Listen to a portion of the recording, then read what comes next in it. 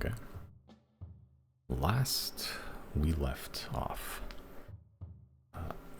awaking and reconvening inside the Commission's lair, you try to get your pieces in order, as such, to possibly defend or at least track this mysterious black ship that Sonia has either built or come across at some point in their expedition. In doing so, you contact the apparatus gun, newly renamed Nexus, as the next step in receiver race futures. Contacting George, he gives you the possibility of a few options to defend the Commission's lair, while it's the newly brought in Narset researchers try to come up with some solution to the dragon contained within. You get the services of one Doc and one Killbite, two new-ishly awakened personalities, and with the Commission sufficiently defended for the time being. Before this, Zero teleports up to a bunch of places, dropping off the stowaways you had, and in the process going to about this, checking in with Tannen, who you reveal quite a bit of information to, and also I guess he doesn't really give you much information back, but it seems like he's been busy in trying to aid in the ways that he can, which is a lot of paperwork and a lot of connections. You tell him about the whole Silverwind operation of Duzamar, your involvement in it as such. He knows that you've been at Narset. He knows of Amalgam in Narset. He knows of the traveling island. He knows of the dead titan contained within Thane, and a lot of stuff, including the dragon side of the Commission's lair.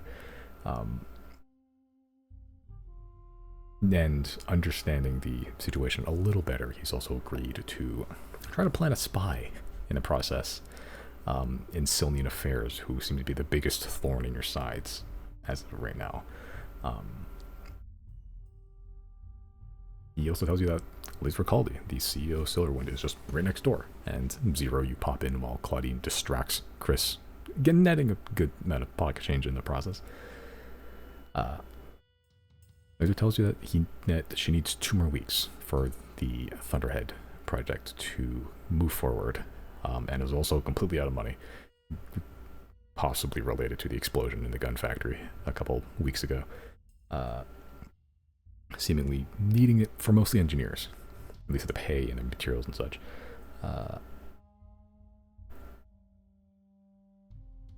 And with very little fanfare, you kind of just part ways with her. A brief update. And as you all reconvene to decide what your next step is, messaging a few people here and there, Yul Parnell is no longer sabotaging the Thunderhead project as he was told to, and is now just casually spying as he's somehow wormed his way in. Riley, you contacted the Archon again, and you got a response, but she seems to be not interested again. And as you're all once again within the Commission's lair deciding your next move, you all get a simultaneous message of text slowly being printed in your vision that just says, meeting Sylnia. And that is where we pick up. Did the text give us a date or time? Not currently.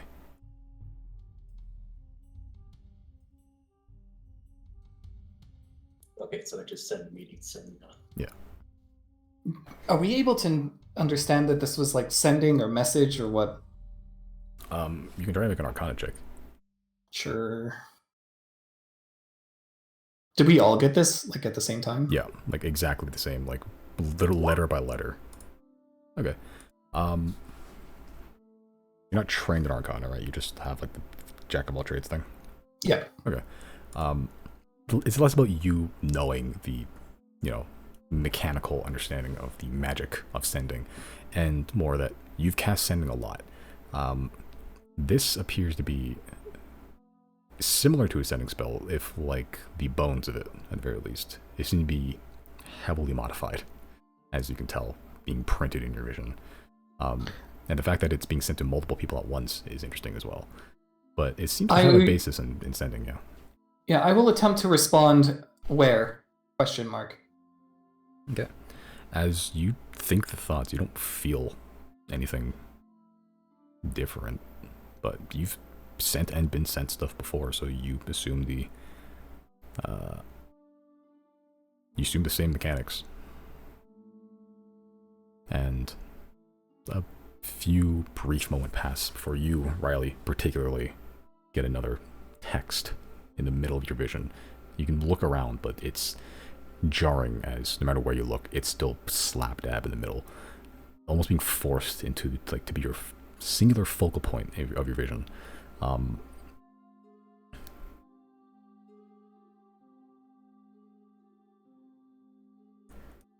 It just says,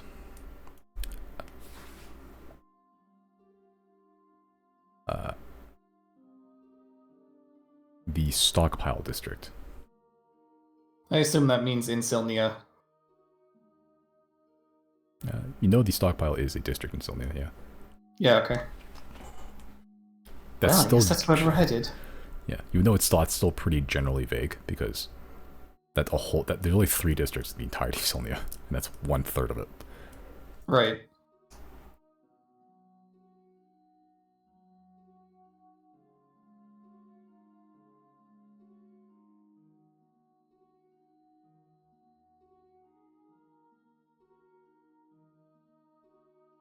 Well, I'll turn to the squad. You guys get the same message I did? I nod my head. I'll actually cast non-detection where we are right now. Okay. Does it cost money? I think it does. 25 GP diamond dust. Okay. I think I have... How much? I have 25. Exactly. Okay, so this is your last non-detection you can cast before you have to re-up. Yeah. Okay. As you begin casting non-detection, is that people you're targeting, or is it like an area you're targeting? Because I ain't too sure. The area. Okay. We're in the commission area, right? Currently, Commission yes, yes. Yeah, I'll do that then. Okay. What are the magic words again? Bippity boppity boo, non-detection on you. There you go. And you all suddenly feel less watched than normal. Whether that's true or whether that's part of the magic, who knows? By the way, you cannot be detected. But if this is a strategy to get us away from Thane, either here or Teague. Well, I mean, points towards the machines that we left behind. I think they've got it covered.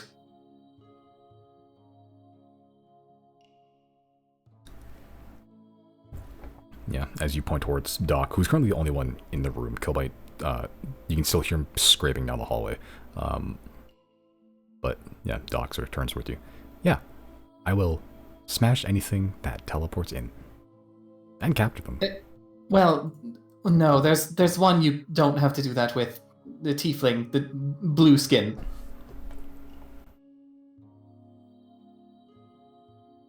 I thought she was purple. Is Riley colorblind? Is Zoella purple or blue? I feel like we've had this conversation already. I believe she's purple. Yeah. Or like most Wait, purple. no, I said blue, didn't I? Yes. Before you said blue, yeah. Oh, okay. Both Bowen and Riley are colorblind. Evidently.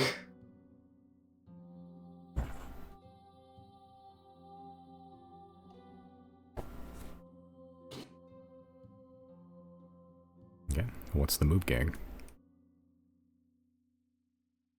I can't teleport us there. Wait, what were we trying to do again? I got lost somewhere. But they want us in Sylnia physically. Oh, for the meeting? Yeah. And I was suggesting perhaps maybe one of us stay either in Teague or here. I feel like Teague, while there's the four corners there, maybe a little bit vulnerable. Staying here and staying just in Thane in general, or do you want us with the commission? Like Bane in general.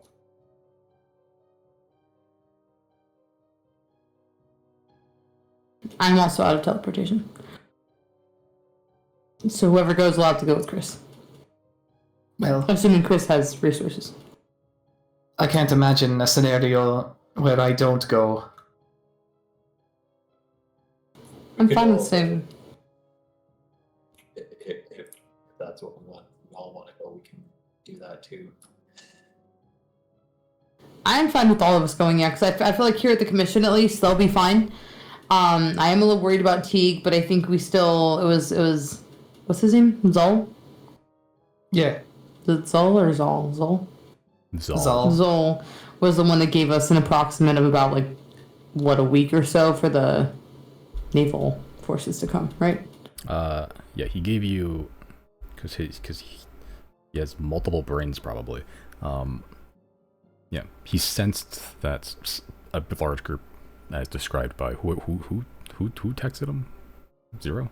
I did. Yeah. Zero, yeah. Yeah, so yeah, you felt like a sudden psychic wave as he was reaching out, and he did in fact detect a large group, as you described, moving, and yeah, he said 6 days for the air fleet, roughly, and 12 for the main, like, bulk sea fleet.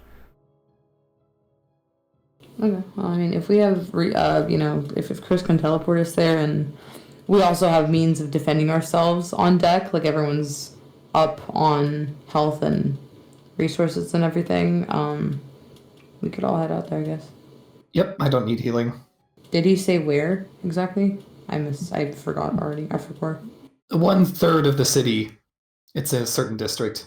Not sure where. Okay. Before we go, let's discuss. What's our goal here? Like I feel like I know what it is, but just so we're on the same page. Well, we need a peaceful transfer of the Dawn Flare. They take the train and they fuck off. That's bare minimum what we need. Do we want them to fully take it as in reclaim it in Teague, or take it as in physically remove it from Teague? Physically remove it from Teague. It's their property, so they can have it, just not here. What about the flying martyrs? What about them? Keep those. I was gonna say, do we not want to keep those? They'll know they're missing, will they not? But is it their property? We could lie to him and tell him we dismantled it already. Or, alternatively, we could tell him that Chris was able to successfully operate the Orb of Annihilation, which is not a lie, and that we destroyed it. I accidentally broke it. Yeah, we don't because my thing is just that I want us to have the Flying Martyrs just because they could be useful in endgame fight potentially. I'm a fan of any oh shit like plan that just is, just throw it at the enemy, but I'm confident that he would notice if we took them and just gave him the train back, and he wouldn't be happy about that, and then that'll open up another can of worms. So I'm considering the option of lying to him, telling him we destroyed it, or that I guess to be fair, he could just fucking scry there and look at it and see it that it's still there. Never mind, ignore that. But I don't know. My only hang up is I want to keep the flying martyrs. I don't know. I guess the conversation with him could bear fruitful if he offers us help with the invasion, but okay, yeah, fine. Worst case scenario, I am fine with just giving him the Dawn Flare and they can take it out of Teague. I'm okay with that being the goal. What are we willing to negotiate if he is like, no, we're not going to take it out of Teague and we want to drive it through Bane? Absolutely not. The consequences of that are the end of the world, essentially. Do we want a lie at our disposal if we need to threaten him with something? Because here's the ideal plan of something I did want to execute or to attempt to execute this session was I really want to reach out to, what's her name? Kef? Yeah, Kev. I really want to try my hand at speaking directly with Kef. I know it very well could prove to just be fatal, and I'm willing to physically risk that in going in to speak to her, but if you know, push comes to shove and he is like, oh, my forces are on their way right now, they're going to reclaim Teague, we're going to drive the Dawn Flare through Bane, you cannot stop us, I want to consider Weaponizing a god that screams a lot. well, yeah, weaponizing vaguer threats of like, okay, you know, something along the lines of we also have means of sinking the entirety of the forces you're sending our way, which, you know, could potentially could be some of the greatest minds in Sylnia that he would entrust this project with, drowning them, sinking them, whatever it may be, even if it is, you know, an empty threat. I'm willing to also make that lie because my deception's really high, and it's not entirely a lie. Like we don't have it on deck, but I would be willing to. We do have a dragon, and we have the Dawn Flare. We could just use it against them if they want to be assholes about this. Awesome. I think the only problem is that to give them the Dawn Flare, that's just giving them more power. I do agree with that. Even if it is their property. That's why we're going to negotiate, to make sure that they use it properly. I don't know if Sylnia will use it properly. I agree with that. Yes, as much as it is their property, I do agree with the notion that they are already far too powerful and leaving them with whatever. Although it may cause bumps in any potential allyship in the future. Right now it's not just an issue of like, oh, we're being greedy or we don't want them to be so powerful. It's more so that they have a very obvious intention to melt Bane, and we cannot have that right now. And if they're willing to use all their resources to continue this project and move forward with that plan, we need to disarm them of every resource that they do have if they are not willing to stop.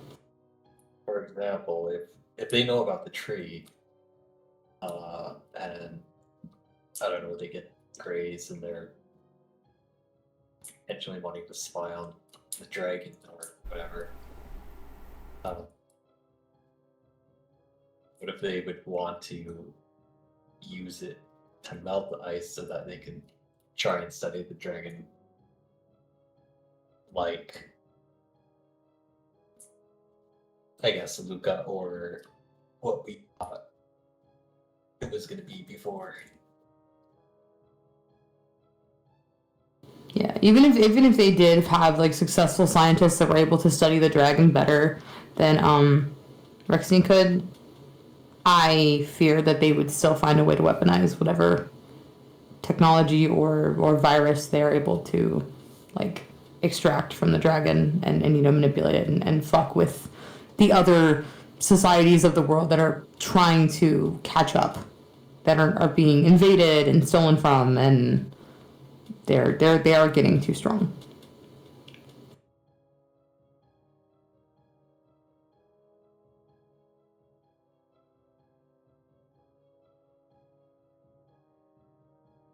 My offer on the table right now is leave Thane alone, and we will not drown the excellent minds of Sylvia.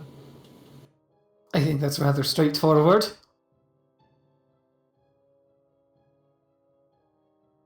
Hard to object to that, I would think. Or if nothing else, I would ask them to stop fucking trying to melt Thane. It's not gonna happen right now. It's not the best decision right now. And, potentially we're going to need them as an ally in the upcoming fight. Like, they would definitely be helpful, but the way they're trying to go about it is very counterproductive, and they're going to just make a bigger mess before they make any positive change, I would think. Like the work that Rexine's doing right now, that takes a long fucking time, and this fight is like around the corner. We don't have time for them to poke and prod necessarily, or maybe at least under controlled supervision and not like in a way that is like giving them free access to the dragon. Because they'll take samples home with them and they'll do whatever they want with it, and it'll be not good. I think they're kind of in the boat of they want to have the ability to control the enemy, but maybe they are underestimating the enemy, and the enemy has the potential to control them, which they are also pretty powerful. So I think they gotta lay back a little bit.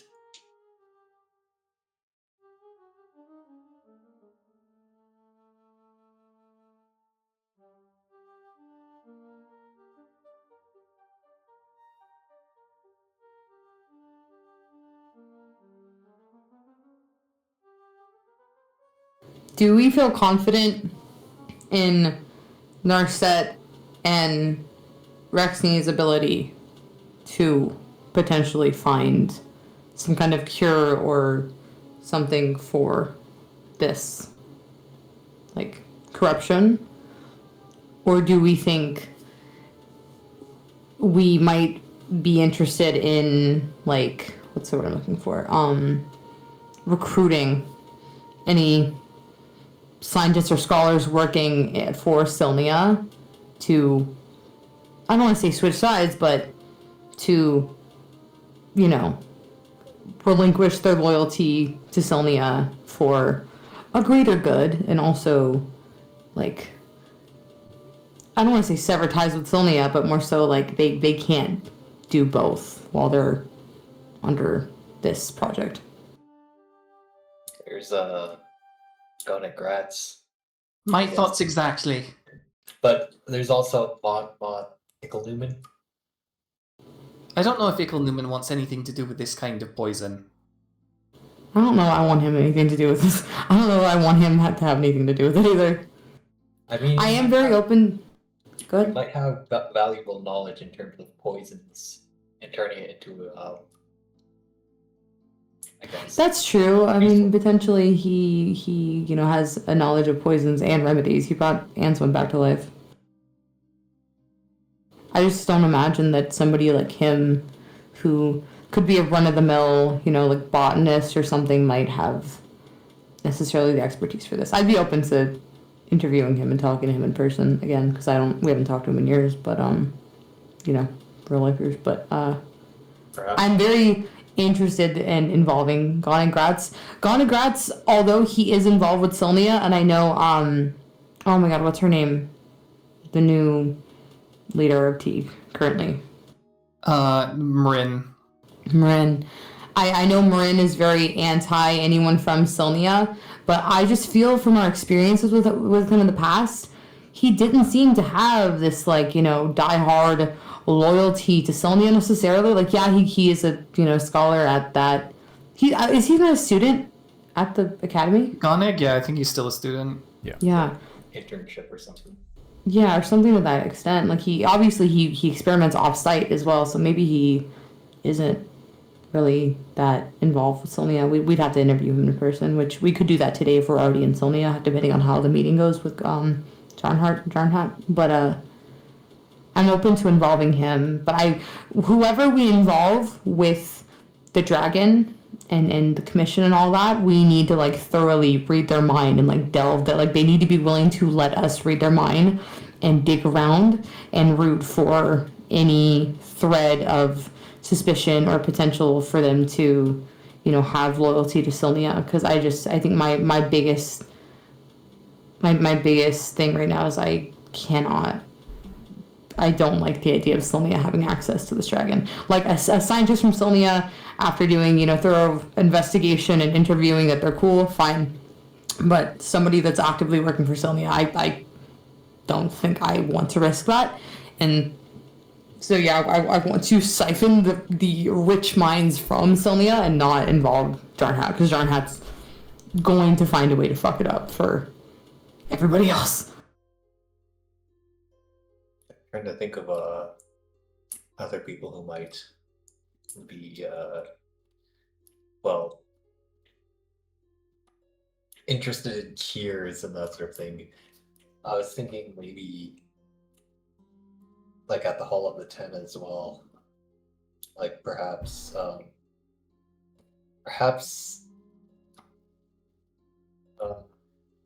who's the one with the nature in that?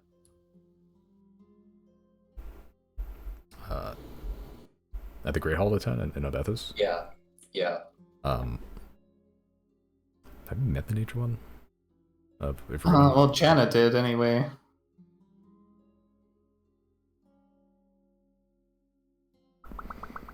Let's see. Probably of Iverina. High Priest Forest Woodwork, who is a male gnome that wears no clothing, and instead is just a giant bush of hair. That's the one. Perhaps like somewhere in the Hall of like Nature or something like that, perhaps has a way of counting something that's unnatural.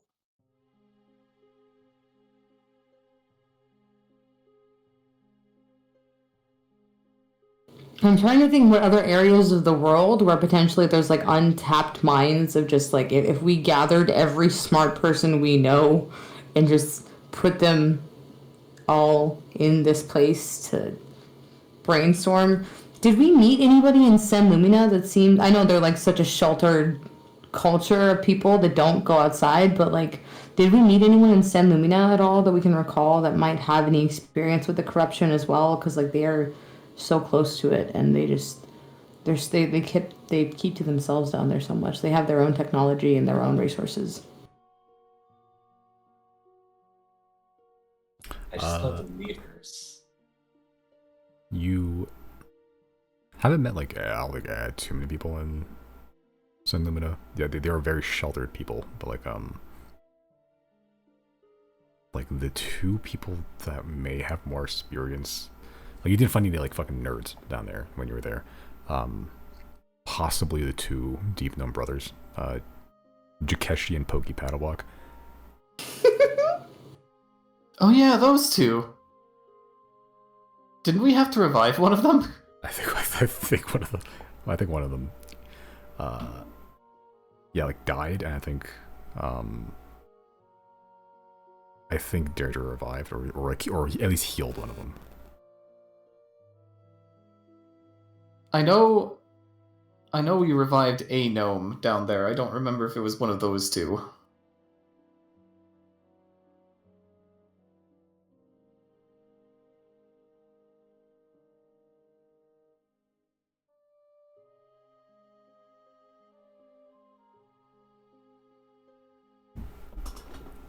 I think it was one of those two, because they were probably the only one, like, of two of, like, 5 people in that entire settlement that leave to go get stuff. Did we? Did we what? Did we find the dead scholar? Or that dead scholar's journal?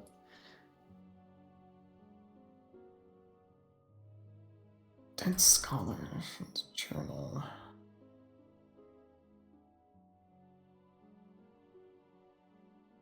Where was that? In the wilderness.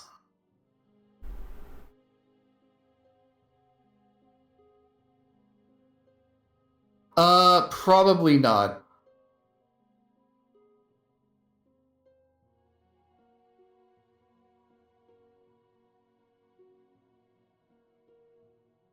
Yeah, I guess because well, they would be dead. But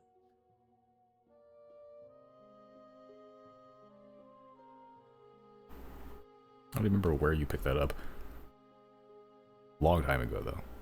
Yeah, like literally IRL 6 years ago, something like that.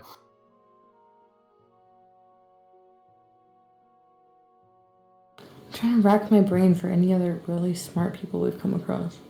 I was trying to find the note. Well, there is one avenue that we haven't tried yet. We could say hello to our friends on the island. Oh. That's a really good idea, actually. That's a really good idea. They're like, they different as fuck. Are they considered a pillar of, not like the three arms of the invader and of the invasion, but they're considered one of the new races, right? Yeah, they're like a newer society of people. They are technically part of it. Okay, the corruption part, but they're not corrupted. They seem to have their faculties, which is not seen amongst those that have been corrupted you've seen so far, or at least not fully. I like that idea, Bowen. I like the idea of reaching out to them, because surely by now somebody in their colony now has, a level of intelligence. Not like one. I'm saying like they probably have people amongst them that are more well read or well versed with these things that might. Well, they also have connections to it by previously being part of it. Yeah, that was what I was gonna get at. That's true. Maybe they'll have a different experience. I mean, had we discussed with them if they're able to physically handle, physically like grab and pick up, handle any corrupted, like crystal without it infecting them? I don't think we did. Okay. What about These are good ideas. These are good plans, guys. What about Victoria? Like, I know not Victoria at all, but like, what if she knew friends of Reese's species? Because Reese was doing a lot of research. You know what? Fuck it. I'm open to it. But there's also that, what was the cave of the OG Slime Man? Whose lair was that again? What? Oh, that was the guy that originally made the jamming jam. Oh, yeah. Yes. DLC himself. Yeah. DLC. You know what? Hold on a second. I'm curious. I'm gonna send to DLC. Shit, I'm out of... Send some money. It's fine. I'll... What's his name? Devin... Devin... If you, the player, can remember his name, I'll allow it. Devin... Cordola... I don't remember what the L was. Well... Lowen. Sure. I'm just gonna imagine this person in my head. I'm going to try to send to DLC. That will ask, "Hey, do you want an opportunity to potentially make an item of intrigue?" Okay, so just to be clear, you are envisioning a person who you don't know who they look like. Correct. Or if they're alive. Correct. And whose name you don't really remember. Correct. Devin something. Wait until we speak to God and Grad's Gonigal will know who he is. I think Riley's gonna full send it anyway and see if... Okay, I want you to roll a percentile dice. Sure. Because... You know what? I'll roll it physically. Sure. Why can't we ball? Give him the Destiny Bender. It's on a D20, I guess. But I have an inspiration. I have 2 Oh, you inspirations. do. Yeah. How does percentile work again? There's one with okay, yeah, it's this and then a D10, right? Yeah, so like the one with like the 2 numbers is your 10s, and then the single numbers is the 1s. Okay, I need to find my D10. There it is. Okay. Yeah. DU 100 D10. All right. And if you get 0, 0, that's 100. All right. That's not good. That is a 10 and a 5 for 15. So 15.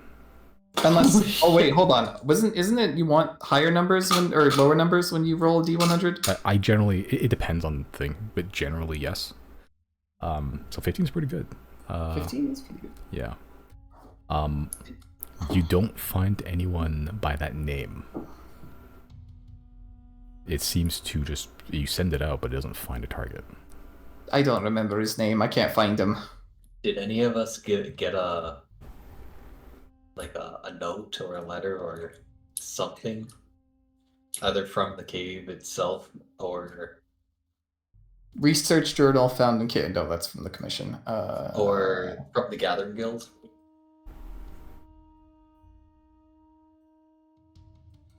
Got this From the very Gathering nice Guild. Yeah.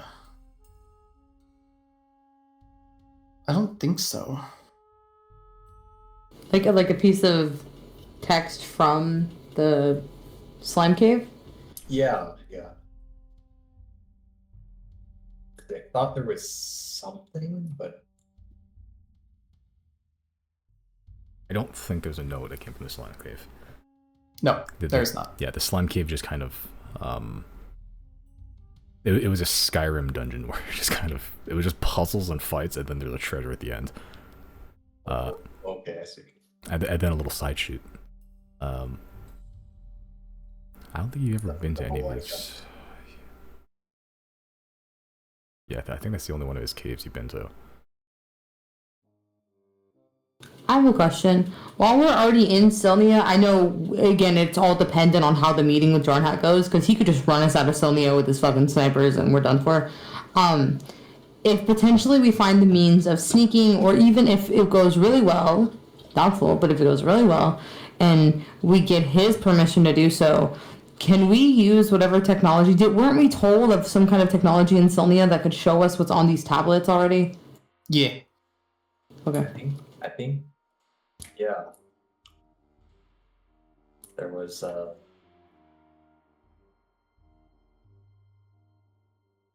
something in Silnia where we could look at that. Okay, I want to bring it to everyone's attention. So potentially, if there's time and means to do so, we can put that on the agenda for today. I'm loving this fucking productivity we've been on this session and last session. We literally have not moved an inch since the last session, and this is productivity. Well, I mean, last time we got the commission together with the receivers, and that felt like progress. And then Narset came to the commission, and that also felt like progress. I don't know, we're moving pieces on the board, and I'm into that shit. Do you want to know the kind of semi-poetic thing about all this? Actually, Well, you're doing exactly what Janna's god wanted Janna to do, is make connections. Oh. I forgot about that. Yeah, you fostered a bunch of relationships with a bunch of people, and now you're connecting them to yourself and to each other. Which is precisely what would have powered up. If Janna was still alive, Janna would be yoked as hell right now. You better fucking make that. Maybe this is making her soul stronger, which makes That's what I'm the saying. receiver stronger. This better fucking mean something in the final fight, Simon. We're doing what you told us to do. I'm so excited. Okay, sorry. Enough planning and brainstorming. We can go and do the thing. I'm very scared. I'm very frightened. I don't know how this is gonna go. What fucking items do I have attuned right now?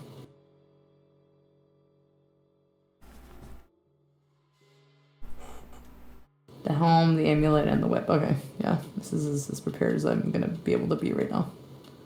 I'm not if it comes down to a straight up brawl, I'm not worried about that. I think we got it, but I don't want it to have to come to that, because that could just mean bigger problems later. If you want to steal mines from Silnia, There's doctors, or at least professors, or not scholars from on the library notes.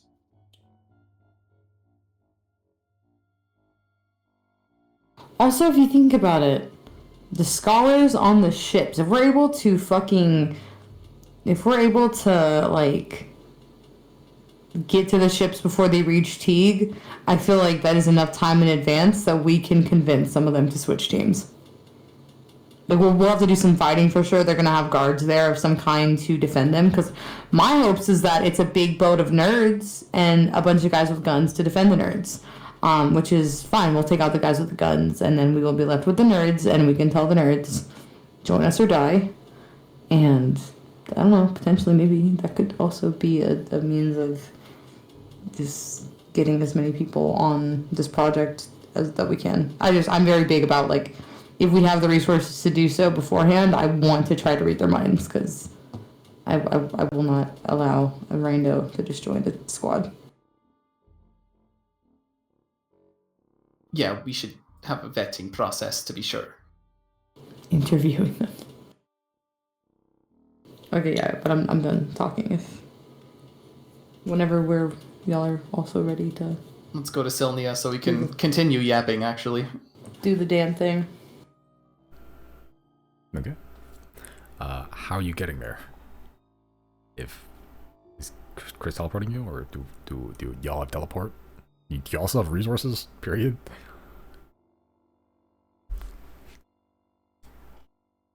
Chris, do you have resources? I know I'm down for the count until tomorrow. I have never been able to teleport us long distance. Yeah, I can teleport. Unless we need rest. Did he say the meeting's right now, or did he give us a time for the meeting? He did not.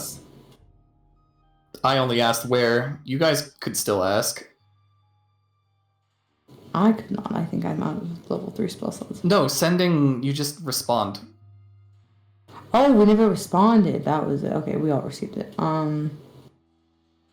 Okay, so technically, if anything, we could give a time. What time is it right now? It is currently 10 o'clock in the morning, I believe. Let me. Sometimes the notes fuck up. Hold on. Yeah, 10 o'clock in the morning. Chris, are you or how much of your resources are you still at? Because I think Riley's good to fight at least, if need be. Probably. I mean, it's not a good idea, even at full strength. I'm technically not at full strength yet. Oh, right, you still have exhaustion. Yeah.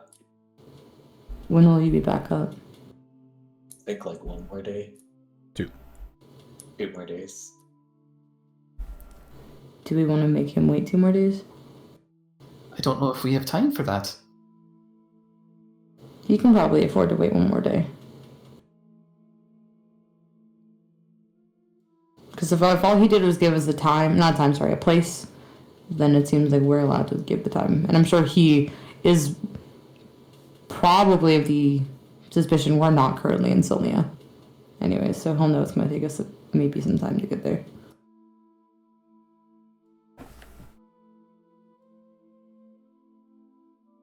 So I'm thinking, okay, Chris and Riley need long rest, which is 4 hours. But my stuff doesn't come back until the next dawn, right, Simon? Yes. Okay. How do we feel about telling him tomorrow morning? I'm fine with that. Okay.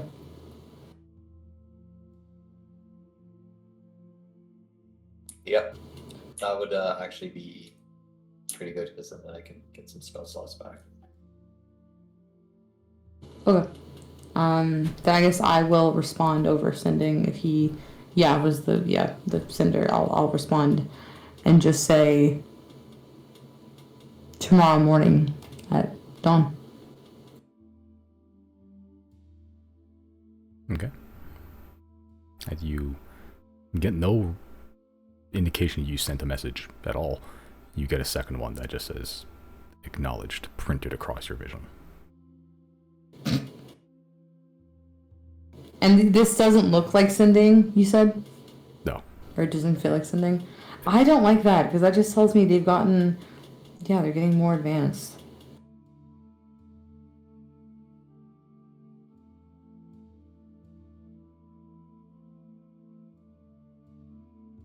Okay, we have roughly 24 hours to work with. What are we doing? Tablet, Oh. apparently. I was just thinking over, the books we read in Sylvia, the tablets of a bygone era. It is interesting to think that the engineer guild in Sylvia wanted to create replicas of the tablets. So they seem to be very valuable to Sylvia. How many do we have right now? Just the one? Just the one. I think we've only ever had just the one. I think we found a second one, I thought, back when we were in Obethis, during the zombie outbreak. Is that a tablet? I'm pretty sure that spider had a tablet on it, I thought. I could be wrong. Right. You're right. Yeah. Oh? It's not in my inventory, so I didn't hold on to it. I think you gave it to the judge as like evidence. Okay. Yeah. So Obethis has it. Yeah. I'm pretty sure I told you this at some point. The cause of the quote-unquote zombie outbreak was the work of Fulvril, who was experimenting with these tablets, basically. What happened was essentially the sound of the ringing would drive people insane, which is why it was at the bell tower. So it would amplify the effect. And then... But wait. So somebody found his research then? Yeah, we had found it was like a journal from the first fire inside of the church when we infiltrated it, and that's how we tied it to the priest. Yeah, the priest had the opposite of the thing, like it's the counterpart basically, which would reverse the effect, and he using that under the guise of being a miracle healer. Basically. Right. Okay. So he was basically manufacturing a plague, and he was the only one that could fix it. Right. And he's no longer here, so. He a bitch for real. What potions did I get the other day? I got a bunch of shit. Potion of invulnerability. Okay. I gave one of them to Chris. I still have one left. Okay. I'm thinking just while we're over here, I don't know what y'all are going to be doing. I kind of want to, and I'm not going to ask or expect anyone else to go with me to do this because I know it is kind of a fool's errand, but I kind of want to go try to talk to Kev. And so I might...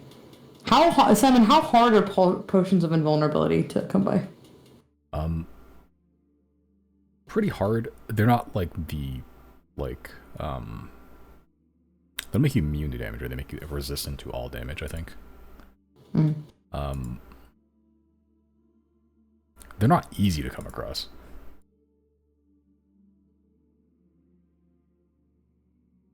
Like, I believe the Annies had them once, but they had them, which means they were able to get them somehow, or at least create them in some capacity.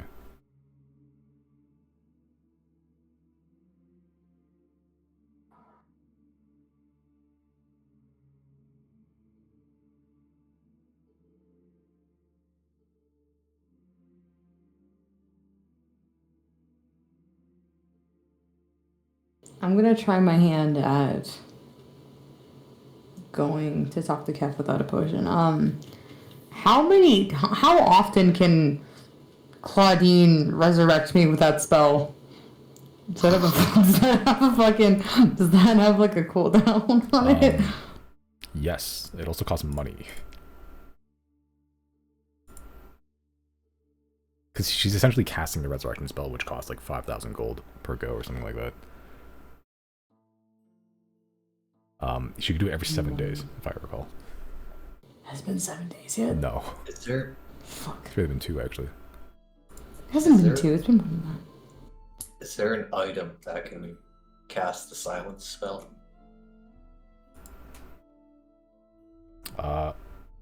You could get a scroll. Copy down. Oh, I'm not sure if it's a wizard spell though. Silence? That's like the most wizardy spell I know. Let's see. I'll double check though. So it isn't. Never mind. You can ask the Agnes. And if they don't have it, they can try and make it.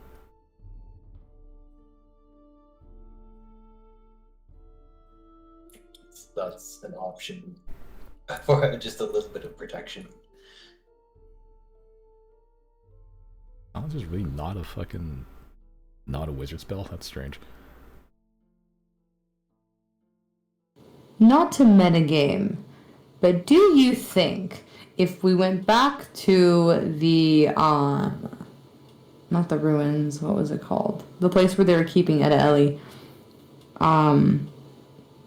Do you think if we went back there and not doing the dungeon all over again, because I doubt it'll make us do that again, especially now that Etta Ellie's freed. Do you think that there is anything left of it to find a means of breaking in and finding that other tablet that was an option that we could have taken instead of the Apotheosis vessels? We could try. I I don't know if mean, that's a word.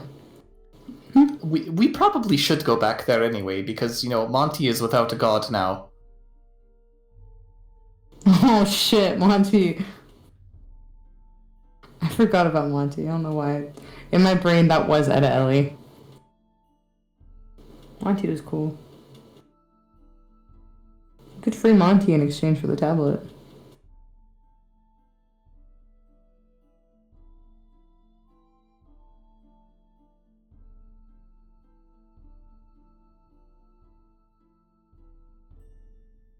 Yeah, I'm we just could, spitballing.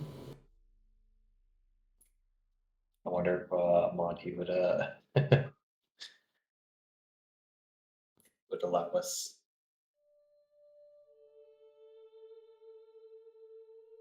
I don't think it's a case of being allowed at this point. Plus, I feel like if anything, Chris was in so tight with Ed Ellie, like so tight with Ed Ellie that he was willing to sacrifice his life. I feel like we would be somewhat allowed to come back and creep around.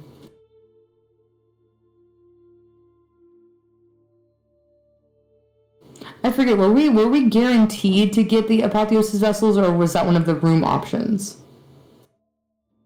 I remember there was 3 room options. One of them held mad gold. The other one held the tablet. The third one, maybe it just held the magic item options, and that's where we got like the flute of haunting. No, pipes of haunting. Yeah, the pipes of haunting. Chris's like teleporting robe, and I think of the lightning wand were all in there. Were we guaranteed to get the Apotheosis vessels, Simon? God, I think my donut was so old. It's on my other notes.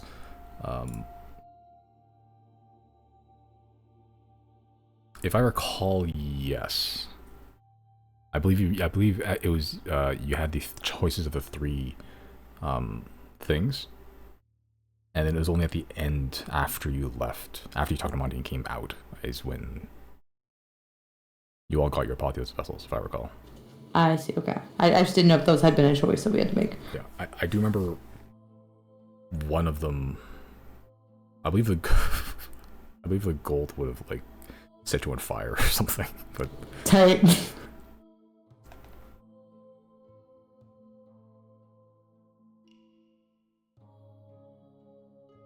What do y'all want to do today? I know what I plan on doing with my little free time, but what are y'all gonna do? And if it's not too much trouble, I'd like to enjoy some more coffee. yeah, and Rackney sort of like he stopped talking about the scholars because there's now some slight beef between them, but he's been kind of passively listening, and he sort of hears enjoy coffee. He sort of just begins to he was kind of like deep in his notes, but is keeping an ear on your side of the conversation, and he just picks up the pot and just kind of walks over to you and just pours you another. Oh, there was still some left. Excellent. Thank you. It may be a little cold. That's fine.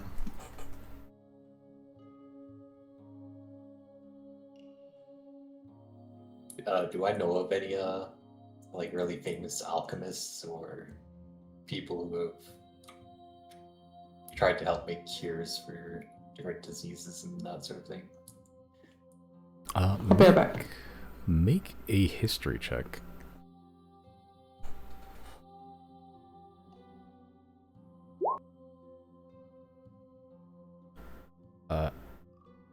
You know of, you've heard of a story, you're not sure of his name. They just called him the Mad Hand. It's not even history, it's more of like, kind of like rumors you picked up, like a long time ago, like through like scholarly, like talk. You heard of a guy that somewhere in Sylnia only a couple years ago, was kind of touted as being like a famous doctor. Not a cleric or like, you know, like a healer, like a doctor, a trained surgeon, basically. And like you've heard some like rumors, something like, you're not sure which is true, which is just hearsay, but like he was able to cure a lot of any injury, disease, sickness you have, pretty much without magic. Period. Just pure medicinal knowledge, and possibly alchemy in that case too. The last you heard of him, he was kind of like disgraced, and like there's no like medical license, but like it was just his reputation was tarnished enough that he kind of just left the doctoring industry, I suppose, and just no one really knows where he is anymore. Okay. So, Mad Hand. Mad Hand. And last he was known to be in Sylnia. Yeah.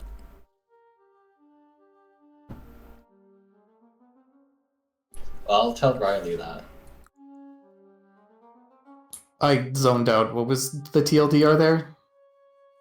Chris asked for any like alchemists or like disease cure people, and made a moral history check, and he had a it's just some rumors of a guy called the Mad Hand somewhere in Sylnia, only like a few short years ago, even not even that long.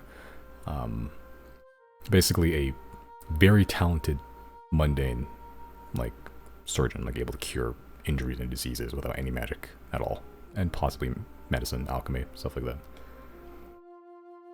So wait, why is this important for Riley to know? Well, perhaps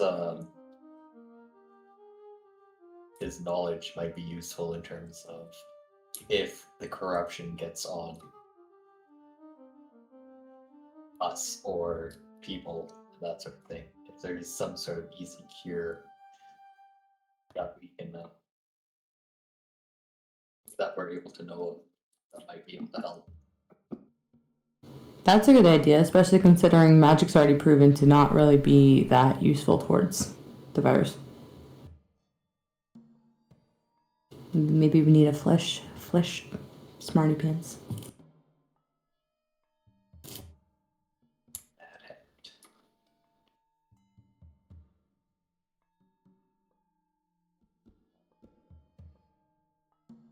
So wait, hold on. We can summon the island to us, right?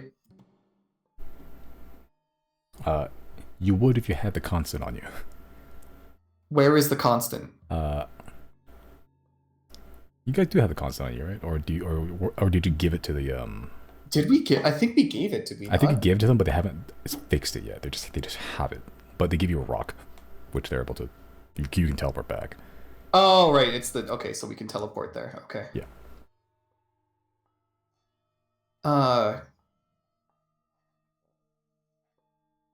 Maybe we should teleport there and have a discussion with them first. Yeah, we could do that. Do you want to do that now? Right after I get these sips down. Glug, glug. Yeah, and it's not hot anymore. It's barely lukewarm. It'll make the next one taste better. I'll ask. That's the spirit. I'll ask Riley. How's the Draconic coming? Riley will say, hello, I'm Riley. In Draconic. Getting And there. then- Getting and- there. Oh, glad you think so. And I'll ask Zia, how's the common coming?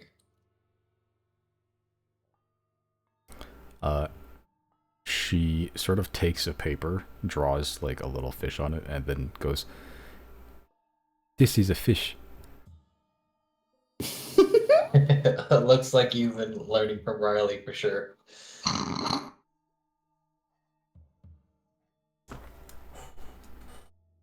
Well, if you need a boost in language studies, I can try and help.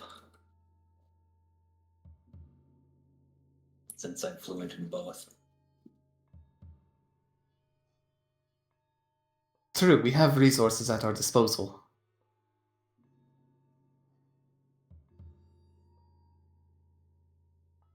Yeah, she kind of just like looks at you, kind of just like shrugs, not in a dismissive way, but in just sort of just like, sure, right way.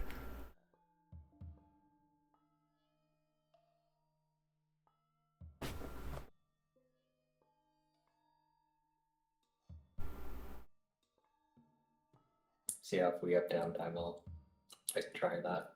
Okay. Riley, are you going to stay with the language group? What? Oh, I thought, what are we doing right now? That's the question. What are you guys doing right now? I Yeah, believe, what are we doing right now? I believe Chris, because you have 24 hours to kill. Yeah. I believe Chris is helping Zia with language. Yeah, well, helping both Riley and Zia. Oh, if we're not heading off to talk to the lads on the island, then yeah, language is fine.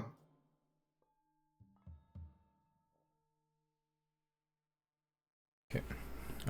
Zero, what are you doing? I am gonna get on my carpet and try to first I'm gonna catch I'm gonna cast find familiar. Actually, no, I'll leave Isaac as a hellhound. I'm gonna load Isaac up on the magic carpet and we're gonna try to go out and fly around and try to find Keth. Okay. Okay, you're gonna spend the whole day doing that? I'll probably go for like a few hours, depending on how long the boys think they're going to be doing language stuff. Because I think Riley said he'd suggest going to talk to the island people, and I'm down to do that still. If they're going to go there, I want to go too. But if they're doing language stuff right now, for as long as they're doing language stuff, I want to do the Kef thing. I think the language stuff is like will only be like a couple hours, and then we can. Okay, let's say like 3-4 hours for the language stuff to get like a good base. I'll say because Chris is helping and he is fluent in both.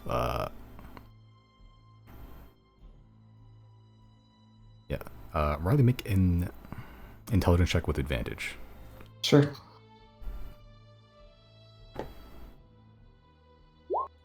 $24. Nice.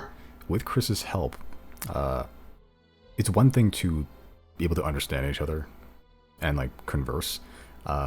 Chris has learned the language, like both. Like he grew up with one, I imagine, then learned the other, so he knows all of the mechanics of Draconic and Common. So he's able to ease that transition between the sort of like different quirks of the languages. So you both make pretty good, strong headway into the language studies. A few more good rolls and you may hit Gary levels of broken Common, but enough to converse. Right. Few more to go. Yep. We're speedrunning. You're speedrunning. No one in the corners were particularly good teachers. So Gary had it rough learning Common, but yeah, Chris is a scholar. Zero, as you sort of start heading out towards the tunnel, you hear progressively louder scrapes and curses as Killblade has not fully exited the tunnel. As you still he's a large Roby, and he is kind of jamming himself into a human-sized hole. So he's just you just see these scrape and scratches of metal across ice the entire way down, You just you just hear as you slowly approach Killbite. This tunnel shall not be the best of me. I shall die on the battlefield. He's not taking damage, is he? No, he's just annoyed and moving slow. Has he attacked the ice yet? You didn't hear anything, but there's a couple punch marks in the ice. It didn't seem to help. If anything, it seems like your investigation is pretty high, right? Yeah. Yeah. Like, you don't even need to roll, but like you can see like the places where he's punched, you can see even more scratch marks there, meaning that when he punched it, it made things worse and it slowed down even more. So at some point he stopped punching the ice, but he's still going. He's almost out. Another 5 minutes, and he'll be out fully. You're just gonna wait your turn in queue, in line.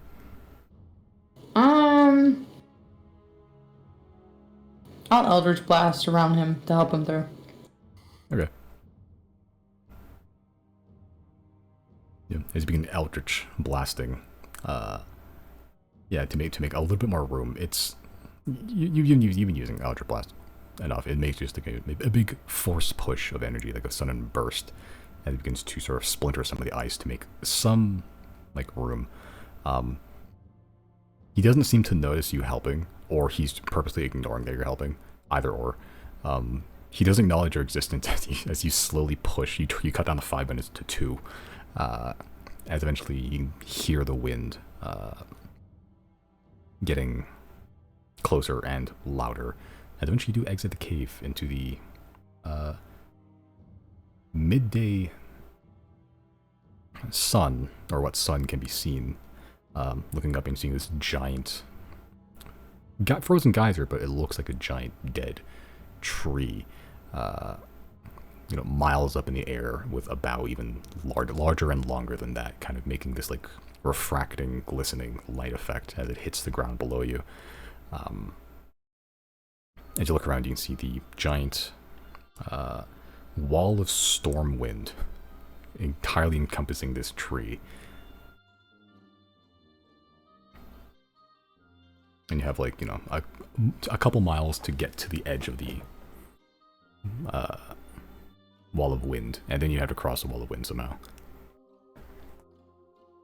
Damn it.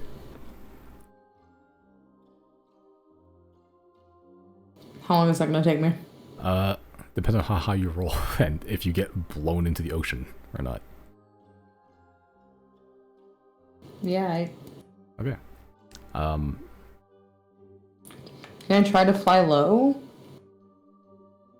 You can try. There's a mountain range as you get further closer to the, I guess, the mainland of Thane.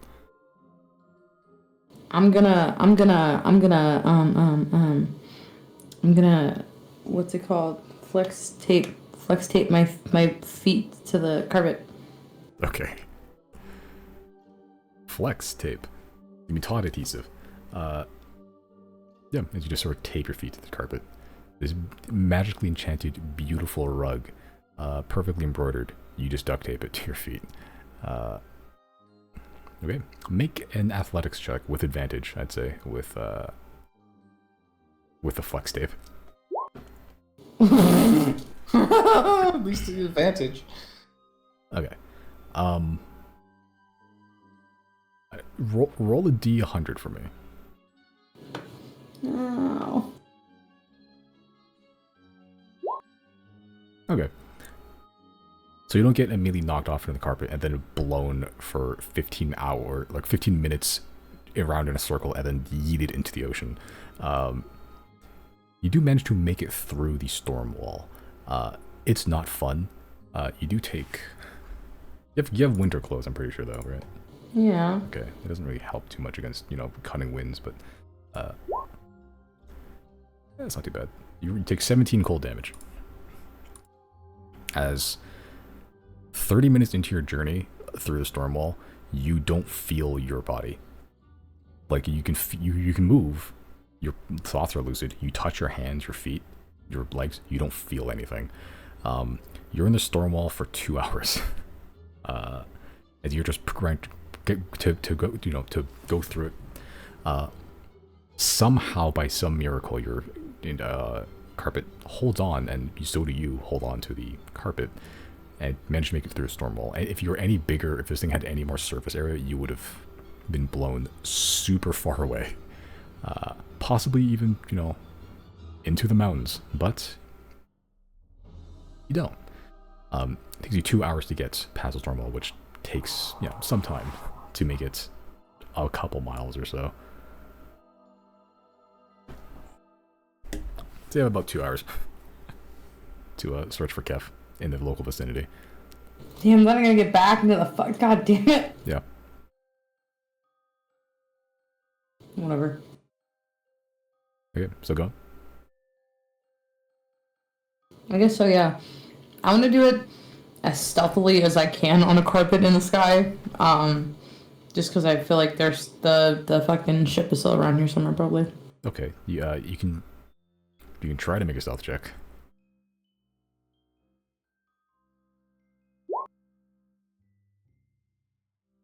Okay, still pretty good.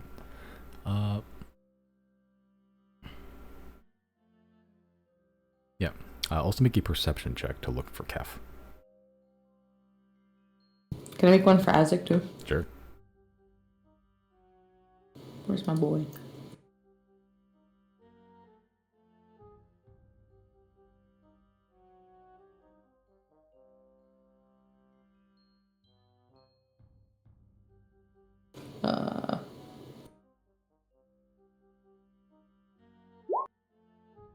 That's not bad. It's yours. I know. Okay. Make one for your boy too. There it is. That's a 21 with keen hearing and smell. I would hope we are using his... Oh, I would think we're using his hearing because she's screaming, right? Seemingly, from what you've been told, yeah. You're trying to look, and it's not storming currently in Thane. It is snowing, so your vision can only go so far before it just goes white, like sheet white. As it has other senses to rely on. Smell is kind of a little hard because it's cold, so it kind of freezes the nose and just makes it a little less sensitive. And hearing is also a little strange because of the wind, general howling, especially with a storm wall behind you. It's pretty loud.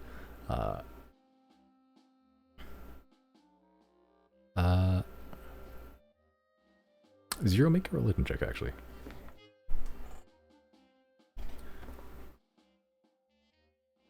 Okay. I feel like I should get advantage. I don't know. I don't know why. I just feel like I should. I don't know. No.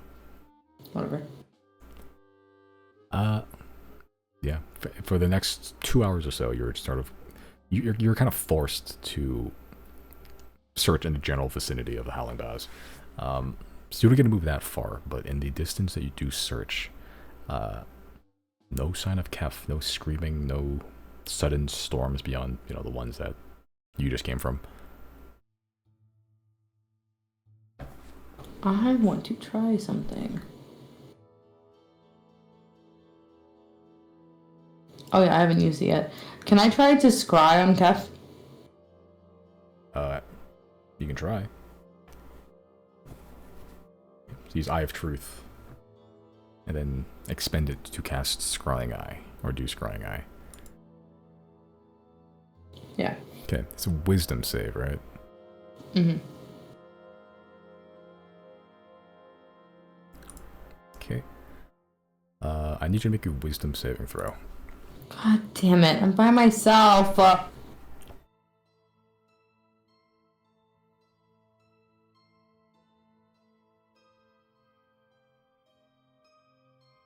Okay. You, just on a off chance, you cast Scry on Kef.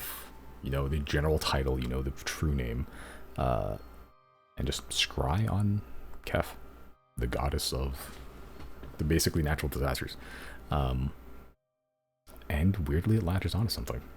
As your vision gets shunted through the clouds and down. And because you have the Eye of Truth, you have perfect vision here. You can see as far, even further than you would even normally be able to see. You see a woman, fairly short, actually, like 5'3".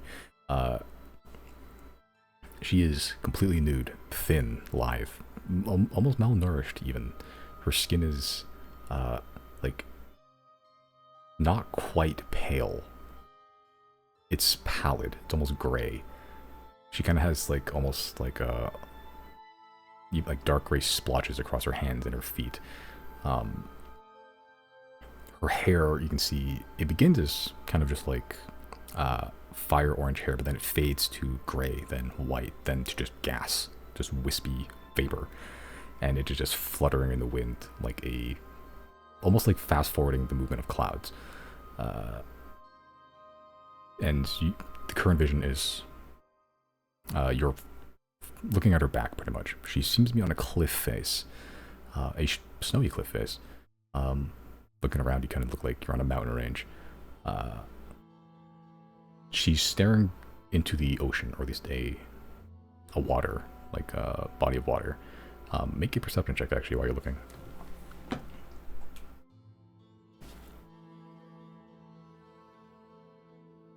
Okay.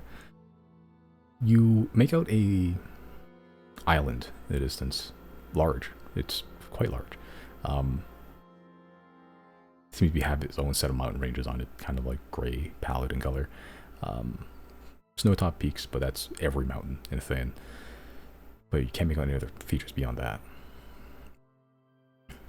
You see this figure start to turn around, and you can see her face. It looks fairly normal, kind of squat, rounded features, except one side of her face you can see is partially missing. But where there should be face is just a crack down the side of it, and you can see lightning and fire and waves pouring out of it and then dissipating only a couple inches away. As the one eye that remains is just bright green, but then it fades to yellow and then it turns red. It's nature's chaos in just compacted into one squat woman. As she makes eye contact with you and just lingers for a bit, you can see the hair beginning to turn a different color. It goes from that fire orange to just blue, and then begins to drip with water, and then black, and it begins to smoke. You can see as she takes one step closer to your quote-unquote position. Her footstep kind of melts the ice, and then as it hits the rock underneath, it turns to lava. As she's slowly walking towards you, just making eye contact. Are you doing anything, or are you just going to continue to watch?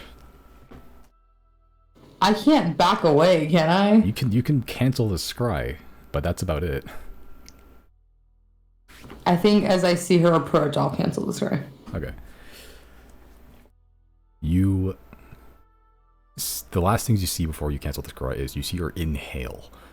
The snow around her and some of the lava she's creating underfoot begins to turn into almost their atoms, and then it gets sucked into her lungs. The very thin, unhealthy looking frame she has begins to expand, almost comically so. Her chest and like torso expanding like a Looney Tunes cartoon, as it's now triple, like 4 times, 5 times the size. As she lets out a giant scream, but you cancel the scry just as she does it, but a little bit of its power hits you as you take not as much as you would have.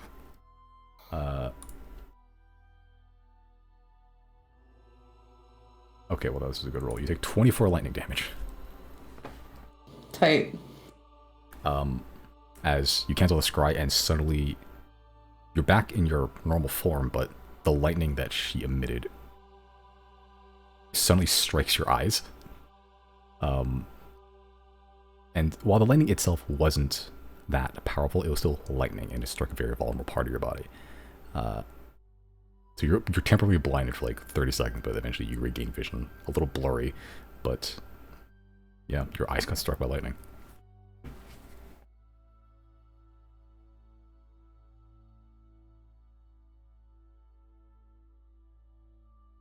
Damn.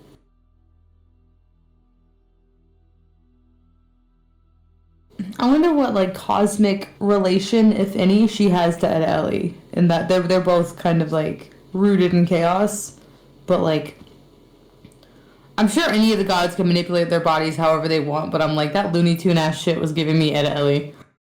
It's like the pool of death, you know, like or root in I can drink from the same pool.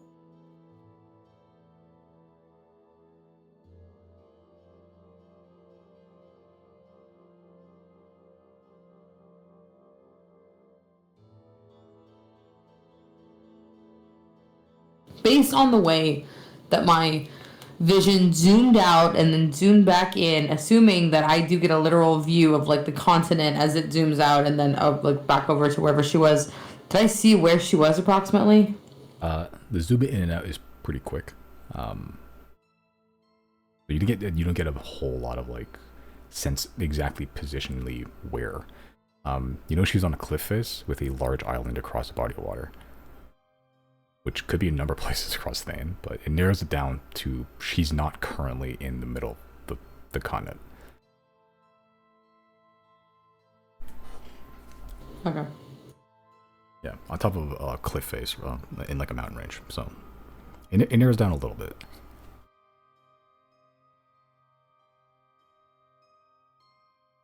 Would you let me ride on the flying carpet if I folded it up like a little taquito? No, Okay. you cannot taquito. It's a flying carpet, not a flying taquito. Whatever. And then I guess, I mean, if that was, it took 2 hours to get out here, and that's as close as I could even get. She wasn't in the immediate area, and she's somewhere off in the distance, and I pissed her off. I guess I will spend the next 2 hours getting back to the game. Okay, make another athletics check with advantage because you flex tape yourself. Okay, it takes you 1.5 hours this time. You just take raw damage. You don't have to roll to get blood. Okay, I'm rolling pretty good. You take another 24 additional cold going through the storm. As you were already numb by the time you left, and you go back in, like you're like another 30 minutes away from being purely hypothermic. Like your blood might freeze cold. At some point through your journey through the storm wall, it almost feels like the only reason you're alive right now is because you have a slightly above normal body temperature due to being a tiefling, and that's it. Can I snuggle with Ezek? Not snuggle. Well, yeah, like cuddle with him a little bit. Yeah, and also cuddling with Azek probably helps too, because he's semi on fire, and he could die anytime he wants. But you do manage to make it back. Killbot has taken up the position outside the little like tunnel, stairway tunnel down. Make a perception check actually.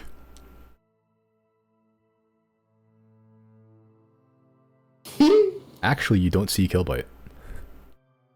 Tight. He's just missing. There's a suspiciously Killbite-shaped pile of snow nearby, but that's not Killbite. He must have left to go on patrol at some point. Oh my god. I'll skedaddle on up to the tunnel. Yeah, as you managed to do, and you don't get shot in the back of the head. Yeah, the boys in Zia, you're basically finishing up your language lesson, making good progress. You're learning you're already past the basic structure sentence, the basic words. Now you're getting to the more complicated stuff, like the actual mechanics and the weird in between words. I forgot they were called. And the and I am. stuff like that. But you come down to what is like an ice block walking down that is Zero. Yeah, Zero's clothes is completely covered in snow and heavy ice, just like kind of frozen on. There's like sideways icicles hanging off of Zero right now. You know, I was gonna say be careful to watch for silent breaths while you're out there. I guess it just slipped my mind. Sorry, I had to grab a water bottle. What happened? You walk down, Riley, you're very Riley's icy. making fun of you, yeah. What did Riley say, though? He said, I was going... Sorry, I'll... You know, I was going to warn you about, you know, watching out for silent breaths, but I forgot. Oops. That's fine. I did too.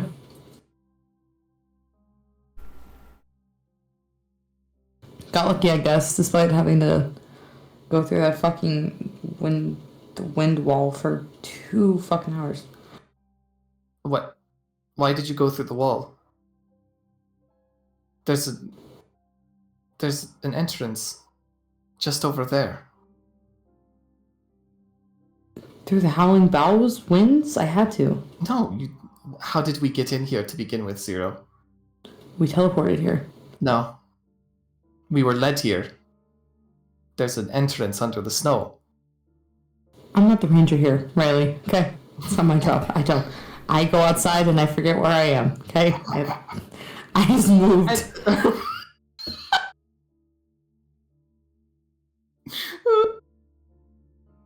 Oh no. I go outside and I walk like normal people. Sorry, I flew, but I go outside and I Oh yeah, you know, like normal navigate with no knowledge of anything at all. I blacked out there. I don't remember what I did. Well, I can help you remember. Anyways, I pissed off Kef even more, so maybe potentially that channel of help may just be a lost cause, because she, within the nature of her existence, she is just chaos. Wait, I have an idea regarding that then. Why don't we just send Jarnhead after her? Hey Jarnhead, there's a god out there that controls nature. Have fun. Bye-bye. No, because what if he actually does manage to get his hands on her? Good point. I could attempt to try. What'd you say? I could attempt to try and talk with her. I don't know, man. She's on another level than even Ellie. She's elementally, like, adept, and anything is at her disposal. I watched her go from smoke to snow to lava. Like, she's terrifying.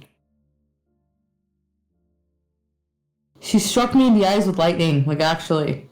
I'm fine, but it's scary.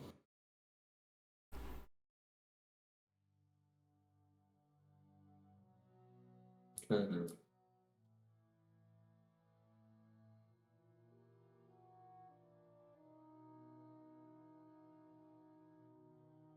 We just need to do something to calm her down.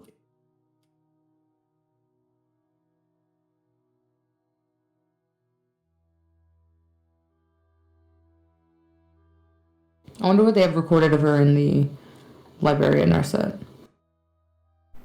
Or what sort of offerings people have given her.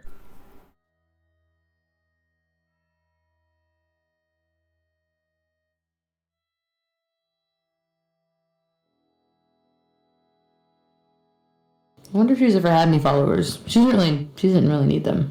Her domain is one that's just everlasting. But I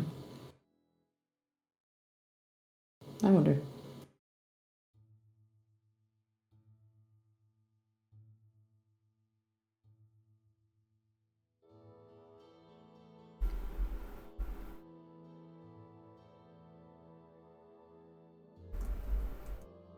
Simon has I'm sure I've already asked before, but I am just forgetting if I did. Did Elena ever give me any information about Kef?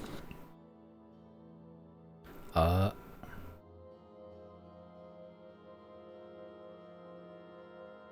I don't remember. I believe like the information you got was like generally about her nature. I don't think anything I don't think anything else regarding like her history or anything. You can make another tag if you want to. Assume you got charges. Yeah. I should, I think. Yeah. Yeah, I do. I'll make a. What is that? Religion or history? More religion, because literally pertaining to one of the gods. Okay. This is as you're literally running through the mind library. Her library and the Narset library are more or less linked. She has probably more knowledge, but she also has all the information Narset has too. At least the ones they've bothered to give her. You get information that Kef is like a semi like minor god of nature specifically. Natural disasters is just one aspect of nature. The thing with natural disasters is that any part of nature can be dangerous. Like, you know, earthquakes can happen, volcanic eruptions can happen, storms can happen literally anywhere, hurricanes. These are all technically part of nature. It seems to be a tendency for a lot of nature deities, gods, to kind of take on elements of their surroundings. Like, Elena kind of pulls up examples, like Azlor and Mahal are all gods of nature in some aspect, and Azlor's taken full, like, feralness and has surrounded himself with feralness, where Mahal's takes to more of the civilization, and she takes on a humanoid form and uses humanoid weapons. Kef does the same thing, where she takes on the general violent nature of nature, specifically. Elena posits that if you were to surround her with the calming parts of nature, she might take on some of those aspects, at least temporarily. She is currently in Thane, one of the most hostile pieces of nature on the planet right now. How far can Scatter go? Not that far. Like 60 Well. feet. Well, there goes that plan. Oh, there's a fucking tea party 60 feet away. Although I could attempt to do a god con. I wonder what that would be like with Kev. If she would even. Oh, I guess, yeah, if it's the environment she's in. I think we had discussed you doing that anyway, because we wanted to talk about bringing back in Asasan and Osmond to help us out here, right? Wait, what would the God Con accomplish that? It's like a mind space. We need to physically bring them. Well, yeah, we have to first ask them if they would like to come. I don't know. Did we already ask them? I think we did, and they're like, as long as it helps us fucking survive the apocalypse. I see. Okay. I just didn't know if we needed to all discuss with them. Wasn't there somebody else we wanted to talk to? Oh! Fucking Daryl! Oh yeah. Well, I mean, I already tried contacting the 10 and that didn't fucking work. A god con with the 10. Oh, GodCon with the 10, that's right. Plus cap. Plus Kev.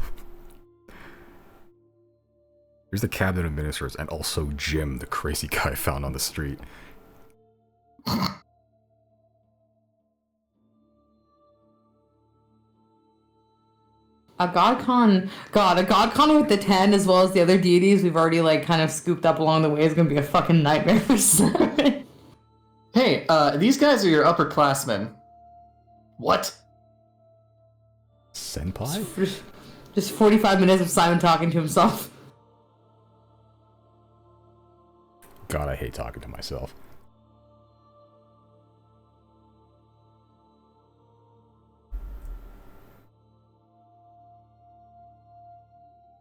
Well, we have a day to burn. Do we want to do that today? Or, I mean, we could do that. We could do the island thing still.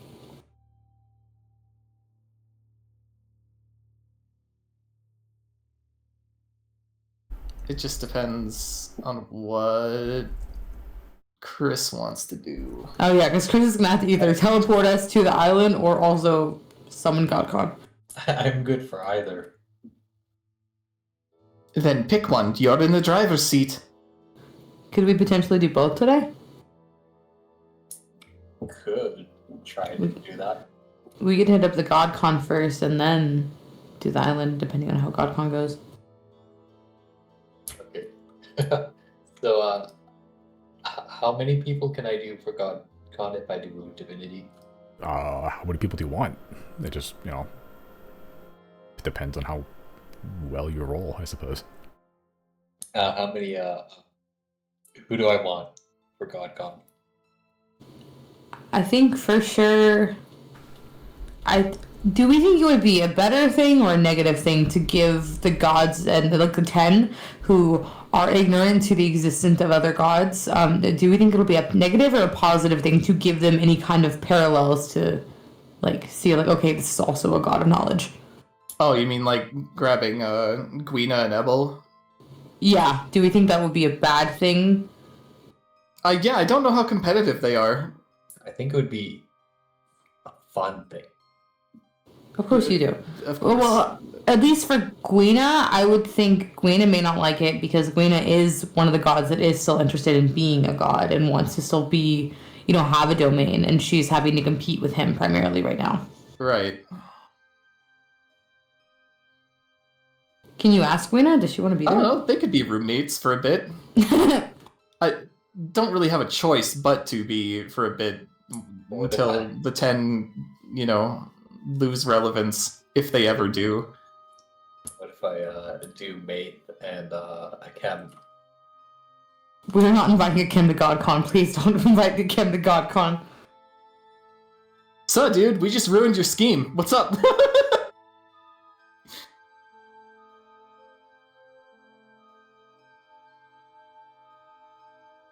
That would be interesting if the Kim was there. Like, me, the player, I'm like, it could be fun, could be funny. Me, the character, I'm like, please don't invite a Kim to GodCon.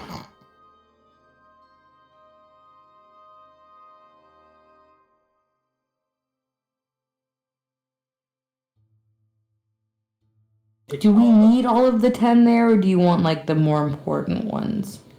I don't know if there are more important ones. I feel like some are, like, primary... Like some, are there tiers in the 10 in terms of, like, oh, these are, like, the primary ones that people worship? Because they're, like, you know, god of life, god of death, versus, like, the kind of more, like, I don't want to say abstract ones, but, like, the ones, god of nature, god of, knowledge, god of fighting and combat. There's more popular guys for sure.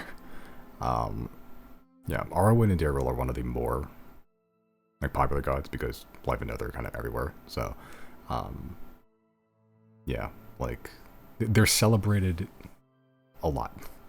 So like if you want like a long-lasting life, you know, you pray to Arwen, then that's kind of like the catch-all. And like when people die and you have like, you know, like a funeral or like a wake, like Daryl's probably the one you pray to. Len, just due to the association with Pure Soul Dogma and the entirety of Sant, is pretty popular too. The rest are kind of middling until you get to like Baintil and Maith. In that order, specifically. Baintil, And those are like the less... Go ahead. Yeah, like they're the least worshipped because they're the most specific. Yeah, Baintil basically is like combat and war and warriors, strife, valor, like honor, all the classical fighty stuff. And then Maith is literally murder and shadows and secrets.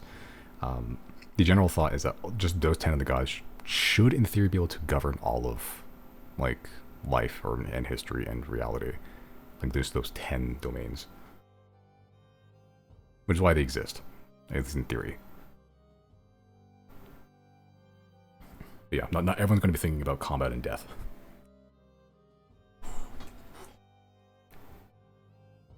Okay, so of the 10 that take up these slots, that would be Arwen and Daryl, for sure, right? Because they're sisters, right? In lore, yeah. And then, would y'all want to invite Len? It's like purity. Purely because she is the most powerful, and I would think in turn, like not just the most worshipped, it is literally the most powerful of them, potentially. What about Cookser, Who's that? the knowledge? Yeah. I could see value in that. How many people is Chris allowed to bring with him? Did he already ask that? Yes. Is how many he's allowed. Yes is how many? Mhm. Okay. It'll just be harder to manage, that's all. Like for him. I think we could go without Maeve. Because again, it's an instance of like, I almost want to say there's a conflict of interest of like involving a chem in the invasion planning because he benefits either way. Like- It would be interesting though to interrogate Akem to see what his plans are now. Yeah, but he has no reason to give us any information, especially when we have a track record now of stopping him, being like, "Okay, what's next on the docket? Where can we go intercept you again?" Or where can we allow him?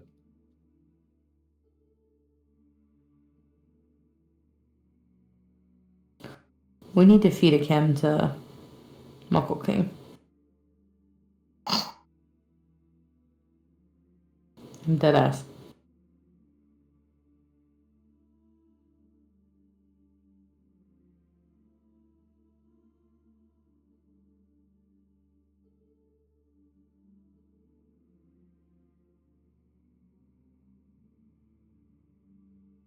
Okay, so what do we do?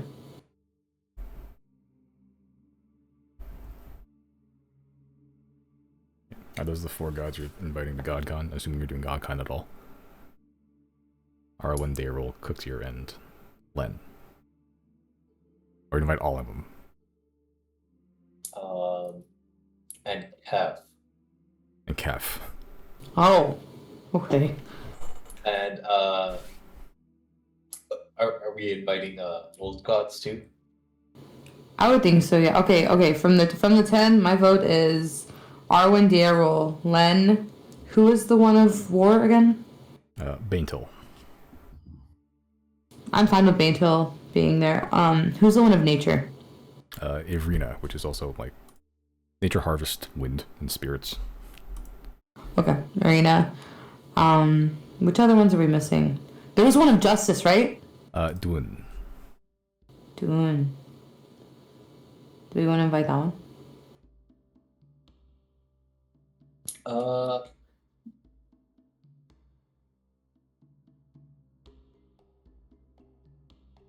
Hmm.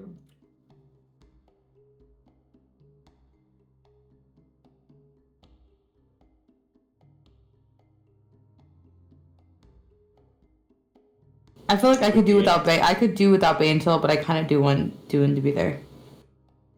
I think it could be interesting. Riley, what are you thinking? I'm just here for the ride. I don't have this divinity that Chris has, so Do we want Ebel? See the ocean one? yeah. That's up to Riley's call. I don't know if you want to ask Wena. Man, frankly, I don't think it matters all that much. Ebel's going to get a new roommate soon, so they're both going to have to deal with that reality.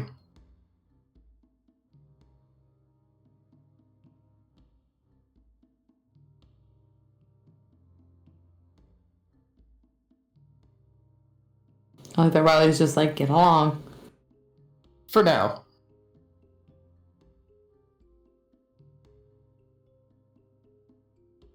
Do we want to invite Maharl? If she wants to be there, but I know she hates Kev.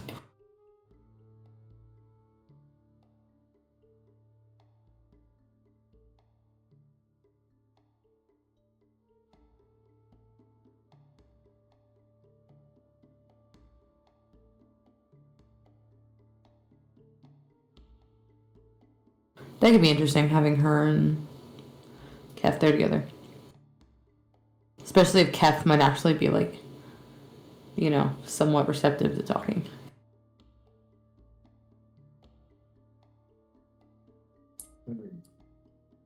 Who are we missing from the 10, Simon?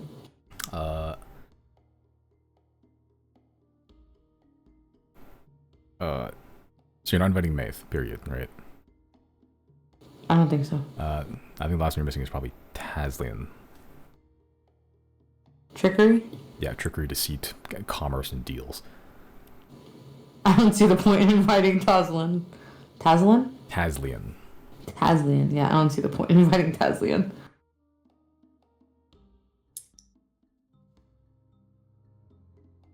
It could be interesting. Yeah, my vote is Len, Arwen, Daryl. Who's the one of knowledge again? Cook's here. Cook's here. Dune? Is that the justice one? Dwun. D-W-U-N. Dune, the one of nature. Averina. Marina. What are you laughing at? Mills gets it. I don't get it. Don't worry about it. Don't worry about it as he giggles in the corner.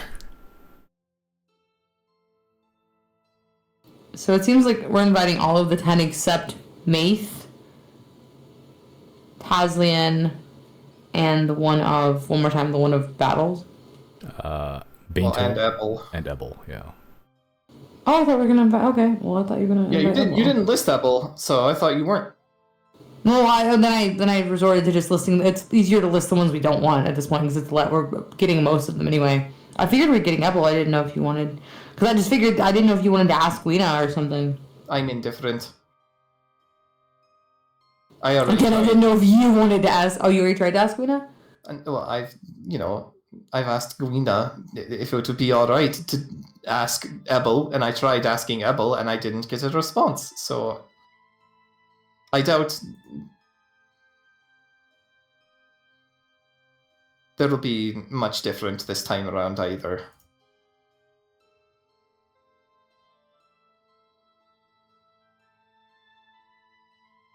Do you think Taslian is also useful in the sense that he can help to, I don't know, like, add what their natural abilities are, but like if somebody needed to be like a person of reference as to whether or not we're lying, would Taslian be the one for that, to be able to tell if we're lying?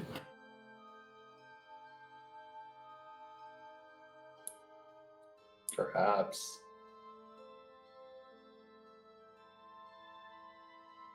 Or the It's actually really smart. or Dune. What was that, Brandon? Or Dune. That's true.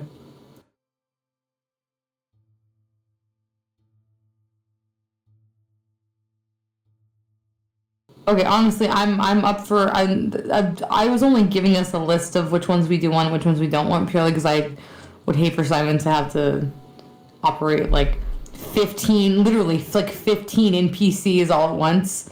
But I think the only god of the 10 that I'm like, I don't want it there is Maith.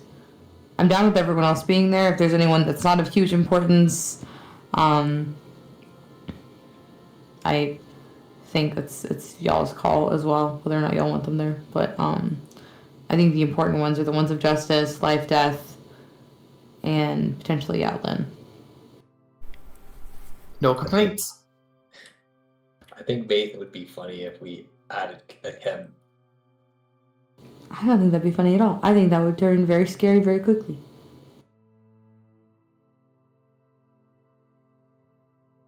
But Okay, well, yeah, I'm good with those.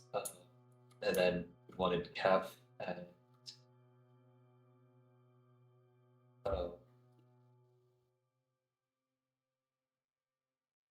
what else? I would think Kef, Elena, Gwina, Do we want to bring Mahal? We could. Because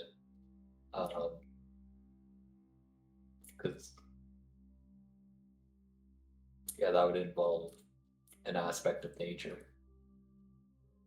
Would it just piss off Mahal to make her sit down in a room with Kev?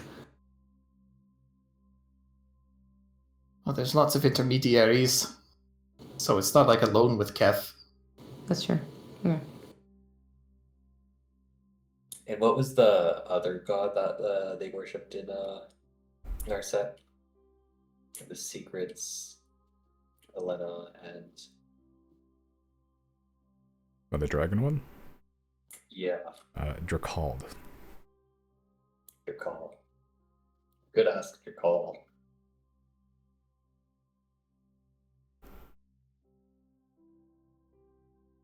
I guess we haven't tried that yet, yeah.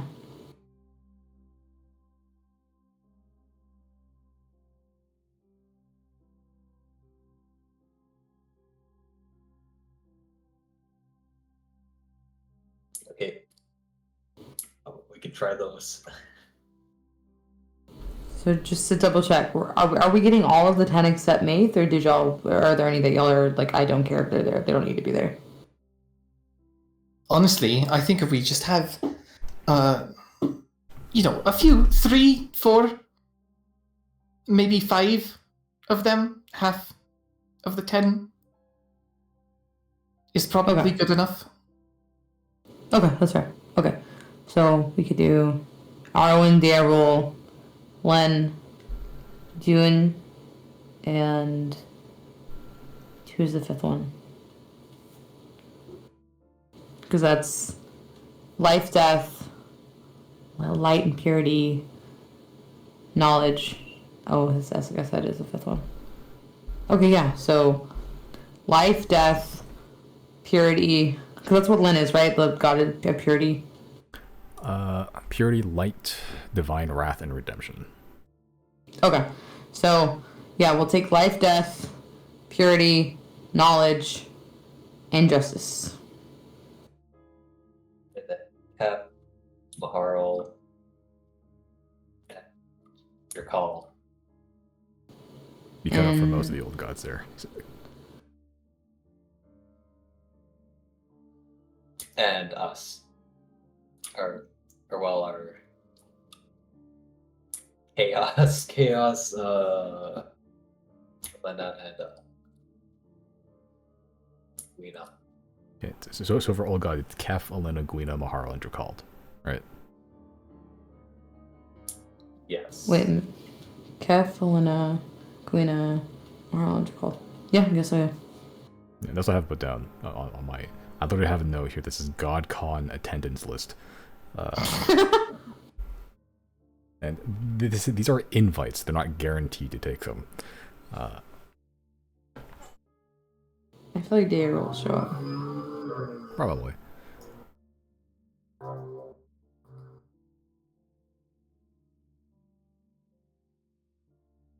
Wait, who's the old god of life? Have we met one of those yet?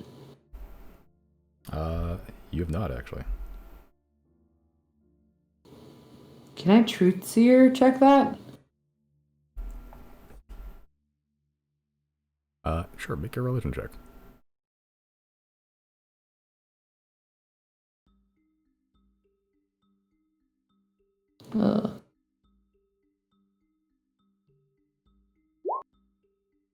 Okay.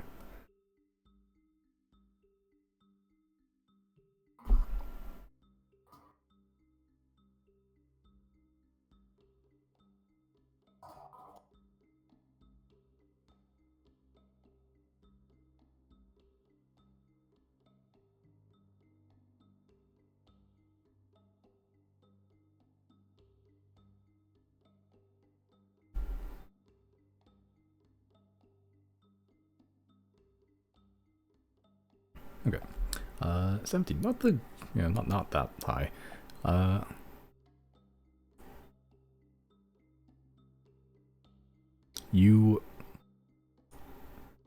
Life itself is kind of like a primordial subject. So they were all like when they did exist, they were pretty powerful. The thing with life is that it tends to end. And given the power struggles of the Umbral era and followed by the Void, many of the old gods of life didn't make it because a lot of life vanished with them. The biggest was one named Ultop. He was alive during the Void era. He was one of the few old gods to actually make it into that era, or old gods of life. He kind of just disappeared. He was more of a god of like primordial life, like the basic general, not necessarily like Arwen's an old god of life in the sense that we would take it, where it's like birth and life, like living a life, like living a full life. Ultop was just like, you are alive, you exist, kind of deal. Yeah, Linda's notes noted that he was alive during the Void era, and he just kind of vanished. No one really knows where he went.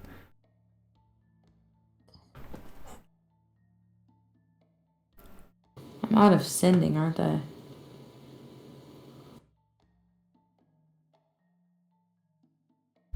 I am.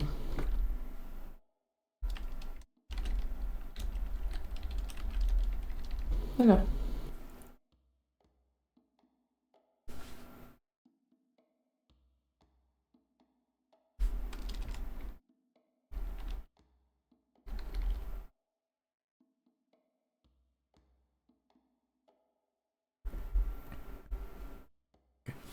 But for God Con attendance, you have a list of 5 new gods of the 10 and 5 old gods. And 1 burgeoning god that's somewhere between.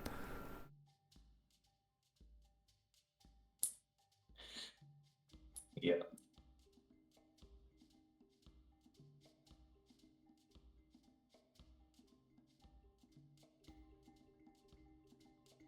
Okay.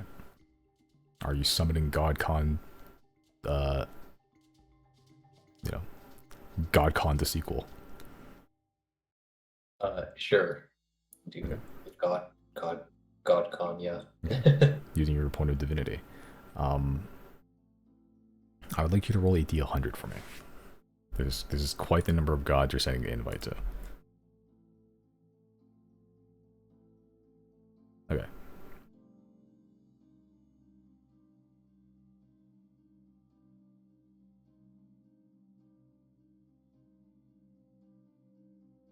Okay. Of that list of 10 gods, I need you to choose 6.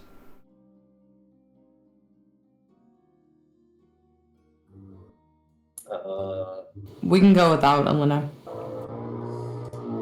Without Elena? Okay.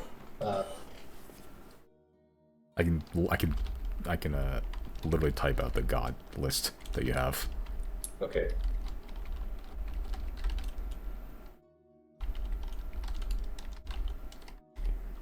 Here's the new gods.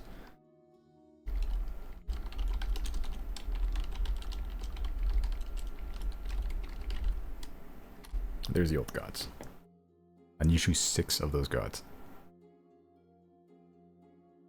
Well, maybe Elena might be useful for this. That's how you spell Elena? Oh, fuck. Wow. I had no idea. You're something with an I the entire time. I think I want Hef, Okay. Elena. They're called.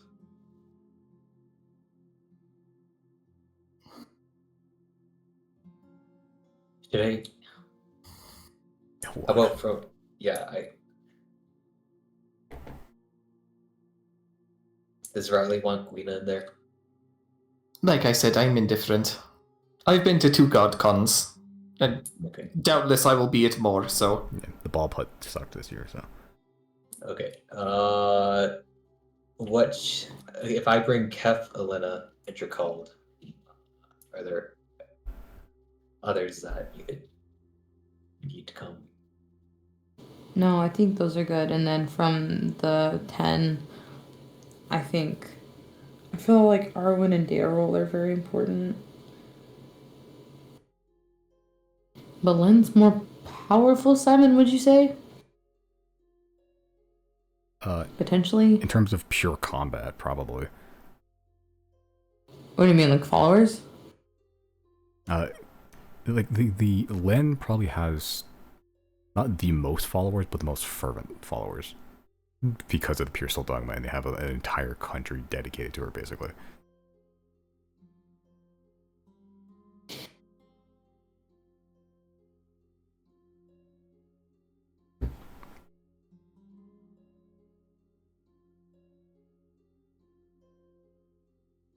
What do you think, Bowen, for the 10?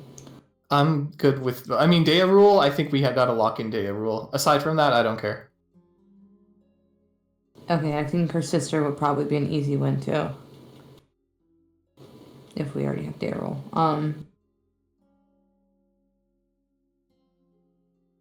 Okay, I see the value in bringing Kev purely because I do want to use this as an opportunity to get her to help us. See if she'll help us with the whole Selnia thing. So I do want her there. Elena, I think, is good just to have somebody to speak alongside us as like, I mean, Elena, if nothing else, is just like a walking library. Like she knows everything that we know at this point. Dracald is cool. Huh? Cookstar is pretty much the same as Elena. That's true. Yeah, I could do without Cookstar. Dracald, I'm interested to see come purely because we've never met Dracald yet. I'm really interested to see who that is. For the 10, Len does seem like the most powerful. Daryl's like shoo-in.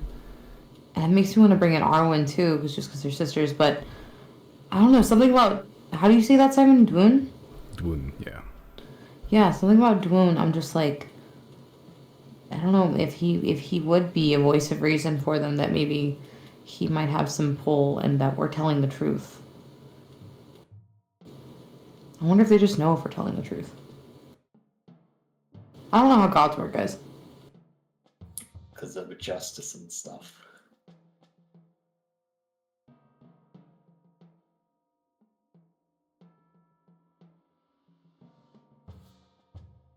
Although Cooksar may want to search for the truth. Same with That's true. Yeah, Dwoon and Cooks are gonna want the truth. And again, to circle back to like the whole thing with Daryl, like okay, the thing with Daryl that she was interested in was that what she knows to be reality is a fucking lie. But the actual fact of like the invasion that's upcoming, I think she wouldn't be any real help with that because again, her domain. The way that she was like allowing me to die, she seems to have an attitude of like, oh, it's inevitable. But I don't know if her realizing that she is like a fabricated god would change how she feels about allowing all these people to die. I don't know. Bowen, I need your big brain. Help me. Nope. What do you mean nope? There are a few wrong answers here. The only wrong answer is not bringing Dea rule. Okay. I think at least Dwoon or Cooksar, and then Daryl.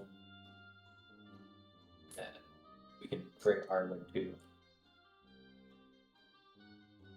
How much help do we think Dracald is really going to be? Because otherwise, right now, the only voice of reason that they have to pull from for an old god is Elena right now. I think Dracald could be ancient knowledge. That's true. He's just gonna be a giant dragon. He can't speak. He can't speak common. He's just a giant dragon.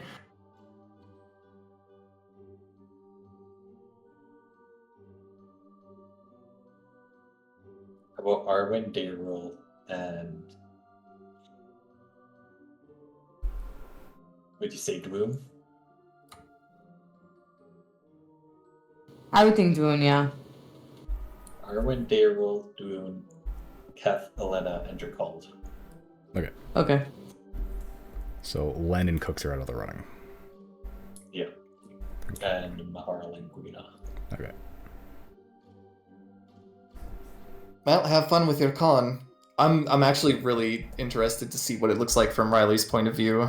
Do they just zone out and come back in? You're not coming in? You could I could bring Riley, right? Yeah, like anyone that wants to go can go. Wait, pause. Consider. What if we swap out Arwen for Len? We could. Simon, where did I go to get healed? Was it the Hall of Len or the Hall of Arwen? Depends on what you were healing. If you're healing wounds and diseases, that'd be Arwen, the Hall of Life. If you're exercising yourself, that'd be the Hall of Len. The Hall of Purity.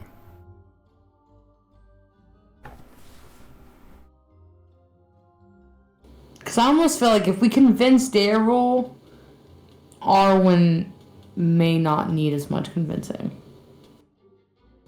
I'm not saying she doesn't think for herself, but Well, this is why we're bringing multiple 10 to begin with.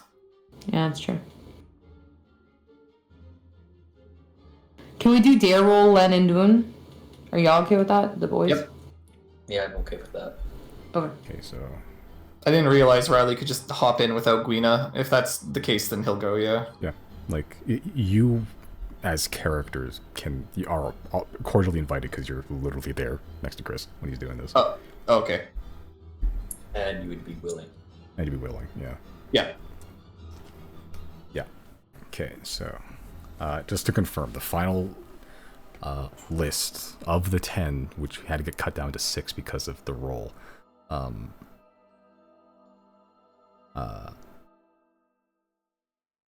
is Daryl, Len, and Dwoon on the side of the 10, the new gods, and Kef, Alina, and Drakald coming from the old gods, repping the old gods jersey.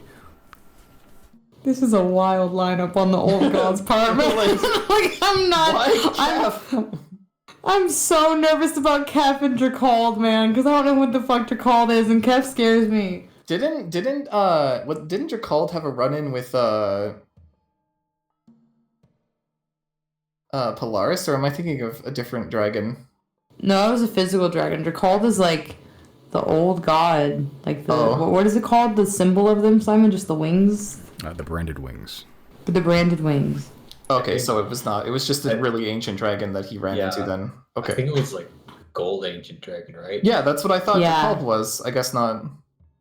I have a theory. Simon, do you remember what my theory was the other night? No. About Drakald? I'm sure if you tell me, I'll remember. Didn't I say something to the effect of, especially considering that, like, Narset is so hella protective of, like, their source of mother's milk? I was saying that I thought Drakald was the Titan. Like, Drakald could also just be an old god, but interesting. because remember the mother's milk is coming from a Titan, I was like, what if Drakald is just a Titan that was turned into a god somehow? I don't know if that makes any sense. I don't even know if that's what my theory was. I just remember, I was like, yeah, what if Drakald is the one that the mother's milk is coming from, or something like that? Would be interesting. He was a chosen. Perhaps. But yeah, sorry, go ahead, Simon. Yeah, that was pretty much it. I thought you looked into Drakald a while ago when you're at the library. Were you not? Did you not? I might have. I know for sure one of the things I'd gone to the library for was to look for gods that still had chosen, or some that were documented to have taken chosen at some point. Because I do distinctly remember telling you a little bit about Drakald, in the sense that when you're at the library, I believe, because you were searching up old gods, like just generally old gods at some point, and try to search up the ones that are like, being talked about. The secrets guy there's no information about it specifically because it's secrets. There's stuff about Alina, there's stuff about like Kef and all these gods. I believe you searched up Drakald at some point. Yeah, Drakald is the only, because I do remember telling you this at some point, like during a session. I could be wrong, but we'll see if I'm just spoiling you. Drakald is one of the only known god that used to be a Titan. Right. So you did tell me that. Okay. and that's why I thought that the mother's milk was coming from Decalt. Possibly. Oh. Yeah, like the Dracalds is the only like old god known, like the only Titan that has like managed to shake off its old programming and actually become a full-fledged god. That's known of, at least. So Deadass Decalt is about to just be a giant dragon.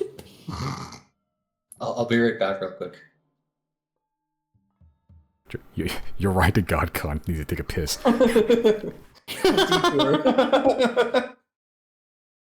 No, yeah, that was my theory the other night. That's why they're so... I mean, other than the fact that just having a Titan in general is, like, top secret, but it's like... If it's Dracald, that's literally their god. That's literally their god. Of course they're not going to tell anyone where the source of the mother's milk is coming from.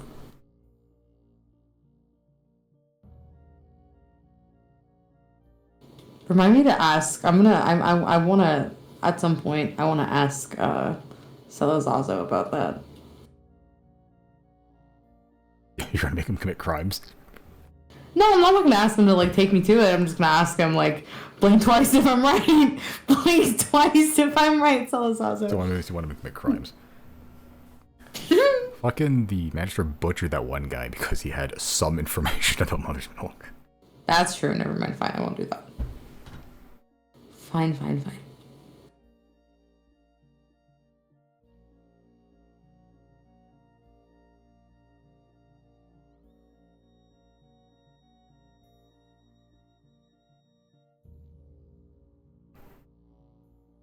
Where do you guys think they're keeping Dracald? What if Dracald is that statue? The crystal statue? Yeah. Just hiding in plain sight. Yeah. I mean, if I were a god, that's where I'd hide.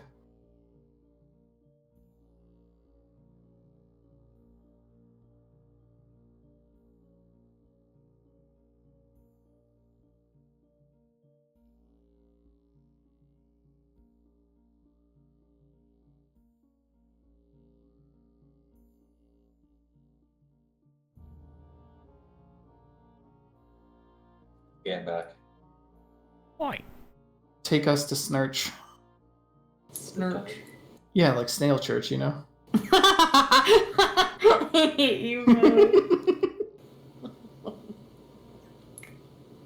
Do we, so we've decided? Yeah. Okay. I'm ready. Okay. You're spending your divinity. Yeah. Aren't you glad you have your health for 5 days? Yeah. Yeah. Okay. I'm also glad you have your health revived. Yeah, as you summon up the latent divinity within you, the brim of your hat expands until it's comically large. It's almost as long as and wide as it is. You are tall.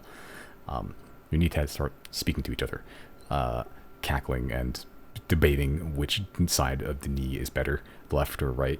They're talking about like your left knee has a slight buckle in it, therefore it's better. And then the other one's arguing that no, that's a tumor. Your spoon begins to elongate into like a large staff with a giant spoon on it. Cereal begins to pour from it. The form of your godhood, unless you'd like to change something.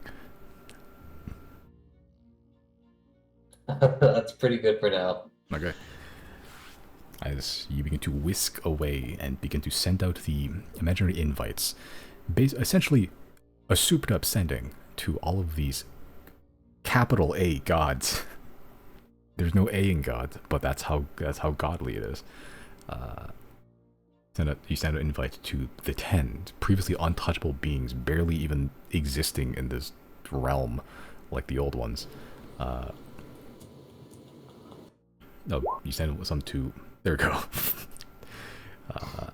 You send an invite to Daryl, Len, and Dwun, the gods of death, purity, and law, respectively. You send out the old gods' invitations of Kef, Alida, and Dracald, of natural disasters, of knowledge, and of dragons. Dracald simply because you just never seen them before. What does the room look like that you're creating this summoning? I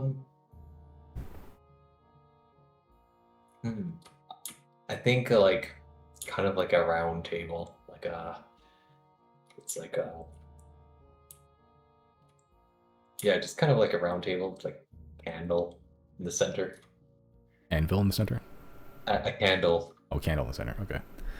Yeah, as you make a large, round table, made of like a fine dark wood, almost like the interior of Pratchell's or even Chris's mansion,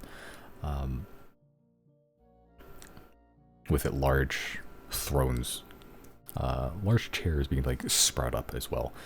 The room itself encompassing you into like a dome shape. As you sit there on one side of your table, the first to accept your invitation is Elena, who sits right next to you, being the closest and most knowledgeable and pretty much aware of what the hell you guys are talking about the entire time. Notice that like the table begins to almost separate into their own quadrants, a little section like a pie chart, as her side of the table begins to line itself with even more candles, more tomes, more books. The next to accept your invitation is Dayrul, who appears on the opposite side to your left a little bit. The tall woman, pale, adorned with bones and skeletons, and the dark, shadowy robe just kind of drifting off of her. The shepherd's crook made of a gnarled white wood staff, white wood, on one side of her hand, and she just kind of sits down. The moment she makes contact with the throne, it begins to wither, turn gray, as her quadrant of the table begins to also do the same, just turning ashy white and cracked.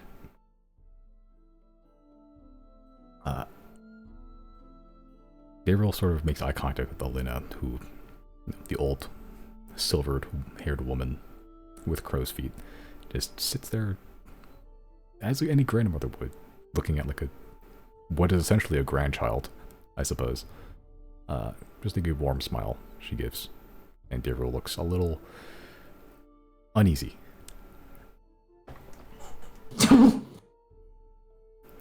The next to accept the invite is Dun, who you've seen some statues of him while you're in the like while you're attending Merrick's trial, pretty much. Probably some Tetscat too. You see a shorter, bearded man. He looks dwarven, but you're not sure if he's just a short guy or he's a dwarf. Kind of adorned in this like armored scale mail robe that almost looks like it's made of like stone. He seems to have like a gavel in one hand, also made of stone. Just kind of a flat pounding surface that's been pushed in slightly just due to repeated impacts, and a set of golden scales in the other.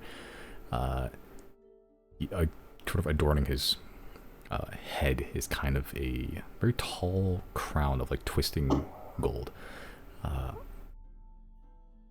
Just looks like a red-haired dwarven guy. Otherwise, as he just sort of appears there the moment he sits down, a miniature city sprouts up on his side of the table. You can see even miniature people just living day-to-day life, and he keeps a watchful eye over all of them. The next to accept your invitation is Len. Kev does not want this smoke. You see a beautiful woman, not as tall as Dayrul, but taller.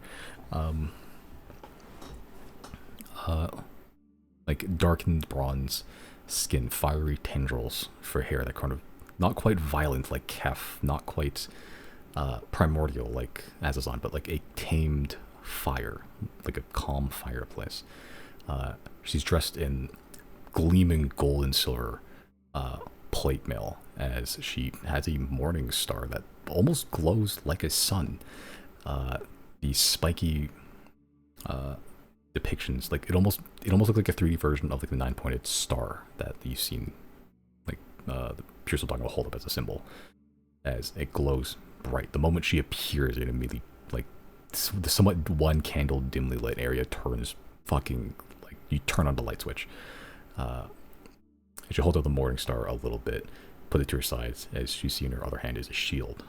A standard kite shield, also with her own symbol emblazoned on it in silver. As she sits down, a kind of like path of light emits from her across the table and up the center where the candle is, turning it far brighter and a much bigger flame, igniting and lighting up the entirety of the chamber. And you're just waiting for the other invites, honestly. But in that time, what are you doing? As all the gods, not all the gods, 4 of the gods that you invited have showed up. And no one's saying anything to each other yet. I will speak up first, and I will look at Daryl and just say, Daryl, it's good to see you. It is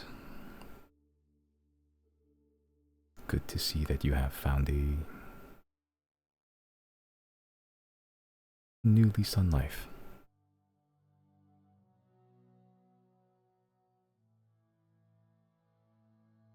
And I will turn to look at Len. And I will just say, hello, Len. Yeah, as she wasn't really looking at you before, she was looking to the other gods around her, and Alina especially. The moment you address Len, you see her bright yellow eyes focus on you, and immediately when she does, you feel heat. like a harsh sun ray as she's looking at you. And she kind of just gives like a nod, not really saying anything. Does this heat feel racist? Is the sun racist? No, because everyone who worships Lynn is fucking racist. I need to know if Lynn is... Make an insight check on God. That's my lucky number today, man. Does Zero believe the light is racist? No, you tell me if the light is racist. I need you. What does Zero think? Does Zero think the light is racist? Zero is trying to go into things with an open mind, but I will not lie. Zero does have some tenderness around Len. Purely being not tenderness like gentleness, tenderness like it's a touchy subject. Because Len is represented by the Pure Soul Dogma where they're from. I think my mom worships Len too, right? Yeah, she worships Len. Or does she worship Arwen? Oh, okay. So, yeah, I think Zero's trying to have an open mind about it, but Zero is testing the waters to see if Len just inherently is not cool. Yeah, Zero, you might think Len might be a slightly racist. I hate you. It is interesting that Dayrule and Len both helped to save Zero at some point.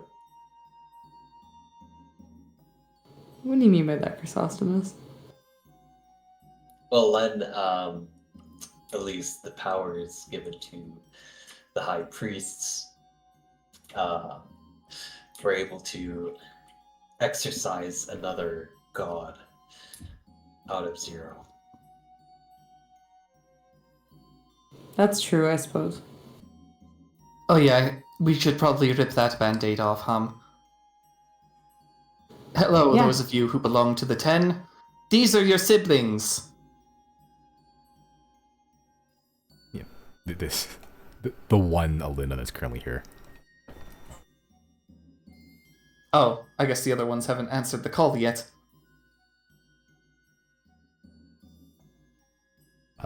Yeah, Alina sort of stands up as she sort of goes, I am Alina. I am a god of knowledge before your time. As I'm sure it came to quite the shock of Dayrule. But I assure you that the words that these champions speak are truth. as I am well aware that as gods you are shackled by your own domain. And my domain includes truth as well. I hope this is a small comfort in the news to come.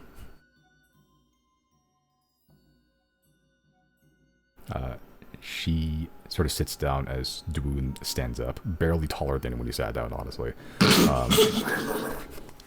As he sort of stands up, as he puts a hand on the miniature city that he built, and begins to just close his eyes as the city begins to expand, as the miniature like flames like that Len created. Dwoon sort of creates this another city around it, almost like a small town, followed by a stone tower that rises up to encompass the flame that Len created, and the tower begins to build itself into a almost like lighthouse, pretty much, as it begins to the glass at the top beginning to spiral and circle as Dwoon sort of sits down. And when it is not, this light shall reveal its truth.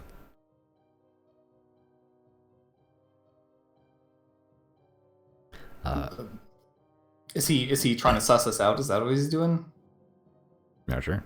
You don't feel any different, just now that there's a spinning light in the center. I'm gonna say that in character. I'm gonna look at Daryl and be like, is he doing something?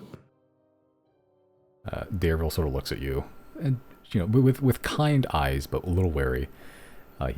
She sort of just goes, Dwoon's domain is naturally suspicious. It is a domain of, likewise to Alina here, of truths and falsehoods. It is law in the face of chaos. It is a binary view. Did someone say chaos?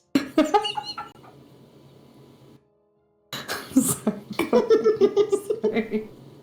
I'm Chris Hawkins.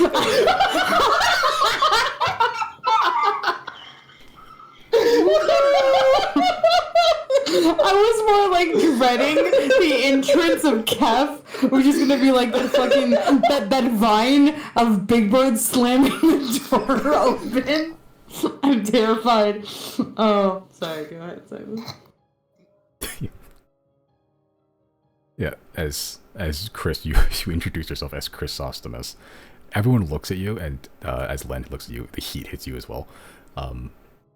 Dwoon tries to look at you. The kind of broad, like long nose he has, kind of just like pointing directly at you. Like he's laser focused on you right now. As he puts his hand on the miniature city again and tries to build city into your quadrants, your party's collective quadrants. Chris, what happens to the city that he tries to build? What happens to it? Yeah. It's too much power. There's the Beacon of Repentance, and then there's the wall, and then 4 meteors strike the wall. As he tries to just expand out the rest of the city, the miniature city, you, in an act of pure chaos, hijack his own city from him and begins to build up Teague. As he has put his hand off the table at this point, he's no longer in control. As his eyes sort of widen as you begin to build up like a miniature model version of Teague with the walls, as you summon 4 meteors to strike the walls. He sort of looks at you, and he just says, "How did you escape my gaze? One such as much power as you have." Well, I was the chosen of Ali, the god of chaos. and I guess he's entrusted me on making sure chaos is always there.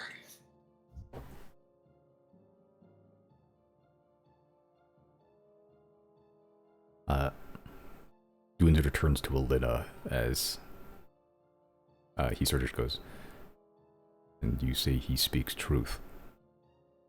Alina sort of looks down at the table. Just, She's doing the Lisa Simpson stare right yeah. She's staring into just the blank space and nothing, and she just goes, unfortunately, in this case, yes. It seems I was perhaps unsure if you are aware of this, but divinity can in fact die. If it is of comfort to you, Dune, the one that Chrysostomus calls Eda Eli, the original god of chaos, is no longer on this mortal plane. However, the power has since passed to him. So you've been putting in your research then? Since the destruction of Eda Eli, I have been more than a little worried. Yes. Wait, is this Alina? Wait, hold on. Is this Alina or this is Alina? Oh, never mind. I thought it was Dayrul. Yeah, Daryl does interject, and she sort of goes, that is ridiculous. Gods cannot die. Eldina sort of looks at her with kind of sad eyes as Woon interjects and interrupts. He kind of looks at the lighthouse and just looks at Dayrul. I detect no falsehoods here.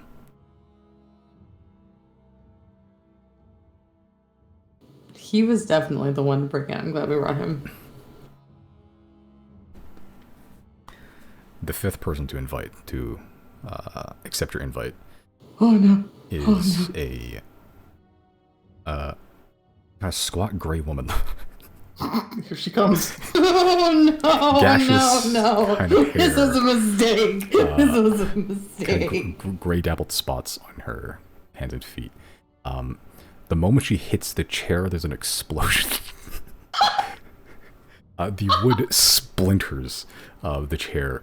Immediately turns to lava, which turns to steam, which turns to lightning. Her quadrant of the table is just like every natural disaster you've ever... You smash every natural disaster movie into a single like pie slice. That is her table. It is lava roiling with storms, roiling with hurricanes, roiling with earthquakes.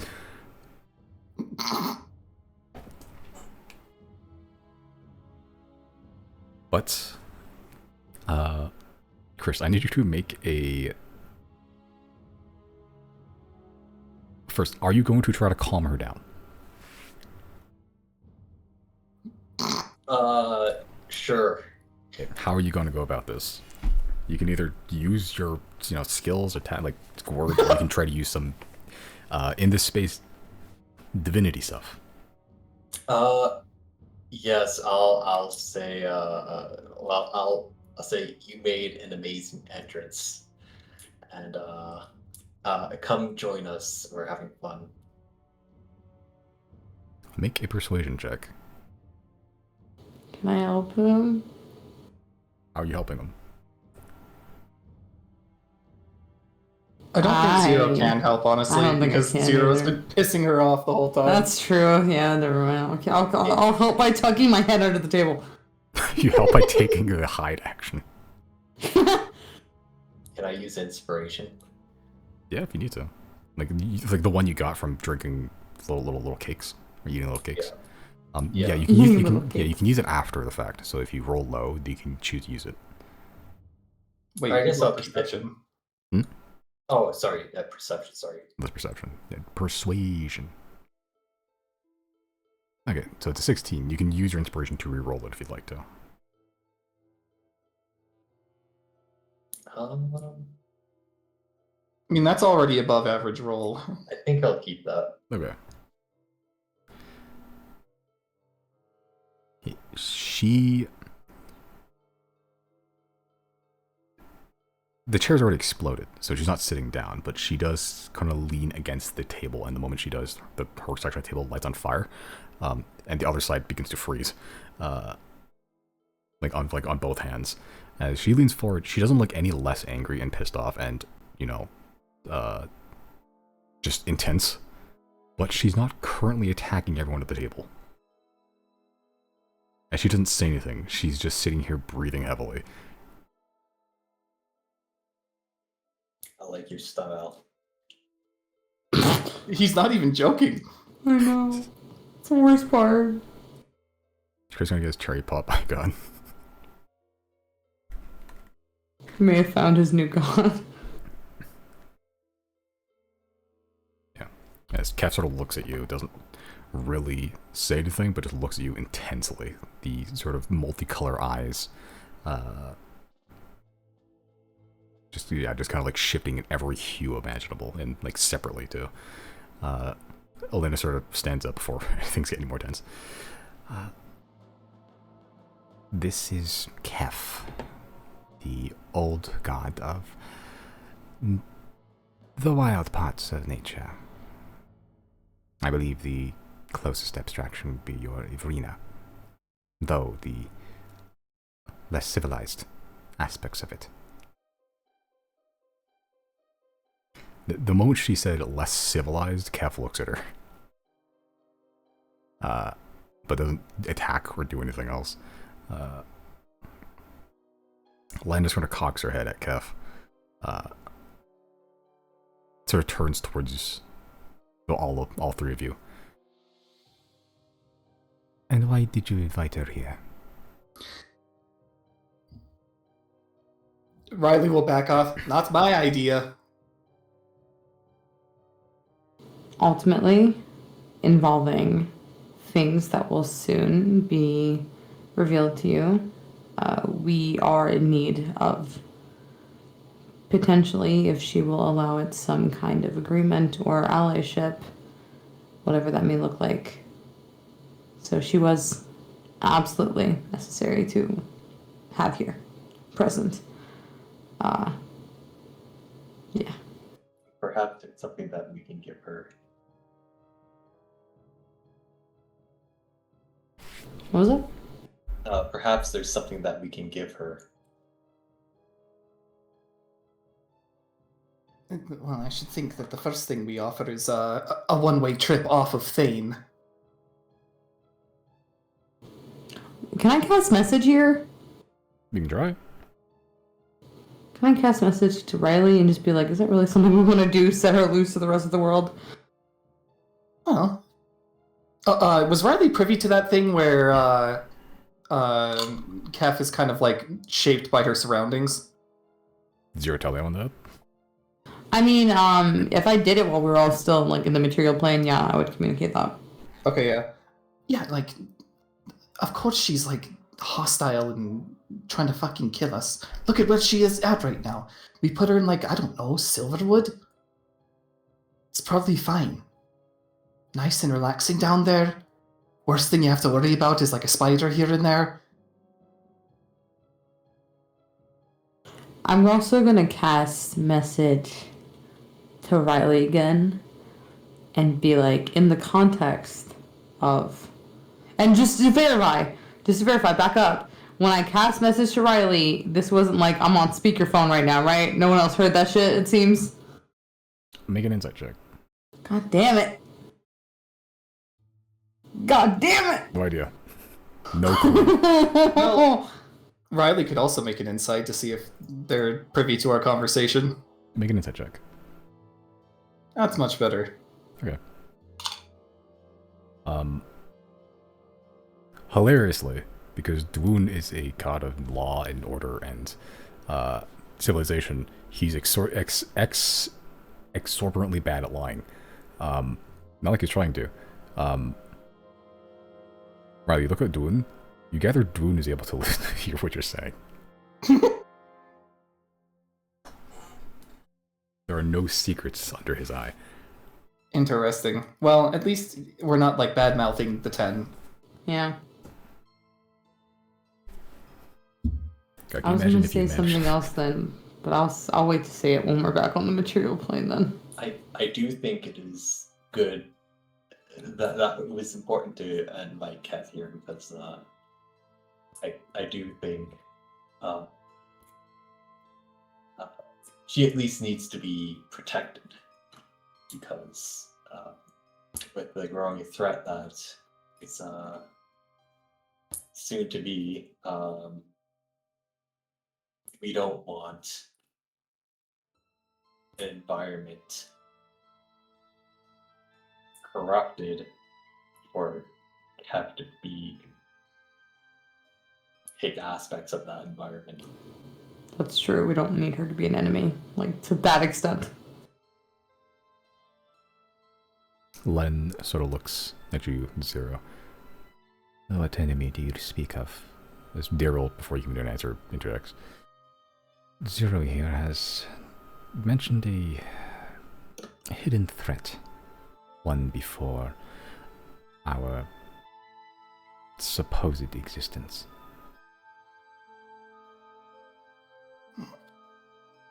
Yeah, so, figured some stuff out about how divinity works. As it turns out, gods are spawned from belief. If you believe in a concept hard enough, it will materialize, and that is exactly how U10 came to be, and as well as all other gods. The 10 are particularly an interesting case, because they were spawned from one pantheon created by a single woman who, in the aftermath of the last invasion of the enemy, sought to make a more peaceful version of the world, completely ignorant to the threat that would come upon us several thousand years later. She meant to rewrite history and Yeah, basically. bury things that are very crucial to the people walking the planet now that they have no access to or belief of.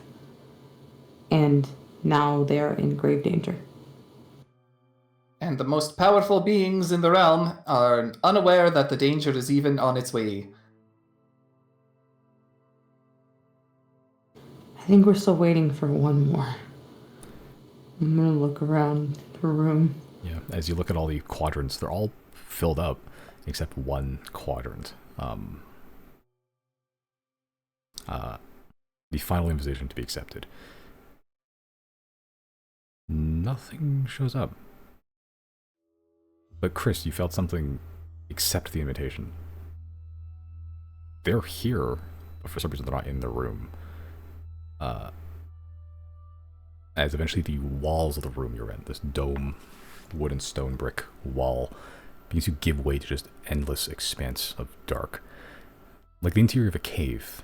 In fact, it is the interior of a cave.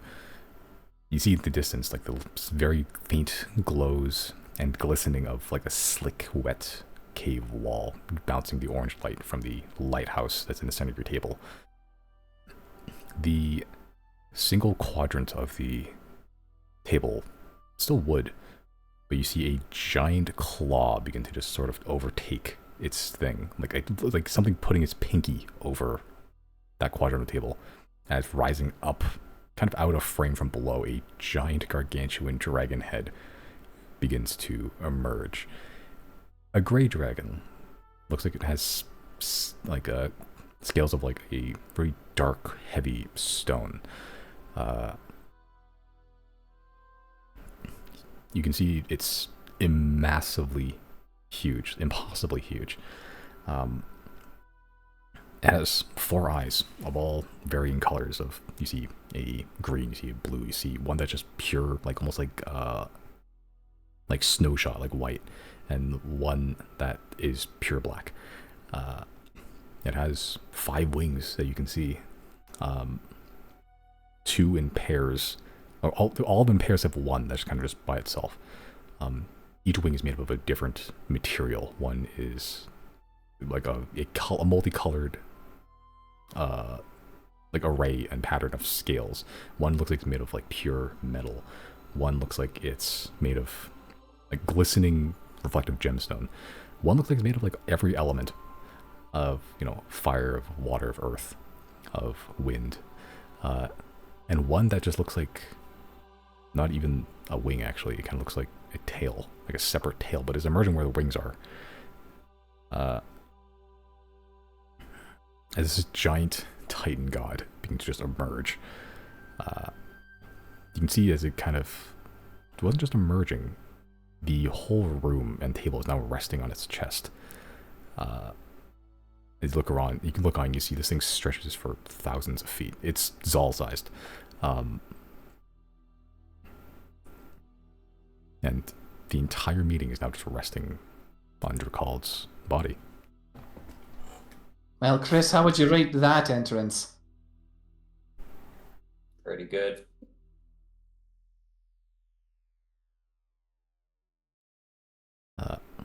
Everyone kind of looks at just looks at Drakald. Drakald weirdly has a warm face, like a parent almost. Didn't smile or anything. Don't see its teeth, but it is a draconic face. It has like 6 horns as well, all curling in different spiraling shapes. Some curved, some are straight, some are multi-layered, some aren't. If ever there's an origin for dragons, it would make sense for it to be Drakald.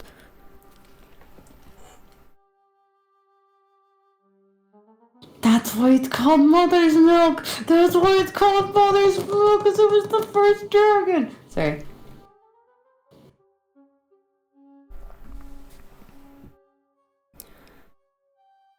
Yeah. But with all the gods assembled, Elena sort of speaks up. This is Drakald. Perhaps one of the most glaring examples of the belief system that Riley over here has outlined. Drakald is a Titan. Your classical definition of Titan, a primordial Titan. The ones that you supposedly created. Yet it is shaken off the yoke of its servitude and has ascended into full godhood. I assure you that even if you were to search endlessly through Quixier's vast library, you will not find the true origin of who created Drakald. Because the truth is, V10 did not create Drakald.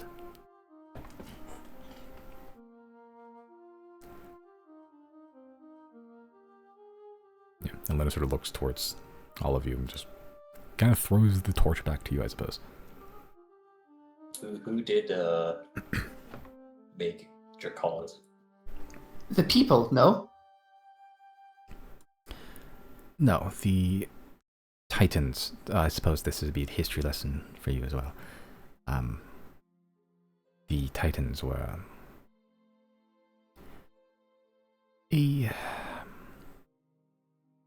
weapon, a sort of, I suppose, a contest. Many of the most powerful gods could create Titans, and many did. I believe Drakald was originally the Titan of Vasaro, the old god of the sun, actually. And war and sacrifice.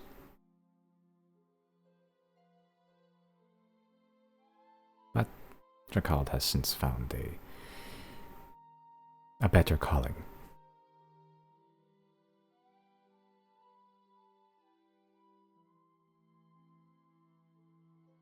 Which is to say, serving the people of Narset? To safeguarding and birthing, I suppose, being the origin of all dragons, including the extinct ones. Even Ratave? Even Ratave. Drakal is the origin, but not necessarily the mother of all dragons. Since the first dragons spawned, they, in time, have also mutated and gained their own independence.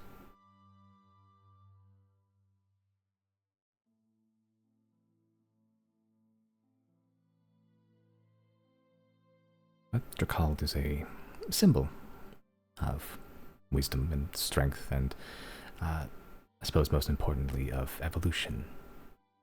To change and become greater than you once were.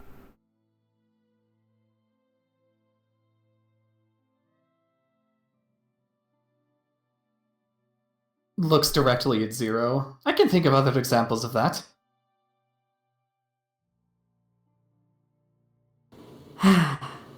Yeah.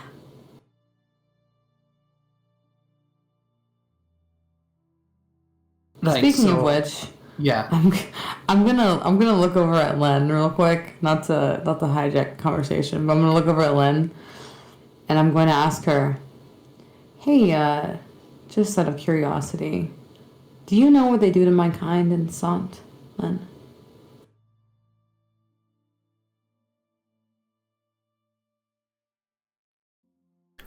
Len sort of looks at you, the heat once again hitting you. The light of the sun is strong within her, as she kind of looks at you and just goes, I know what they do to those that are corrupted. Corrupted? Yes. What do you mean by that? To be influenced by the worlds outside. 9 hells, the abyss. There are latent corruptions in everyone. There is no cure for it.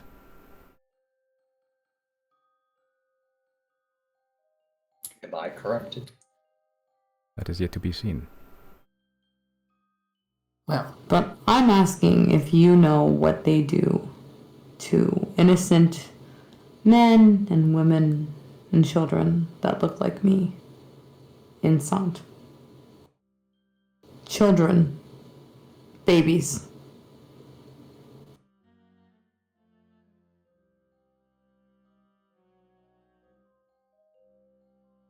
The demons and devils do not have morals as you and I know them. Even the young they can target. What did she say? Demons and devils have no sense of morals like you and I.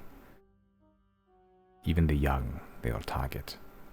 The weak, the infirm, the desperate. No, but you see, they don't just do it to those with corruption and malice in their hearts. I'm talking about infants that are ripped from the arms of their mothers. Innocent people. Mortals that have no special ability. They just look like me.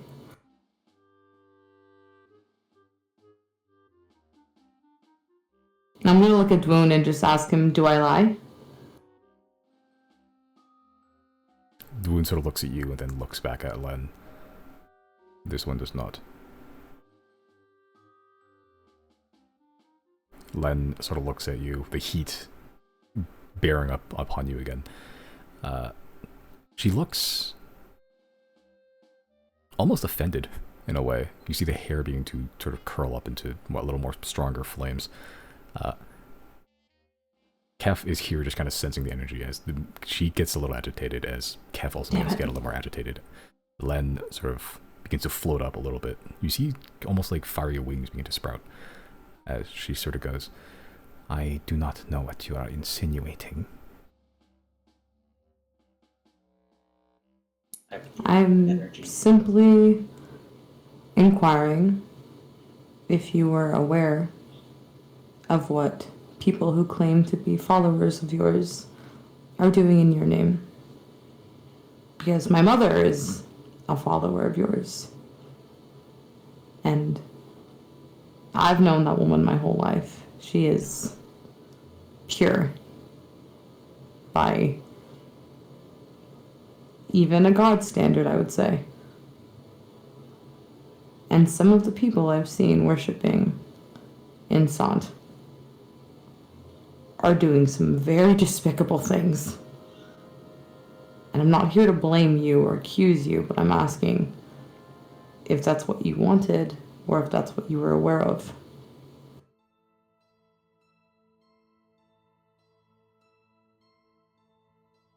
Make a persuasion check with advantage because of the current circumstances, actually, in this room.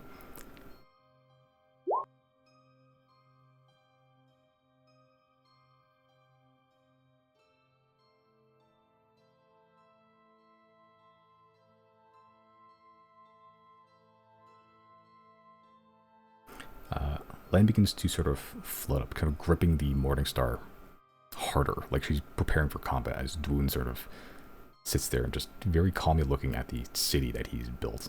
And just ever stoic in nature, he sort of just goes, Len, listen, be calm.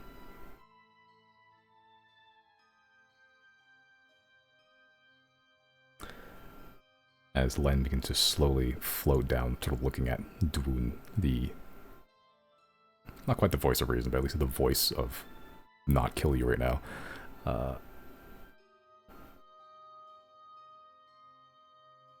Dwoon sort of looks at Elena. As Elena said, that you can vouch for these individuals, and that they will speak truth. I have been watching and listening. There are no lies here.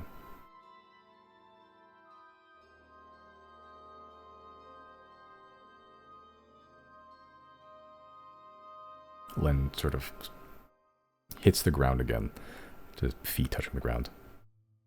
The wings sort of furl back in and just fade into embers. These people, innocents, how do you know they are innocent? That they are not morally corrupted. They do not host greed, do not host poison in their soul. It is difficult to tell. Snakes lay in grass.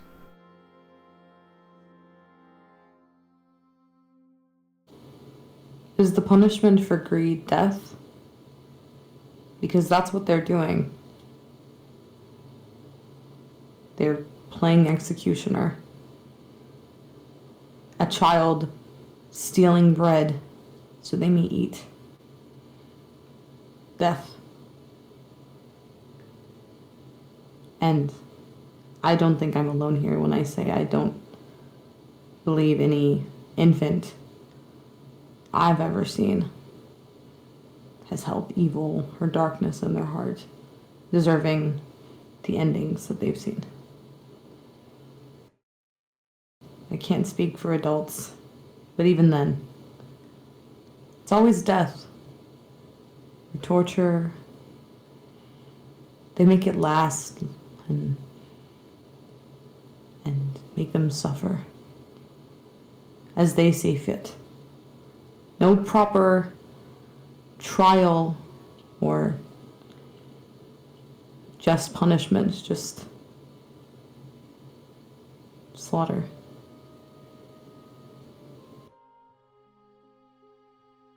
I know it because I've seen it with my eyes. I come from a place that is made up of the survivors of these monsters that claim to be hunting darkness and evil in your name. They're so far gone. There's even a branch now of your followers that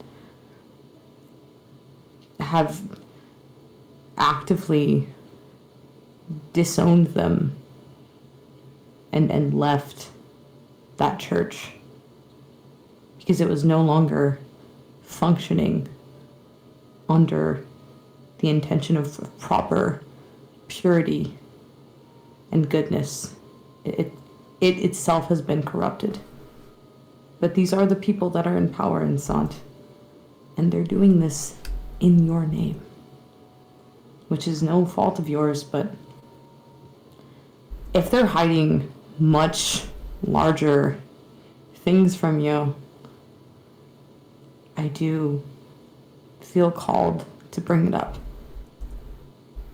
Because it's been a very, very large part of my life.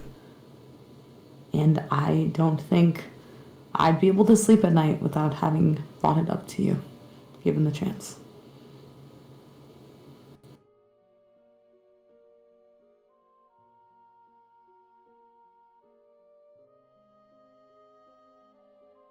What would happen if Xodiacs didn't exist anymore?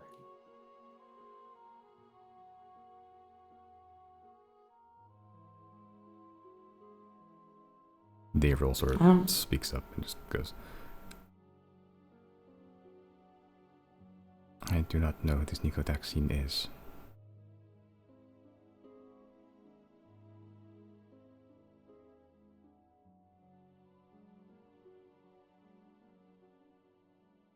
Only heard from Zero. What was Well, that?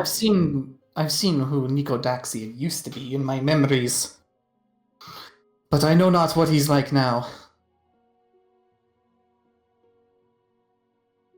We have something very important to talk to you about today, which I'll let Riley get to, but to branch off of what they're saying.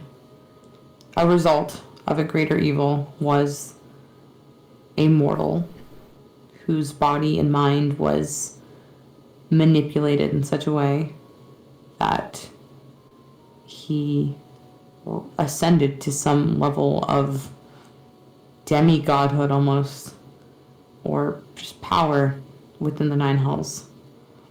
And from him was born a new lineage, a new type of creature that, although may have genetic origins within the Nine Hells, it holds no bearing over their character or their morals or their hearts. It's as simple as appearance. And these are the people that are being hunted under the guise of purity. I guess it's interesting to bring this up because it's also the fact with the new threat, the invaders, where there are people or creatures that look like them but aren't necessarily corrupt or have the malice intent of the invaders.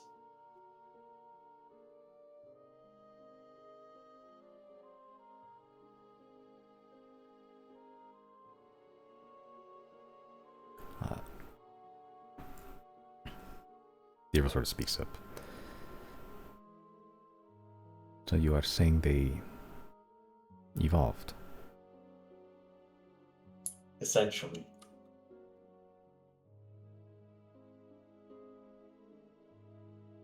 Drakald says something. It's hard to hear because the moment it speaks, the entire room begins to shake. Even there's no wall left, it feels like an earthquake in here. No one loses their balance, except maybe you three. But like everyone kind of stays rooted as the entire world around you just shakes. The pure vibrations of this gargantuan titan in slow, drawn-out syllables over the course of a minute. Chris, you speak Draconic, right, Chris? Yep. Make a perception check to if you could even hear what the hell it is saying. No, absolutely not. In fact, you're deaf for the next minute. Your ears start ringing pretty much. Well, you double that once. You have no idea what it said. Do any of us? Do any of you speak Draconic? Well, I feel like the scholar amongst us probably does. Oh, I didn't realize you got double that once. Oh shit. Oh shit. Elena might, yeah.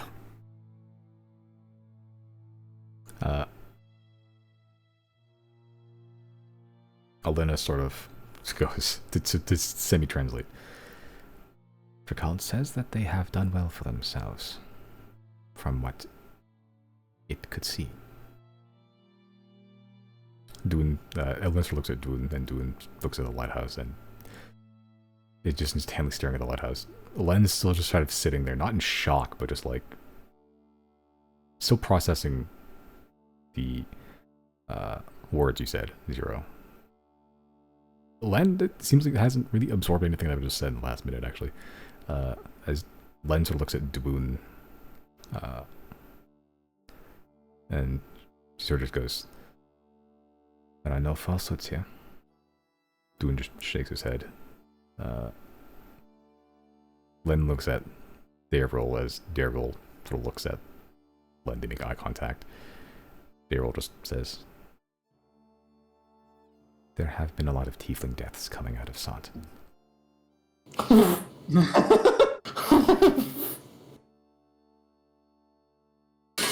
Daryl's like, I wasn't gonna say anything, but I guess it's not really your job to find anything suspicious with that. No. I am there to guide, not to question or doubt. Len sort of stands back, away from the table, sort of burning away the throne. Actually, she walks backwards. She sort of goes, "It has been some time since I've last visited. I must go. See with my own eyes." wait.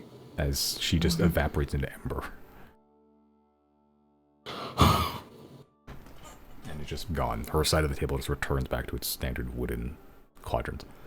Oh. Hey yo, God about to touch down in Sant. Well, she didn't stay long enough to hear the more important part. Okay, well, he's the truth teller, so he can relay our message to the rest of them. Lighthouse has gone out now that Len's not here.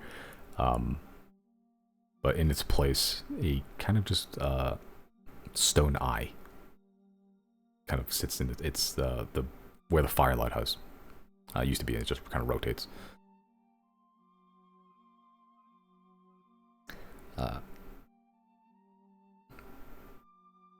Yeah, Dune just goes, "Anything you say, I will relay to Len later." Fair enough. All of them, if you could.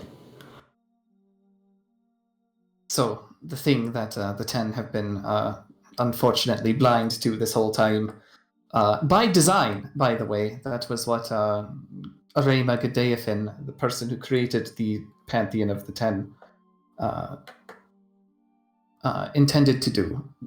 To keep everything under wraps so that everybody who survived and lived on through the years were not to panic.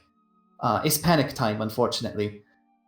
We are one eclipse away from a, I guess the best word to say is invader from between the stars.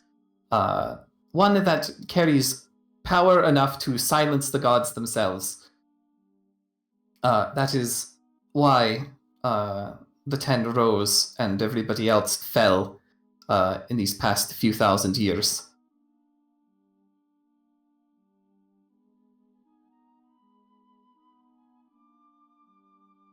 In essence, the realm is in grave peril right now.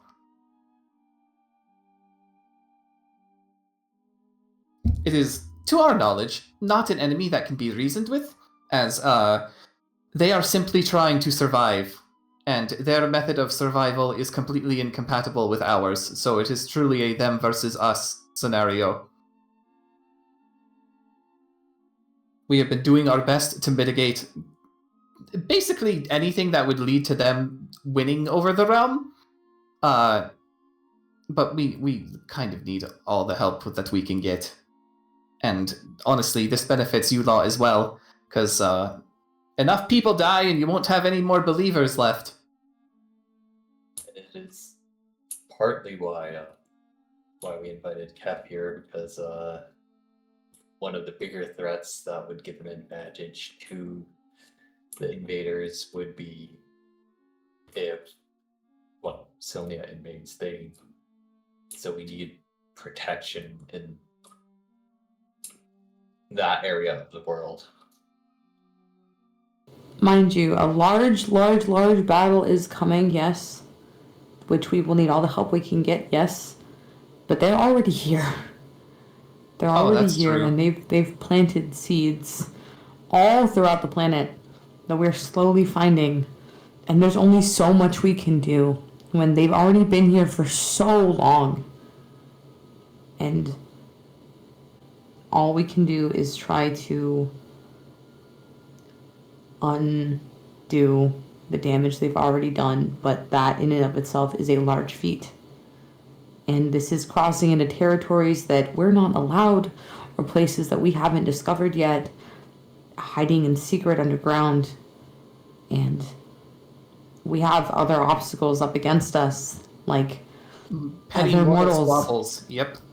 Yeah, mortals that are ignorant to the real damage that could be had, and greed and attempts at seizing power that see this as nothing more than an opportunity to rise on top. And we're trying to nip that in the bud before this fight, because the overall population of this planet needs to be on the same team here. And it's not looking good for them right now. Oh, speaking of planet, there's much more to this world than Hydegray. I don't know if the 10 were privy to that already, but we just learned that not too long ago. Apparently there's 2 other continents somewhere out there, one which got completely ravaged by the last invasion and is basically unlivable, and the other which seems to have survived well enough. We don't know anything about it, though. I'm gonna turn to Kef now. What is she doing? Her intensity has gone down since she's gotten here, and except for that brief flare up when Len was gonna fist fight you. But she's still standing, arms digging into the table, but just not quite listening, but not quite leaving either.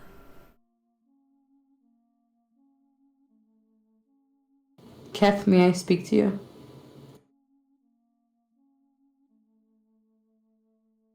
She sort of just turns towards you. You have been present in Thane for a very long time. Surely by now you've witnessed what we're referring to, haven't you? The invaders, the technology that they bring with them, their nature.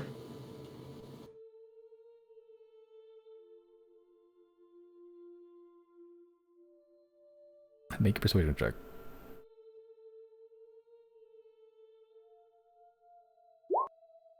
Are you serious? What is going on?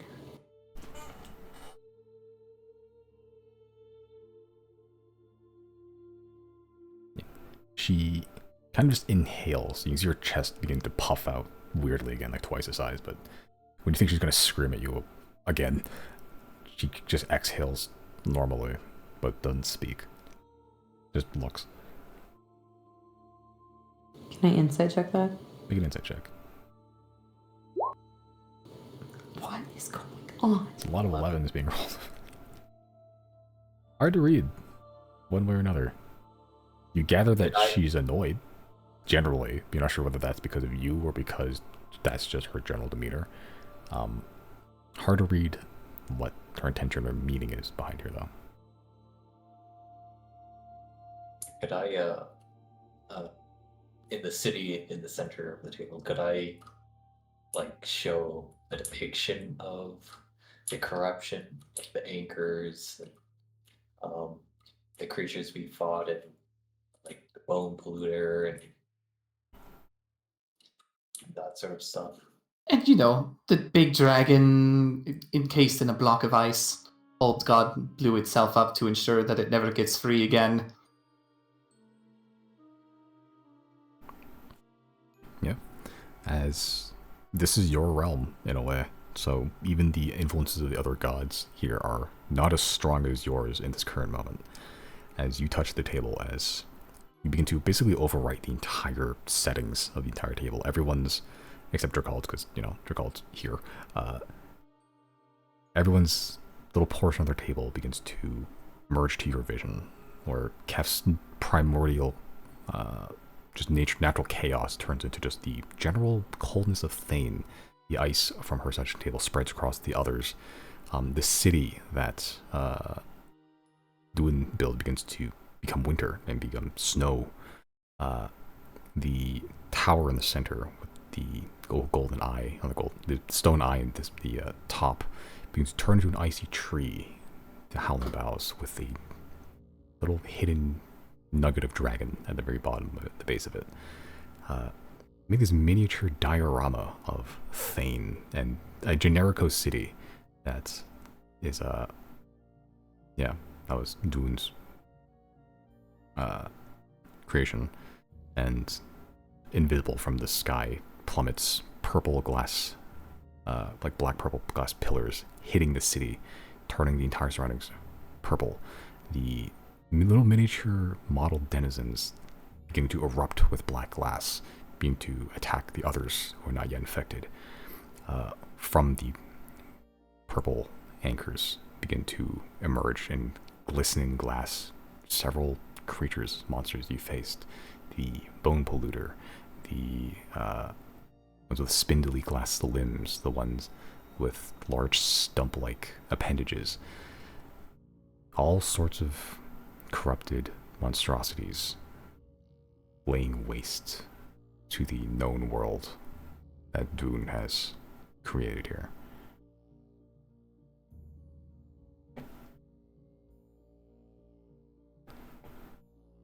That's the long and short of it, really.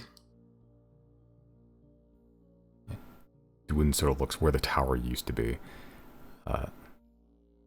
You can see he sort of almost casts something. His skin begins to turn stone for a bit. The eyes being replaced with the boulders as he kind of flashes, and then returns back to normal to his sort of ruddy, weathered-looking skin. No lies. No falsehoods. Sir looks at Dairul. Just hard truths. Dairul sort of nods solemnly. As I had feared. In death there is little to lie about. It is your final destination. So when Zero told me of all the secrets hidden from even us, it led me to question and to doubt. I should also mention, this may affect you in the talking to Dayrol, that there have been instances where the souls weren't really released. They were trapped within this corrupted body. Trapped. Yes. Unable to find peace.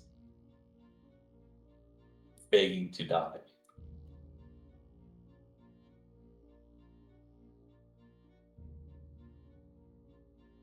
I hear prayers of death. The desire to die. Well, I'm sure that's not exclusive to the people ailed by the corruption, so... That's the thing I've never heard. Their pleas. I've heard pleas from the infirm, from those suffering, from the injured in war, from those that have lived life and found it too difficult. I've never heard these pleas for mercy. Not the ones you describe. I wonder why that is. Is it something about the invader, or is it something about how Godaiothin constructed the Pantheon? I'm saying this out of character. Godaiothin made them fucking like iPad kids, bro. Like they don't do anything. They don't do anything. They just sit up top, just like twiddling their thumbs, going tweedly. Yeah. Oh my god. Pretty much. Because fucking Godaiothin saw what happens when gods actually do things. Oh my god. So it is possible, even if people themselves aren't existing, their souls may be trapped forever within this corruption.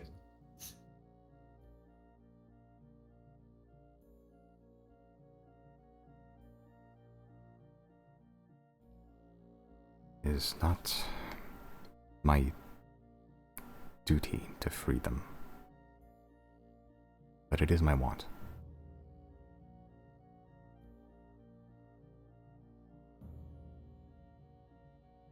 The two new gods sort of look at each other in a kind of look of probing, in a way of like, what do you think? And without really saying anything, they both kind of turn towards you. So what is your ideal scenario of what we should do? What can we do? We are looking towards Elena and everyone here.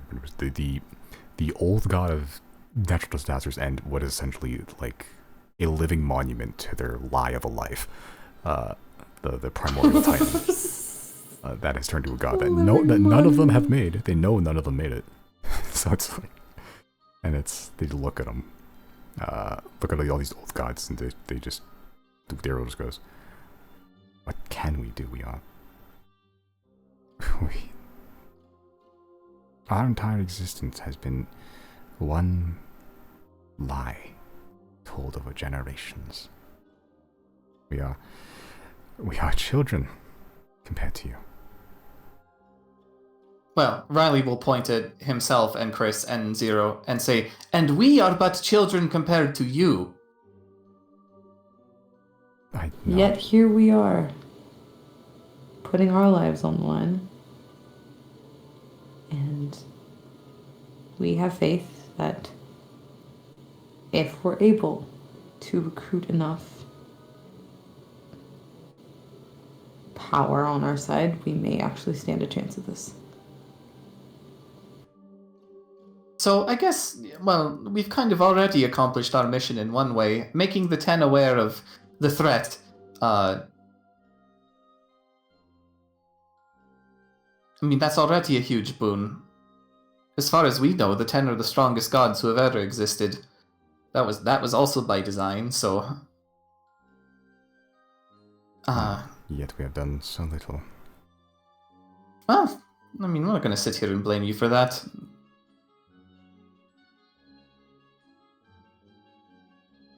Dune sort of looks at you all, and he sort of leans forward, looking at the diorama of all the threats that you faced, the threat that they face now. He sort of leans forward, just putting hands on the table. You give yourself too little credit. You're not children, you are... What was the word you said, Elena? Champions. Do you know the last mortals to contact us directly was? The first fire, perhaps? No. Nobody? Correct. Oh. We have been asked to commune with people. We have been requested to commune. Never invited as equals.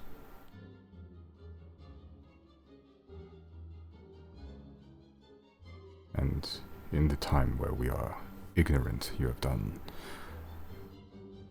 far more in saving this world than we have. But that shall change. You know what? Riley's gonna hold out his hand and be like, well, We're all in this together, man. Hide graves for all of us. Yeah, the table's pretty big.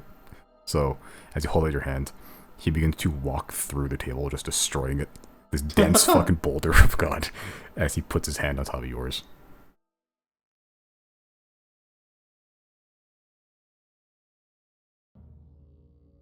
Yeah, as Daryl sort of joins in as well, sort of teleporting in shadow. Sort of looking towards Elena. I hope that, if it's not too much trouble, that you tutor us a little while longer. After this convention is over. And a little kind of warmly smiles. I shall write up a library card.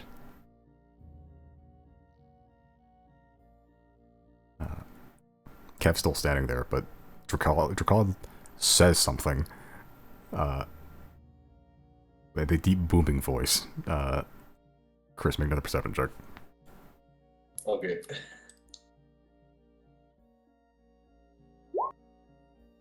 Yeah, this time you hear it. This time you're ready for it. You could feel the inhalation of air before Drakal speaks. The slight rising. I say slight. It's like a few feet of rising, but given the perspective, it's a little hard to gauge. But you're prepared for it this time, and you're able to parse out what Drakal is saying in Draconic. Drakal is saying to the new gods, you must evolve. He says, you must evolve.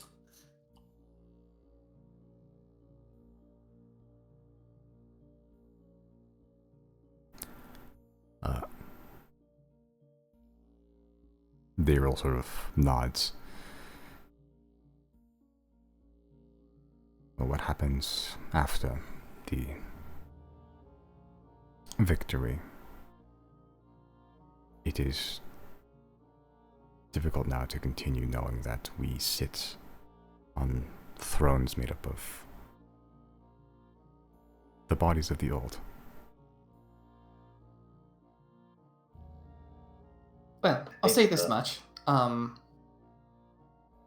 You'll be getting some new roommates. The old gods move. But that doesn't mean there's no room for the 10. I think...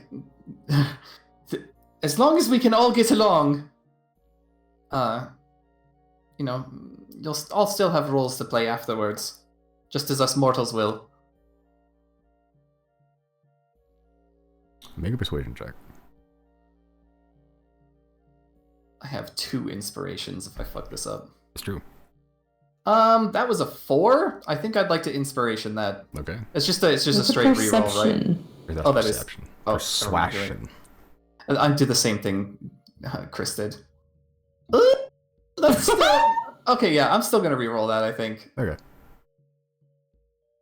Okay, I have 1 more inspiration. Fuck me, man. Them's is some low rolls. I should have just fucking taken the first one. God damn it. Yeah. I actually don't know the rule. If it's a reroll, yeah, I think do you have to take the one? I don't think you do.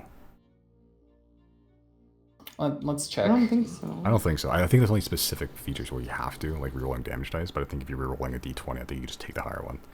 Oh, okay. Well, then I guess I'll Also take the 20. Yeah. Daryl sort of looks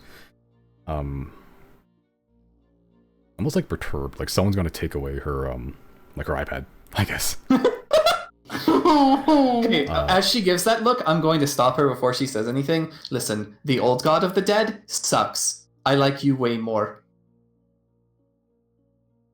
There's a few old gods of the dead, or well, that kind of drink from the same pool. Like Orvin and Akem. Yeah, I'm talking about the cam. I think Akem is more akin to Maith than he is Daryl, so there's nothing to worry about. Oh. Daryl does smile when you say that you much prefer her over the other old gods. Elena sort of joins in. And I'll be honest, I think I am done with godhood as well. Not all the old gods share my sentiment, but some are tired of the weight of the crown that comes with it. So wait, how does that work? Can you just decide to not be a god anymore? In theory, yes. You can Do you choose to shirk your disappear duties. or become immortal? Your power will slowly wane. Much as you've seen Azazan. Except Azazan's was far more sudden. When you shirk your duties, you purposefully ignore the prayers of your followers. And when the prayers are not answered, their belief will fall with it. That checks out. And for the record, I do prefer you over the other old gods of death as well. I hope this is not too... what is the term? Blunt. But Gdaefin did design you well. You are good gods.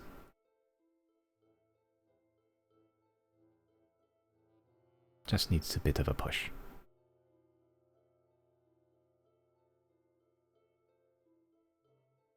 Yeah, and Daryl sort of nods, deep in contemplation, as Dune has not made a single expression beyond neutrality the entire time. Sort of looking at Daryl. And perhaps a decrease in follower count can be productive. You've seen the looks at you, Zero.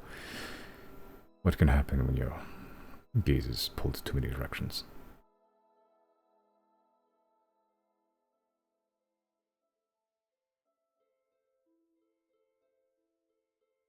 Yeah, Daryl sort of nods. I suppose we will cross that bridge when we come to it.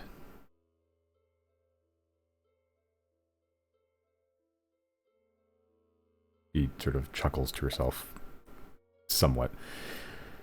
Who knows, perhaps I will die someday, and the new god of death will usher me to somewhere else. Make sure your successor is as cool as you are before that happens, yeah? I will try to do my best training.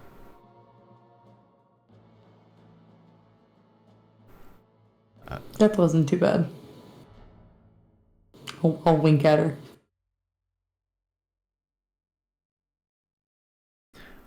Daryl sort of looks at you. And how are your 5 minutes? Savoring them.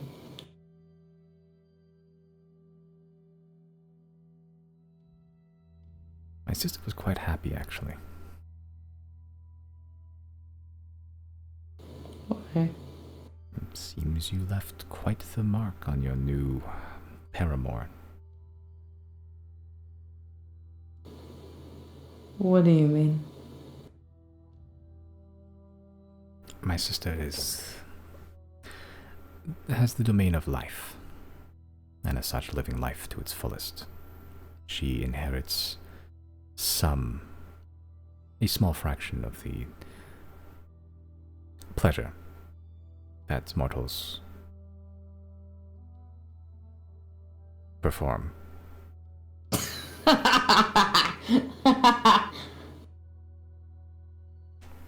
I'm just gonna start laughing there at the table.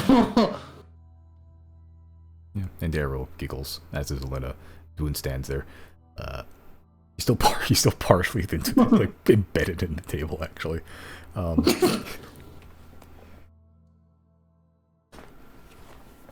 But doing all business starts, just goes, are there any other revelations you wish to reveal now? Depends on if there's other stuff you want to know. And I guess that also depends on whether we can answer it. I'm gonna turn to Kef again. And I'm going to speak to Kef and say to her, there is a fleet of people coming to Thane soon. If we cannot talk them out of it, their intention is to do some very irreparable damage to Thane under the guise of doing good. It's not their fault, but it is going to put the rest of the world in danger, including you. And it pains me to say that because the discovery of this creature frozen in time was very jarring. We found a strain of the corruption that affects magic, and that is new, and we're not quite sure what to do with it. And if something like that was set loose in the world, I would think even worse than our initial encounter with the corruption. This could be the end of everything, including the gods. Our only intention when reaching out to you was to ask for your help in protecting some kind of balance. Everything about this would be unnatural, and it would consume everything. Eventually, the gods that walk the planet, yourself included. There's nothing that we have found yet that can stop this, and we need more time. We are just asking for your assistance when the time comes, if the time comes. You're extremely powerful, and we know that. That's why we haven't been able to get up close, which I'm sure is your intention. And we wanted it to respect that as best we could. But you still play a part in this, and you deserve to know that everything is on the line right now.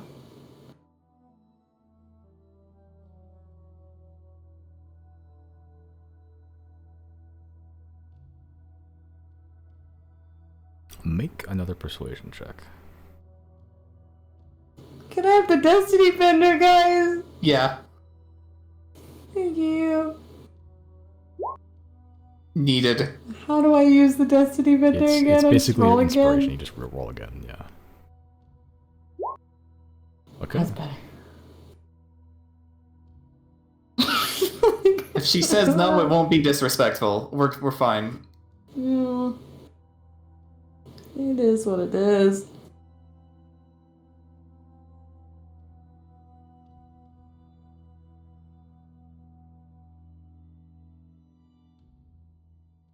You see, as you're kind of petitioning her for assistance, she's been kind of neutral the entire time. Intense for sure, but like she hasn't actively been, raging here. Not like you've seen her.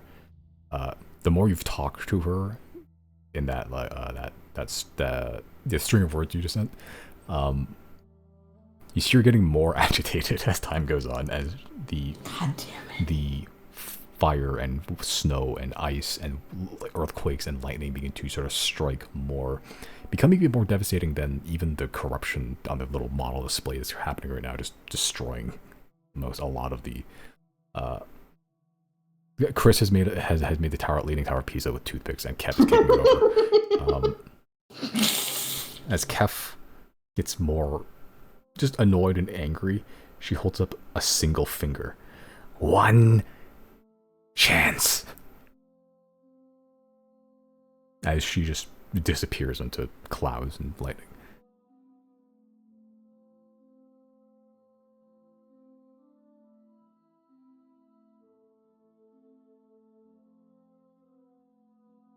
Wait, what did she mean by that?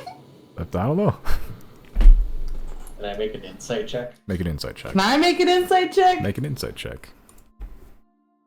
Yeah. Hold on, we gotta see if we can get 315s. Make an insight check. No! I'm too smart! Yeah. Riley, you know people too well. Zero and Chris, you're not entirely sure what she meant by that. One chance. I mean, the fact that she didn't merely strike you down or attack you or, do anything else is probably a good sign. But you're not sure what the hell she meant by that. Riley,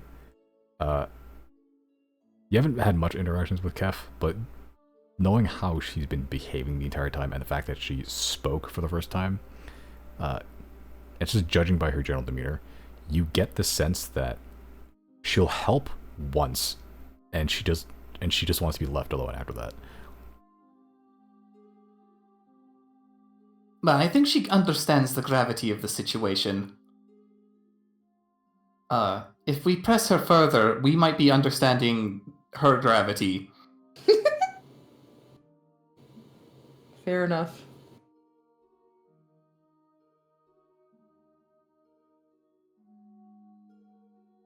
And then Riley will turn to Dwoon. Right. What were you curious about? I believe some of my answers have been questioned. Some of my questions have been answered. The figure in the ice below the Howling Bars. It is this dragon you speak of. The big one, anyway, yes. The one that corrupts magic. I'm actually going to summon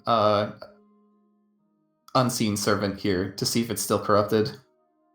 Yep, and you summon Unseen Servant. Come, Patsy! Yeah, as it's invisible, but you know where it is, and so does everyone else because it's still a little purple spot in it. So you can see, that's not normal. And then he'll dismiss. Yep.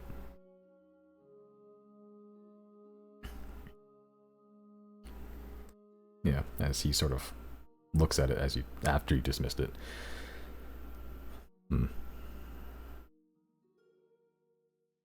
So the enemy has been evolving too.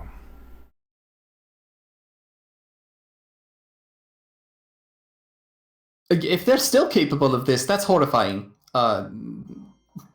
This is before we got into the picture, so can only imagine what they're capable of now, honestly. That said, we've been doing our best to pick off the stragglers that are still on the mainland. We've destroyed a lot of their portals in. Don't know how much that matters. They can probably just deploy new ones. But it at least means they have to deploy the new ones.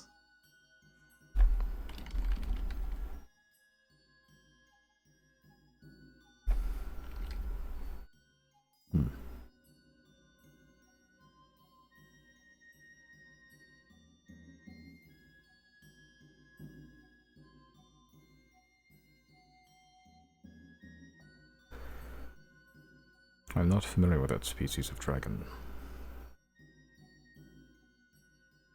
I know there are chromatic and metallic, even the gemstone ones, but those are even rarer.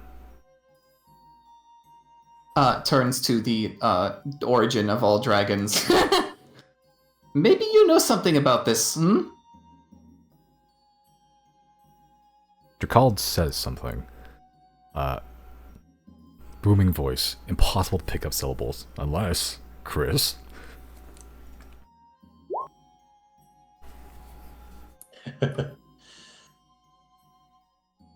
Okay. It's a longer string of syllables this time. Deep, booming, vibrating. Over the course of 2 minutes, Drakald says a sentence. Chris, you pick up. It's an extinct species of dragon, of esoteric dragon. It's an extinct species of esoteric dragon.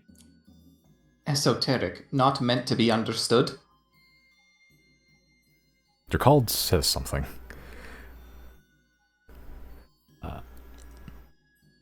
Yeah, the Chris, you the perception. Yeah, you can pick it up. Drakald more or less explains that much like how chromatic dragons are all colored and they're all like you know, their themes are colored. Metallic dragons are all metal. Their themes is metal. The esoteric dragons seem to embody specific concepts. They embody specific concepts. What? I guess, in a way, they're kind of like gods themselves. Would that be correct? And I look to Drakald. Drakald says something. Let's start leading with that. Misty says something. Yeah. Drakald says something. Harder to pick up, but you can pick it up.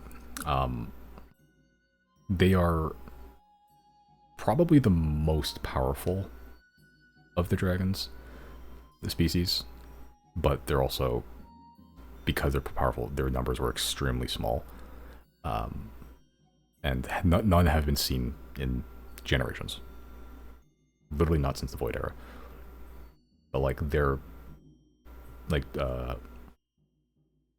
concepts would be like time or space, stuff like that. What would I'll ask Drakald, what is the concept of the dragon encased in the ice there? Drakald says something.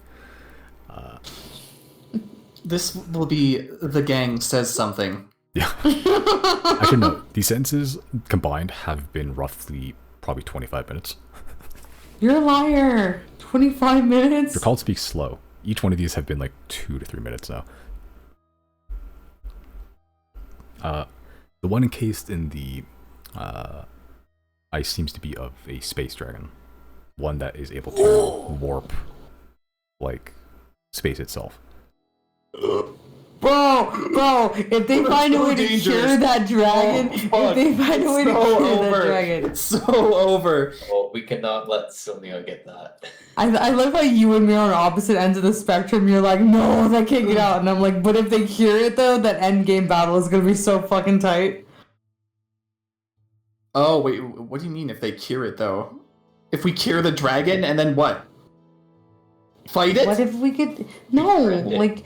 Well, I guess that's another question. I don't want to ask Drakald because Drakald will fucking take 20 minutes to answer me. But like, what is their moral alignment? Is it? But it's dead though. I'm pretty sure we confirmed that the dragon is dead and the corruption lives on. We don't know shit about Dagobah ass. We don't know fuck about shit. We could maybe instead, maybe we could bring it back to life. Maybe. But what if we Polaris it? It is well preserved. We could probably bring it back with fucking Claudine. What if we found a way to insert the magic that was in Polaris into that one? Make it our house. What if we then make that one our house? It's like giving a hermit crab a new shell. Not just an airship, it's a spaceship now. Holy shit! Hold on, my dog has to go potty. I'll be right back. I'll talk. You can keep going and talking. I'll get a run back when I get back. Hold on. You're gonna get a vacation home in the space dragon. I'll ask Drakald one more time. Was this dragon known to have evil intentions? Drakald, you're not gonna believe it, says something. Drakald is unsure of the general like mindset of that specific dragon. Some dragons have, even amongst the same species, have slightly different alignments. Where chromatic dragons tend towards evil, metallic dragons tend toward good, and gemstone dragons tend towards neutrality. Esoteric dragons don't seem to have a specific leaning one way or another.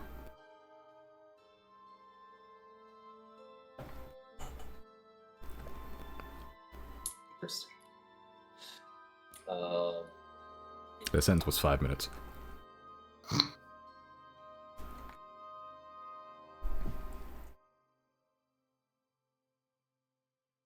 guess I look to Elena and say, did you know about this in terms of the dragon? You say this as Elena is currently writing down everything that Drakald's saying. No.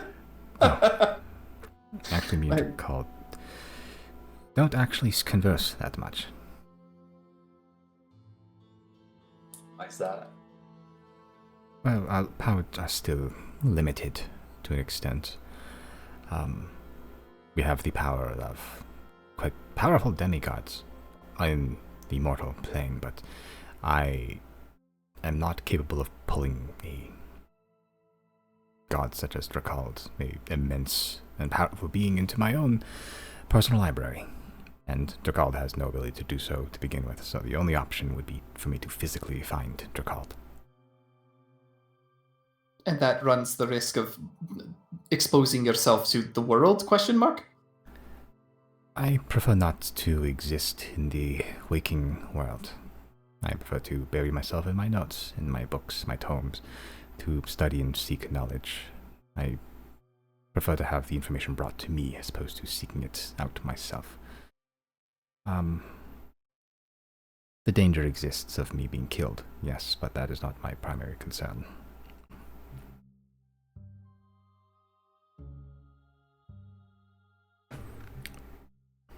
Well, I mean, you've witnessed our travels. If you want the hands-on experience, yeah, it's a little bit perilous. Yes, and I am capable of traversing the waking world, but I would be likely nearby zero when it happens, and the survival rate is quite low, I imagine.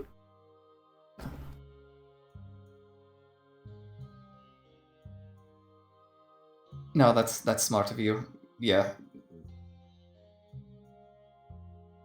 I think I have too much wanderlust. I would not be able to live like that, but those who can should. I think Ed Ellie enjoyed the outside world. After being imprisoned for some odd 1.5 millennia, I imagine so.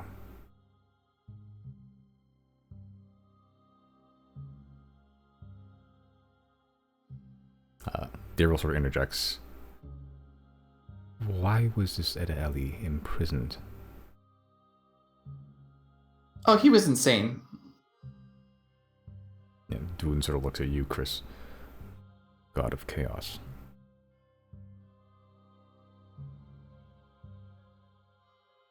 It's everywhere. As is order. He's... Some people think chaos and order are opposites, but maybe order is just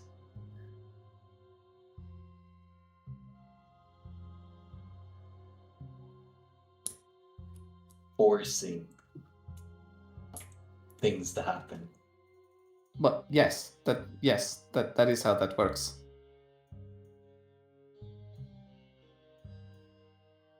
It's almost the same with chaos because you're disrupting the natural flow of what may be happening.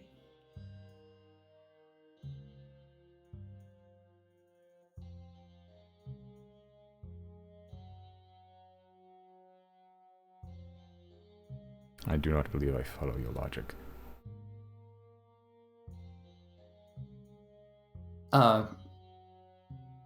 Actually, it does kind of make sense.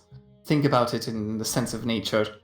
If you were to, I don't know, look at an ecosystem with deer and fish and wolves. The wolf eats the deer, maybe the deer eats the grass, the fish eats the algae, and then you introduce mankind. Suddenly, mankind is eating all of those things and disrupting the natural flow. I think the difference is that order wants to go a particular way, while chaos is okay with any way.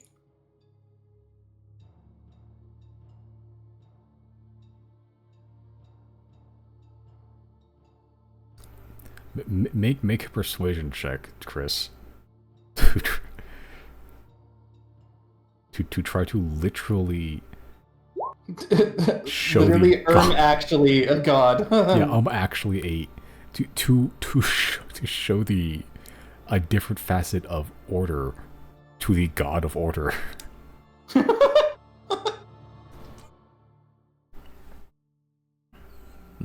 Dune sort of looks at you, still embedded into the table.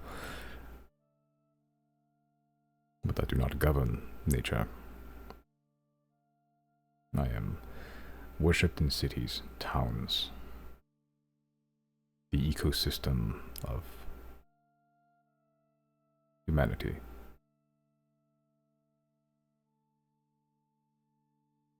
And that ecosystem requires a rigid hand. I'm going to turn to Chris. He's cooking you.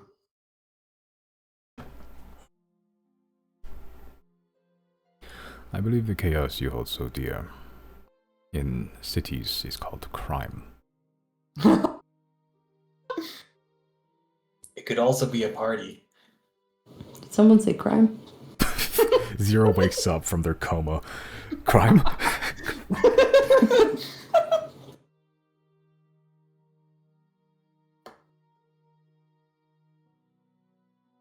Chris is having a debate about law and order and chaos to Dwun, the god of law and order. That's probably a good decision, yeah.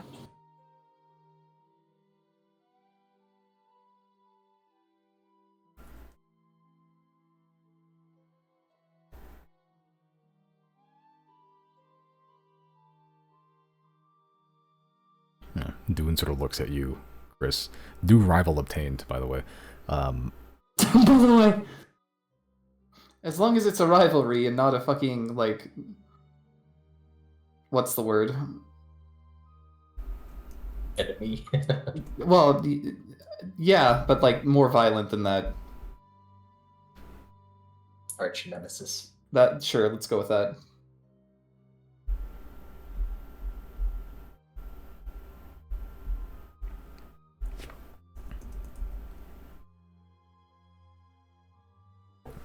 Daryl sort of looks like it's been an hour since Right. Drakald has begun speaking.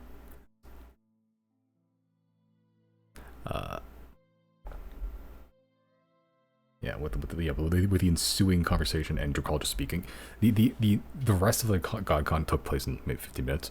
When Drakald started speaking, it took an additional hour. Yeah, it is you, Drakald, Alina, Daryl, and Dwun in the same room. Daryl sort of looks up. I feel like I have things to prepare. Don't you, Dwun? Dwun sort of nods.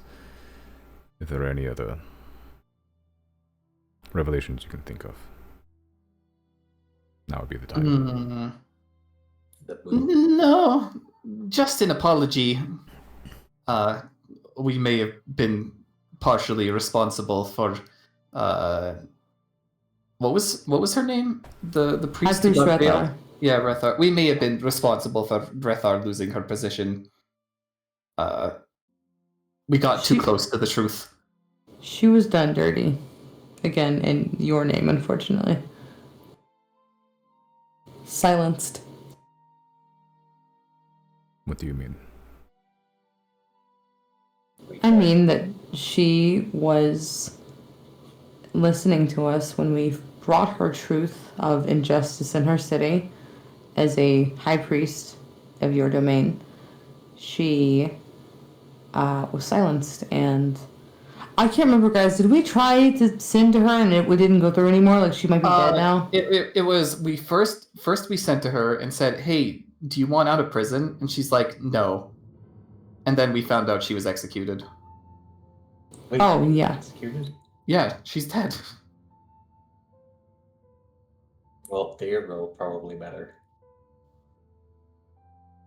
Oh yeah, then I'll look to Daryl and I'll be like, you probably met her.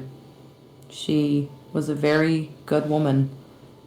And she was uncovering truth. And was silenced by, again, corruption.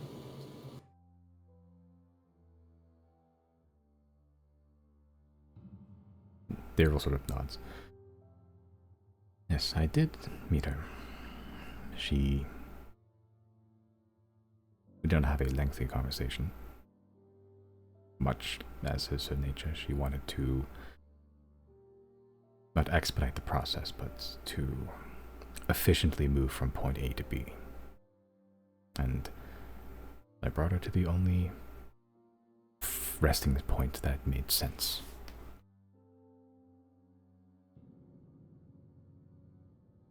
Which is?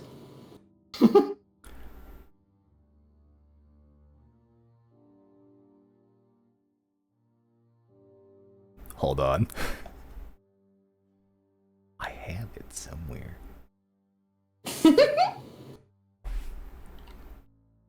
Wasn't Celestia? The fuck? Hold on.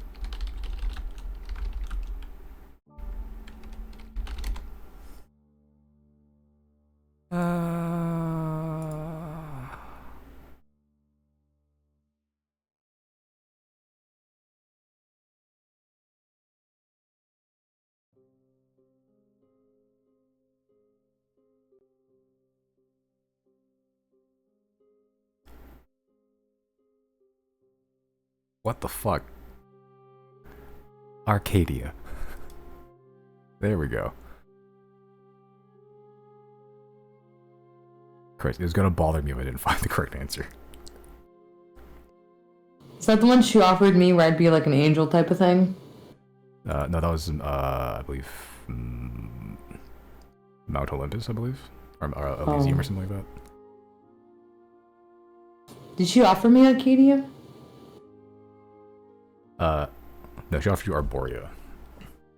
I So that believe. was just like the natural type of place, right? Yeah, What's you, Arcadia? it would be the opposite of where I offered to bring you. You lived a more chaotic life. I offered to bring you to a more chaotic plane. Arcadia is a similar plane, but one of order, where day and night exist in perfect cycles, where there's equal levels of civilization and nature, but all harmonious. Would I be welcome there? Dude, before you barely got the sins out, no.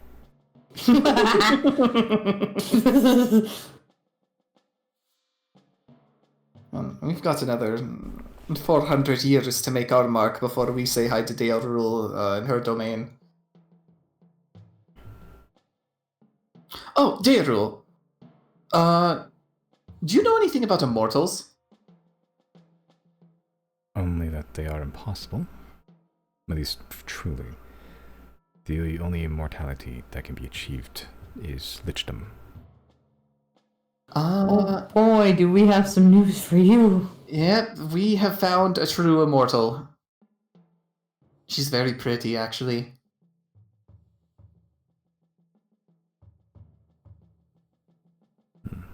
How is that? Well, she doesn't know. She died, and then she was alive again. And then she died again, and then she was alive again. And repeat that process for several hundred years. And then defract the skin weaver to curse skin. And then I fixed her up. If she And dies, she still dies and still comes back. if she dies, then she circumvents the natural cycle of death. In which case, I do not see her. Well, do you know how to, I don't know, cure immortality? Death happens when the soul cannot return back to the body, whether because the body failed or the soul has been locked away elsewhere. If she's circumventing death entirely, to the point that I do not see her, liches do this because their souls are trapped. They self-impose a trap on their own soul. They cannot leave. They still keep the mental faculties, but no mortal drive, at least not one that's lucid. It's self-imposed mortality, but what you're describing is true mortality. Her soul does not pass through my cycle. Is she perhaps a foreign entity then? Possibly, or at least blessed or cursed by a foreign entity. Perhaps one of the old gods and their strange nature. Elena sort of looks up. To my knowledge, even true mortals in our age were not a thing. Or if they were, at least I do not know of them. Is it possible that soul is missing? Or part of it? Would a soul have to be whole in order for it to pass on? I suppose not. But if a soul is fragmented, it wouldn't be anything. Much like an art piece where you sliced up the pieces bit by bit, it would be unrecognizable. It would be energy at that point, not a soul.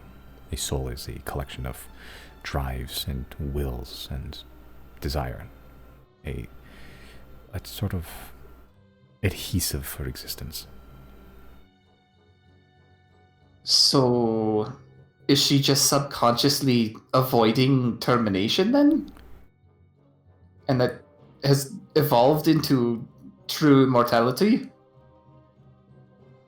Possibly. If her soul is incapable of leaving her body, I would never see her. But then comes the issue that if her body is incapable of living because of wounds or illness, then the soul cannot be hosted. That doesn't seem to be a problem for her. She's starved to death several times and come back. What is it like if a god on the material plane, like Maharl or Kef, Azazon or Osmond, was to be defeated in battle and are they able to die by like a man-made weapon? Like, is it possible that she is a god that even like from whatever source maybe she forgot? Well, no, because according to her, she was just a normal kid in Narset, and then she died, and then she came back. Or perhaps a demigod of some sort. If she remembers a childhood, does she remember her parents? She does. Nothing significant about them? I guess I could prod further. But I'm pretty sure we've already ruled out any influence of the old gods. I'm going to turn to Elena and I'm going to ask her, is there any evidence of any kind of demigodhood? Like offspring of a god, an immortal?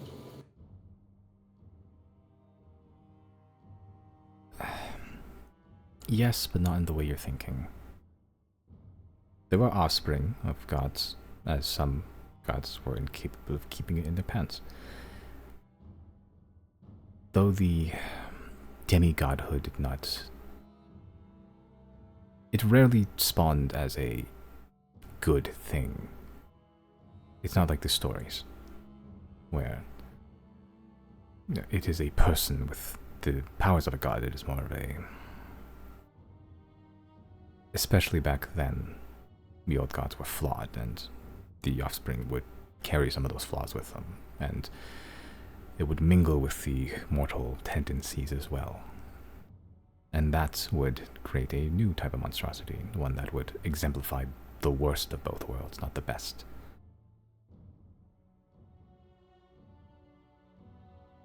But what of the survivability of a creature like that?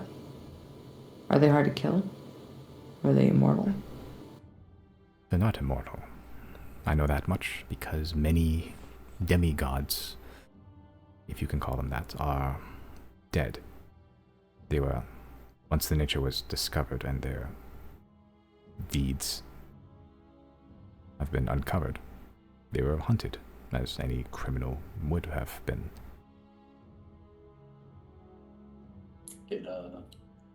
Did Zia say anything that she saw before or after when she died the first time?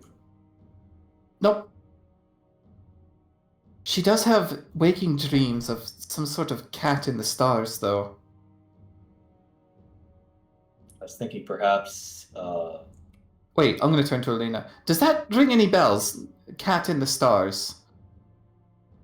Big teeth. Not to my knowledge, no.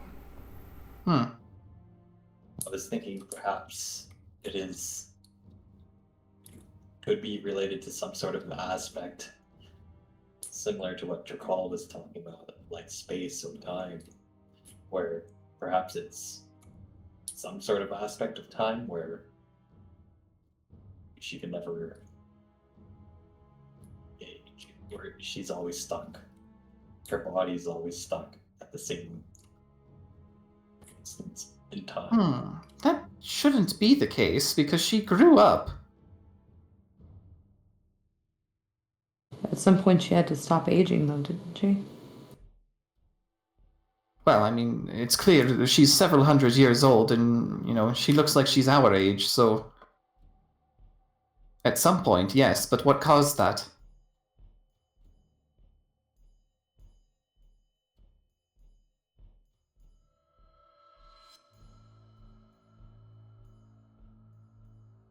If both the old gods and the new don't know anything about this, this is a very interesting case study in. Well, I don't want to reduce her to, just being an object of science. That's the worst outcome for her. It is undeniably fascinating, though. Cat in the stars. Maybe she was an object of science at one point. And yet has no memory of this. Well, it's not like it's difficult to fabricate false memories, apparently. So maybe she's just not remembering correctly? Because there was a creature. Maybe there are other creatures that aren't of this world. We met Naoki, which kind of took off in the invader's spaceship and just ran away. Yeah, I kind of regret freeing that prick. Ungrateful bastard. I'm gonna turn to Elena and ask, if a god on the material plane, yes, such as Maharl or Kef, were to be attacked, would they not also regenerate the same way? Like, almost irreparable damage, completely slaughtered, limb from limb. Would they not also regenerate? That question differs depending on whether they were attacking Kef or perhaps they're attacking one like Dun here. In the height of godhood, there was it's not quite a lichdom, but it is a similar process where your godly essence was kept safe. Everything that made you was safe. If you were to be killed on the material plane, you would be relatively unharmed on the other, your main plane. It's believed to be a sort of avatar that you sent it out instead of your own flesh and body, but the process would have been the same either way. With the dwindling supply of divinity in the old gods, there would be nowhere for their essence to go. It would simply fade. That being said, it is difficult to kill a god to begin with. But should you succeed, in theory you could kill a weakened god, such as Kef, such as Arun, such as me. I was thinking that if there is an aspect of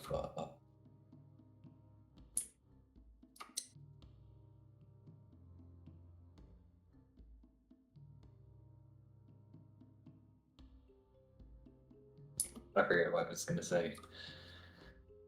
The chaos clouds your brain.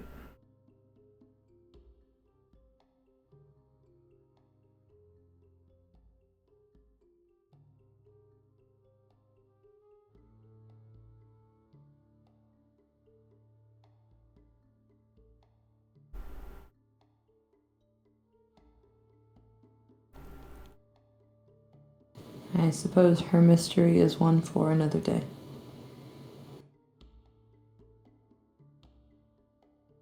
Plenty of time to figure it out. Very surprised that there are no leads, though.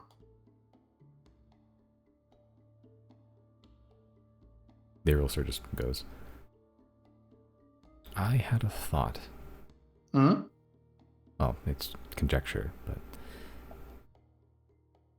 we were born with false memories that were revealed to be lies today and from before. And we discovered they are in fact forces older than us that have been here a lot longer than we have. What if that was true for you as well, Elena? And there are forces far beyond your time. And Wizard just goes, I had considered that, though I've found no evidence to suggest as such.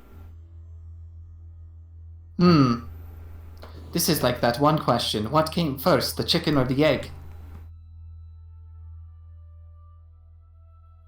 There's also...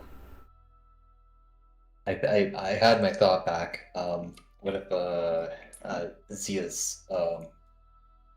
there's an aspect of Zia that's missing. That's like, what I think. Like a soul or something like that. It would actually be beneficial. She would actually be a great weapon in terms of being able to impose her will on, or at least have a connection with a sphere of annihilation. We're not putting Zia near the sphere of annihilation. I'm putting my foot down on that one. No, she would actually have a better chance of controlling it. Yeah, a better chance, not guaranteed. And does she Okay. even want to? I guess you could discuss that with her. I think it would be, probably a good weapon. Well, she's not a weapon. She's a person. So talk it over with her first, yeah? We could try it.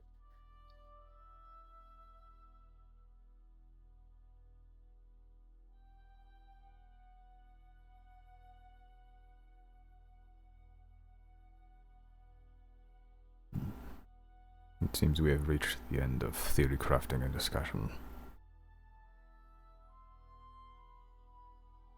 Yep, I've got nothing more. I think we accomplished our mission here. We gotta go take care of some petty mortal squabbles now.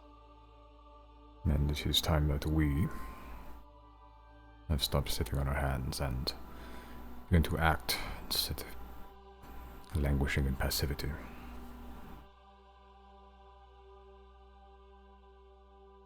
Best of luck to us all.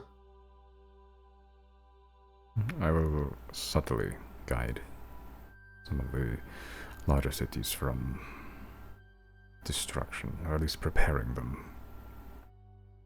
It is difficult to focus my efforts in a single spot. So many That's cities. probably for the best, actually. The more vague that the danger is to the general populace, the better, as we know that belief causes divinity.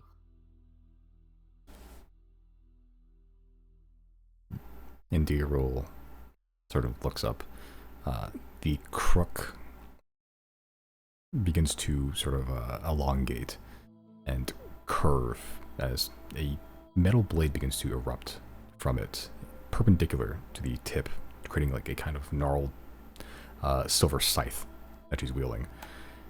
And I will find these mortals that beg for my touch and bring them the rest they deserve. Yeah, so in that like little demonstration that Chris had where the pillars were falling and the people are getting infected, she has an idea of what they look like, right? Yeah. Okay, yeah, it's fine. I'm sure the other 10 will have some idea of what else to do. It is good you brought me. Yeah, we don't want to be here spouting things and not having some way of affirming.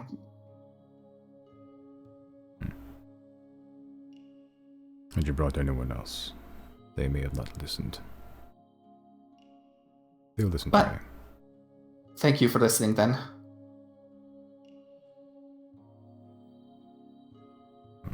The thanks falls on you, for you did not tell a single lie in my presence. Oh, I'm curious.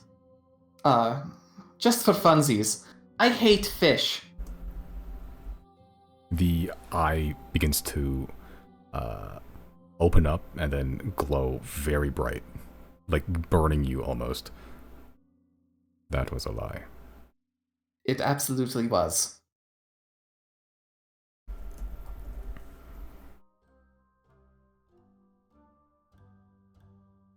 Well, we shall take our leaves then.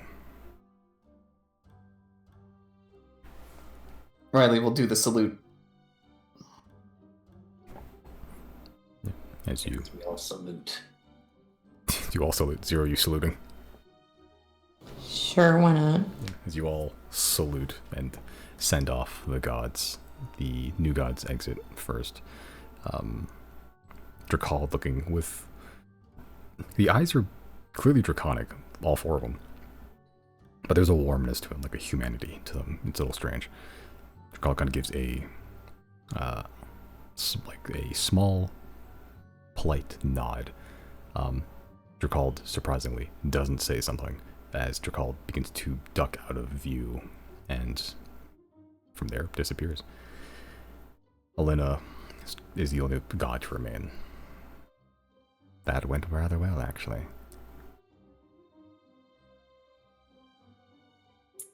I think we could have done without Kef, but at the same time, that also went as well as it could have. Agreed.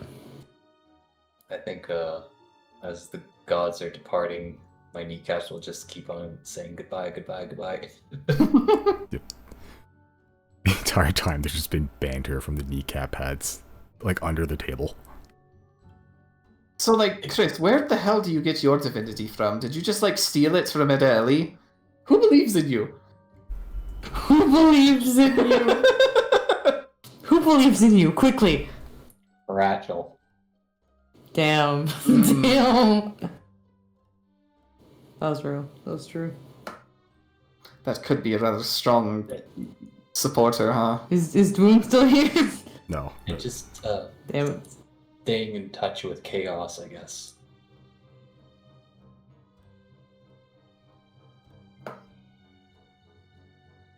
Man, divinity is some bullshit. I've been fishing my whole entire life, and you don't see me with the divinity.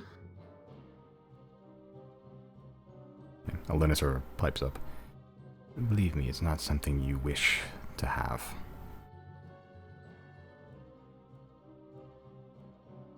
Oh, maybe I'll cross that off my to-do list then. Yeah, come to think of it, whenever we do GodCon, Chris is really exhausted after. It appears to be the godhood forcing Chris's body past its limits.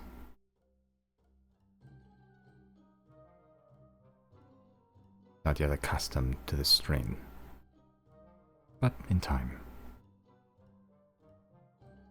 I think there's pretty much no stopping him.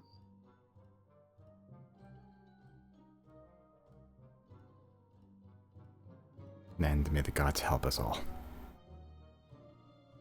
As Elena sort of disappears into a flutter of papers.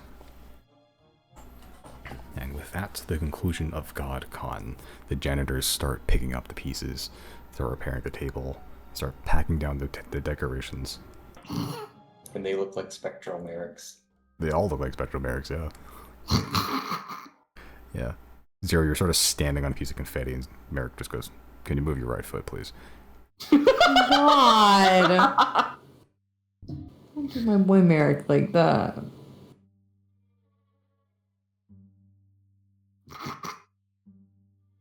but you all eventually find yourselves back in the Commission's lair, suddenly being hit by cold. You find yourself in the midst of, one, Doc is still there, just sitting there looking at the portal. To Rax, and he's still deep in his nose, but though he has like a relatively fresh piece of bread. It's a little frozen, but is there. There is you see the scholars. There's three. They're all like white tan hoods. There's another person in here. That's not Zoella.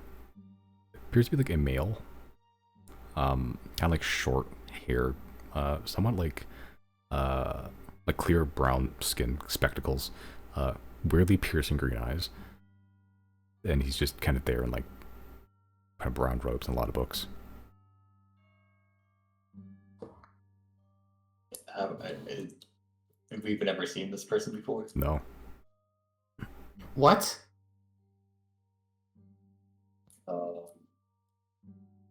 I'm going... Hold on, I have to cast tongues first. Cast tongues, and then I'm gonna ask Zia. So, how long were we out of it for? And what did it look like? Zia sort of, like, as sitting there, still drinking, like, some coffee. You see there's, like, frost beginning to form at the top. Like, it's beginning its process of freezing. Zia sort of just says, "You went out of it, you were gone." Oh, we physically manifested elsewhere. Maybe? Wait, what do you mean, maybe? I'm not sure what happened to you. Could I cast spell magic on the new person? Yeah, you cast spell magic. He sort of looks a little weird at you, but doesn't say anything as you cast spell magic, and nothing happens to him. So I guess we missed some stuff. Who's this guy?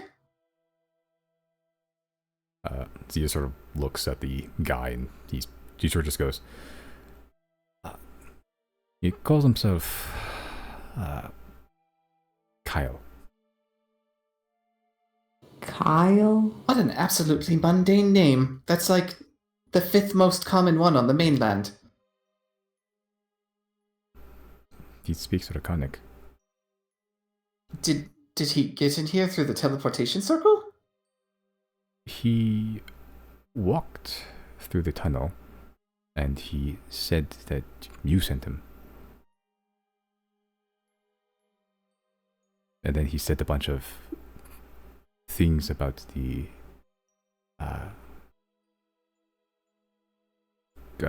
dangers, the threat that only you know of, and because of that, we believe that you sent them, because why we would know. So we're getting played? Or Chris, Zero, did you set something up in the cities while I was here?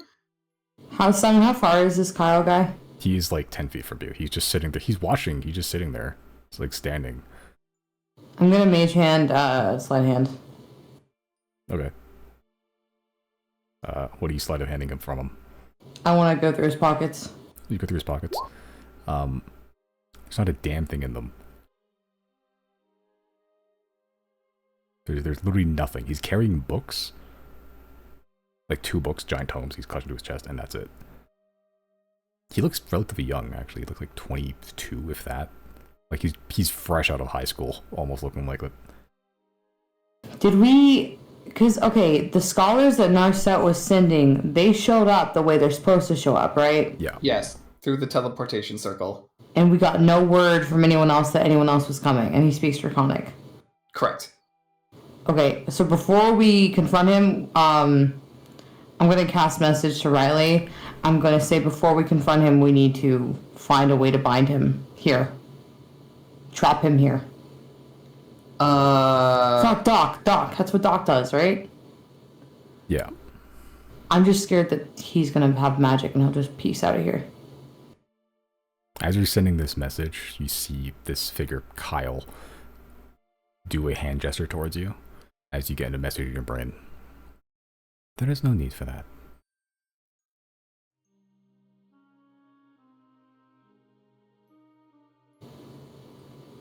Right, who are you?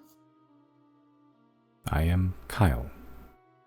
As he does another hand message to you in your brain. To all of you in your brains, actually. A multi-part message. Kyle, at least to everyone here. I was sent here by order and death. I am knowledge.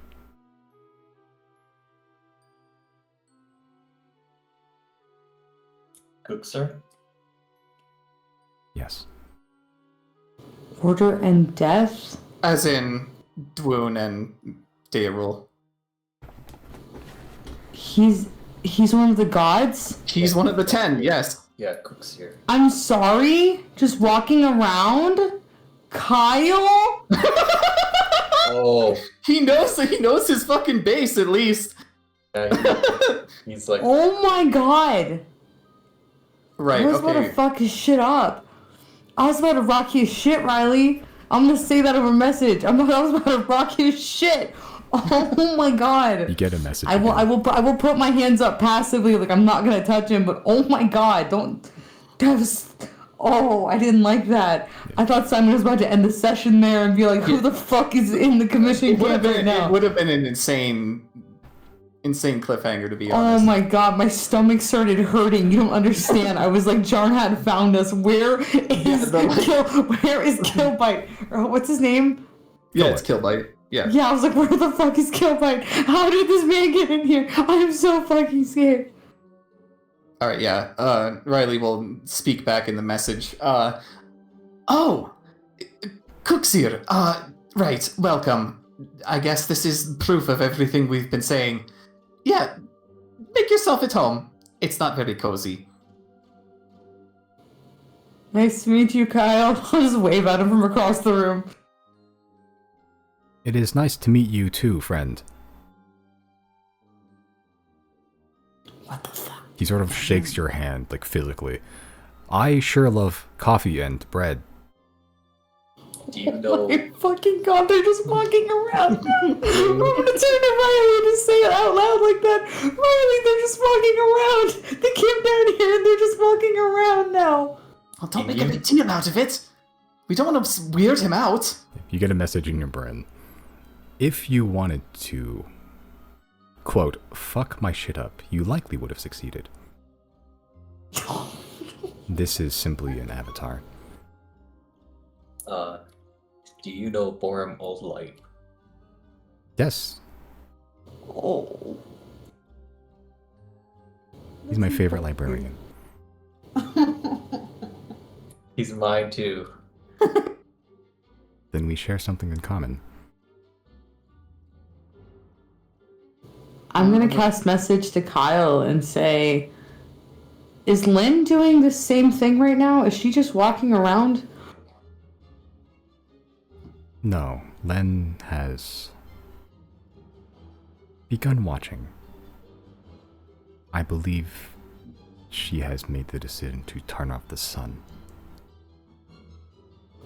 Huh? That's not good. Wait, what does that mean? Huh? That means an early eclipse. What? No, what? Huh? Localized. Over Miari and Medea. Don't scare me like that, Kyle. I'm sorry, was that not enough information for you? I think the problem here is that you're speaking in riddles. What does turn off the sun mean? She has seen enough.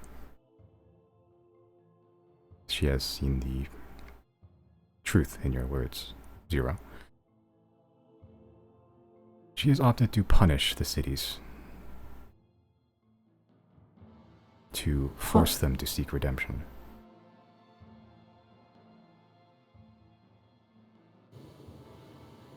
I should probably go home, guys. Fentu will be safe. Fentu has done no harm, at least not on this scale that he did. Who is she punishing? The dogma, the citizenry, those that would be passive in the face of atrocity, which is most of the city.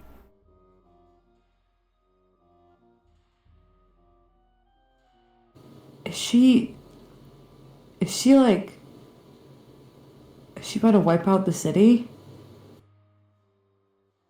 Not overnight. That's not good either, Kyle. You know, it's funny. More Mold Light's name should be Kyle's. Kyle's should be more Mold Light. Kyle. Whoa. Whoa. It's me, Kyle.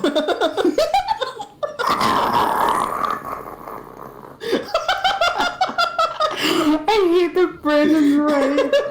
I hate that Brandon's right. Why, yes, I am the god of old. Knowledge in everything, bore a mold light.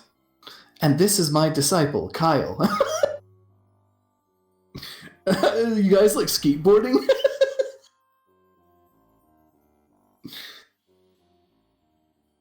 Can I stop for a moment to say a prayer to Len? You can try. Yeah, I want to try.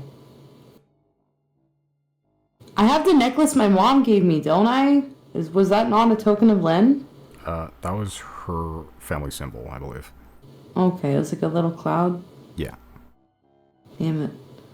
Well, can I still hold that to channel it? Because I know not like I'm not saying can I get advantage. I'm just saying like it's a symbol of my mother. My mother loves Len, I think, or worships Len. Yeah.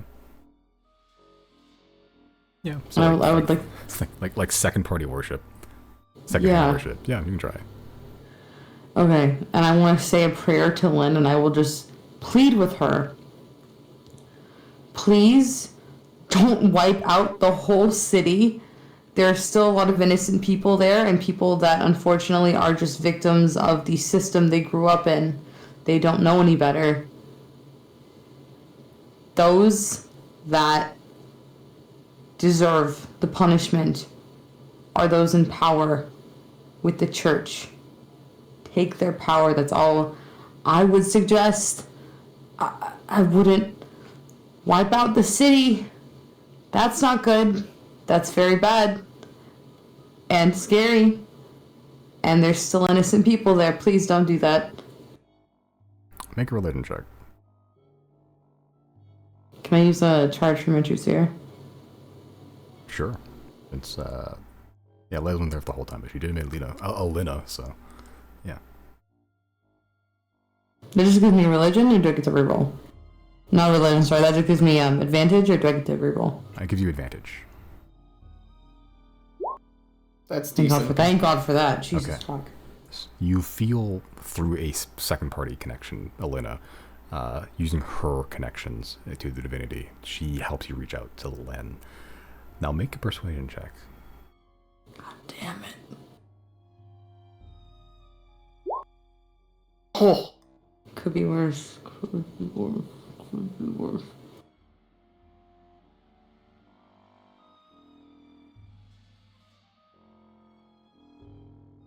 Yeah, you just kind of get back, not quite like a message, but like almost feeling with words. You don't get an exact like sentence, not like being spoken to, but you get the meaning, you get the knowledge, the certainty of what your god is thinking, or the other god is thinking. You get the sense that Len's still going to continue turning off the sun in those two cities, but she acknowledges your words. You get the sense that this has now become a testing phase. A testing phase? Yeah. Can I insight check that? Not while she's not here. Oh, yeah. Can I DM explain that better? Check that? With your persuasion, For my baby brain? She basically wants to see how the cities will react when their god abandons them. Okay, I thought she was about to do some fucking bring the swarm, bring the floods, bring the fucking plague type shit. And I was like, hey, maybe we don't do that. Maybe we don't do that. There's people in the city. What the fuck? It's possible that might be a result of having no sun. Yeah, it's not gonna be great. Like, crops will die. The insects will come out, but it's not gonna be, everyone dies instantly. Okay.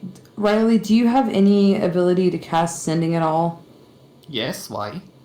Could I borrow a use from you? Obviously I can't do it, but can you send to somebody for me? That being... There's somebody in the city by the name of Venix. And I'm gonna cast Silent Image to show Riley what she looked like last I saw her with her broken horn and whatever she was wearing. And I'm gonna ask Riley, can you warn her that she needs to leave the city? If she can, she needs to get away from the church. That Lynn has come and she is watching closely and she is punishing them. Alright. Sending to this... who? Venix. Venix person. Venix. This is Riley, friend of Zero. You may have noticed, Len is angry. Zero's advice? Leave the city swiftly. Send message. Make a persuasion check with disadvantage. Disadvantage. Come on, Bard. Come on, Bard. Yeah. Oh. Okay. You don't get a response. It hits. It connects with somebody, but you don't get a response. No idea what she's thinking. God damn it. I guess you can check in tomorrow. God damn it. Oh, everything's boiling over at the same time. I hate it when all this shit happens at the same time. Well, it's certainly never a dull day in the Zodiac's life, is it? Oh, fuck me, dude. Shit. I didn't think she was gonna go turn the sun off. Damn. Hold on, DM. When you say turn the sun off, does that just mean Len's presence is gone, or does that mean the sun is literally fucking gone? You wouldn't know. God damn it. I'm not telling you to send again, but I am saying there's people that we know in at least... I mean, is there a view of the city from Fintu? Like even over like the water or anything like that? No, that shit's far across the continent. Wasn't Wando on his way there, or what he was? He there? was on his way somewhere in Sant. Yeah, he was in either Miyari or Midea. He was already in the city, but I don't know where he was going. Good thing we took him out. Where's Salith right now? In Fintu, she should be at least. Oh, okay. I haven't checked on it. Oh, I have the fucking sending stone. Yeah, exactly why I'm asking. God, sorry. Can I use the sending stone to contact Salith and just ask, hey, Salith, is there anything of note going on in Sant right now?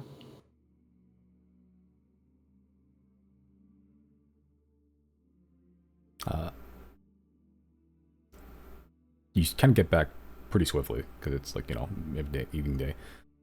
Torza got food poisoning this morning. He'll be getting whatever herbs we could to ease the stomach. He's shitting himself.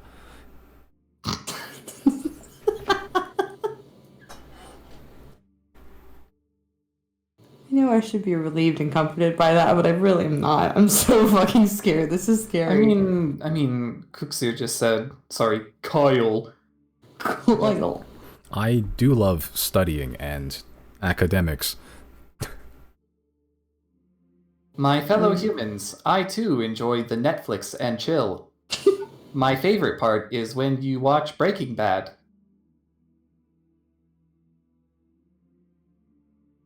Raxi sort of Oh, yeah, turns towards Kyle. you as Kyle's here. It's just he does walk towards you. Arachne does. He kind of ignores Kyle and like goes like really up close to you. Just sort of points to him. Who is this man? He's a bright kid. He's done nothing but stand here for the past 2 hours. Yeah, he's a He's special learning. case. Yeah. He's a visual learner. Teach him. He's very promising. He's gonna do great things someday. Iowa, what is your theories on dragons? They are very scaly.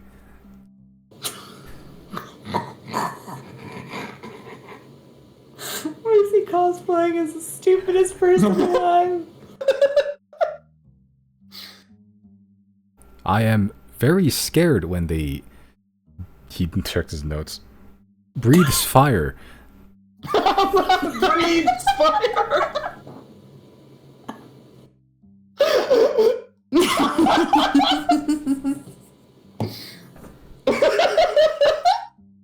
He's a good kid, Rex. You leave him alone.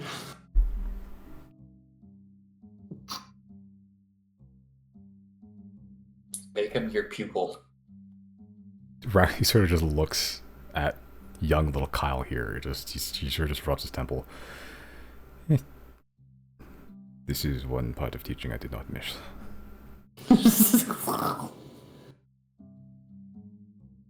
He points at the dragon. Do you see that? Yes. Good. That's step one. I thought he was gonna be like, don't touch it. It is dangerous. Do not touch it, not even with magic. Are you capable of using magic? Yes, I can do... He checks his notes. Mage Breathes hand fire. and message. Those are cantrips. Raxi starts like... He would slowly clap his hands in sarcasm, but he can't. Oh! But he starts like slowly patting his lap. Very good, young Kyle. Very good. He looks at you all like pleadingly. Do we just tell him? Are we allowed to? Ask Yeah. Kyle. Yeah, Kyle, are you okay being exposed? I prefer to have my clothes on in this weather because it is very, very cold. Okay, let me ask this more directly. Are you okay having your true identity revealed? Are you saying that in real, Oh. like voice What do you mean by that? Out loud. out loud? That's a good point, actually. I'm gonna get Zero to cast message. I will do that and I will see what Riley said. I believe it would be inconvenient if my real identity was to be revealed to people that do not need to know. It would be easier this way. No. Have fun getting condescended to, Mr. Godman. Kyle turns towards Raxney. Did you see the game last night?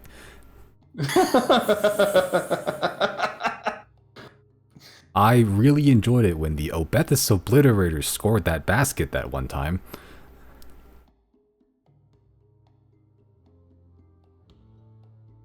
Raxney looks over to y'all. You better be worth it.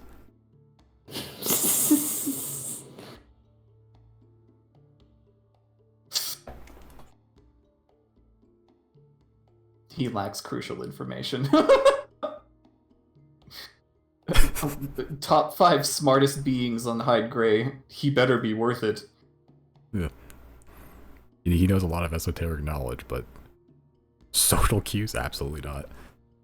I mean, when was the last time he socialized? Exactly. He just sits at his library all day. We need Gon and Gratz in this room. 2 peas in a pod. Is 2 Claudine peas here? in a god.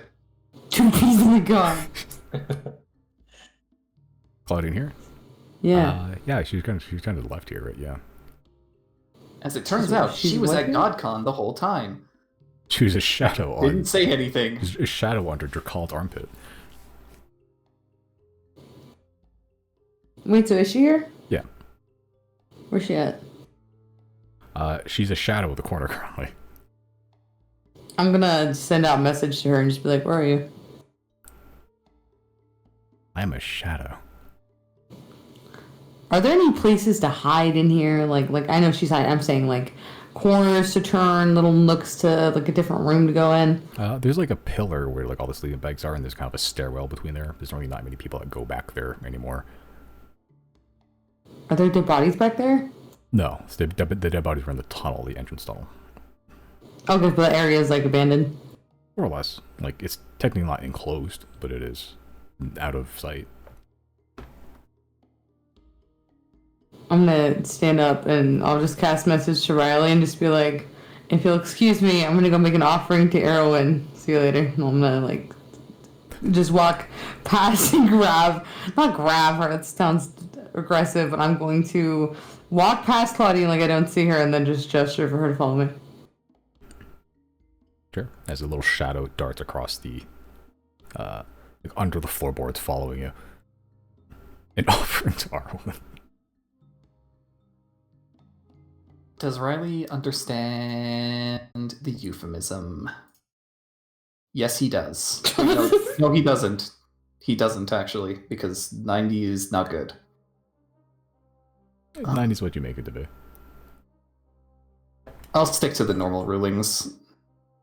What do they mean by that? So esoteric is very much the word I would be using to describe my entire day.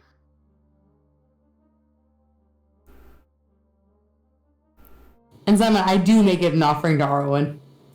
Okay. It is a little uncomfortable but passionate. And also audible. No. We're sneaky rogues by nature. What do you mean? Silent offering. Yeah. Incredibly silent. The silentest offering that's ever been offered. Yeah. What, just in the fucking ice room? Mind your business, Riley. Damn. Yeah, occasionally... It's not my fault I have a passive perception to rival the fucking gods themselves. We're sneaky. We sneaky. I was just gonna turn it out. Yeah, the only person on the planet that can detect you making an offering right now is Riley, and he's currently in the room. He's not in the room. We're in the other room. What other room? There's no other room. It's technically just like... There's a stairwell out of view. Somewhat. That's not really the other room. That's like, I don't know, 15 feet away. I can bring you back to the map just so you know what it looks like. I don't know, Riley, go stare at the dragon or something. Sense of distance. Look, I have a language to learn. I'm good.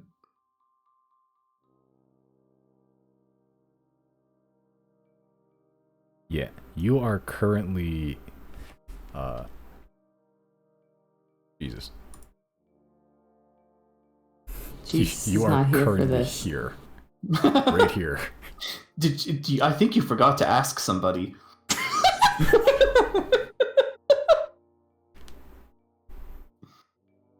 Man, all these hoses. Dead. All dead. Well then, yeah, as long as Riley and Chris are over in the area of where Ruxney is, we're behind a pillar, and that's enough. Yeah, most people don't go there. A scholar does walk there once, and they just go, "Orige," and then leave. Plus, we have all this darkness to cover us. I'll even cast darkness. I don't give a shit. Yeah, I'll just cast darkness. Let's get darkness. Would be nice to have Tiny Hut right about now, huh? I don't need your tiny hut. We're sneaky rogues, and I got darkness. The funny part about Tiny Hut is that if you cast it, the caster has to be inside of the shit. Yeah, Bubble. that's. No, my point was that it would be nice if Zero had Tiny Hut. Well, sorry that I didn't take tiny hut, Riley. Damn. Well, maybe you should have foreseen this consequence. You should have foreseen. Can you imagine someone taking Tiny Hut for this pure reason of boning? No other I reason. said what I said.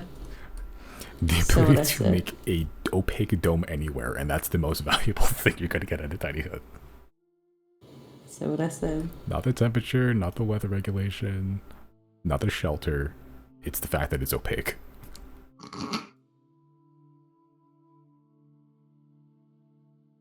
Okay. But with GodCon concluded, revelations had and new divine allies made with the benefits and ramifications of such yet to be felt and currently being felt. Man, Gdaefin just can't keep, like, not taking L's. She's gonna have to join us eventually when she realizes we just undid everything she fucking worked for. Yeah, either that or she's just gonna, like, be even more pissed. I don't know. It's gonna come out to kill us. We could just tell her we did. We don't have to tell her we did anything. We could just be like, "Hey, the gods know now, so grow the fuck up." I feel like Maith and Akem are gonna be a little angry that they weren't invited.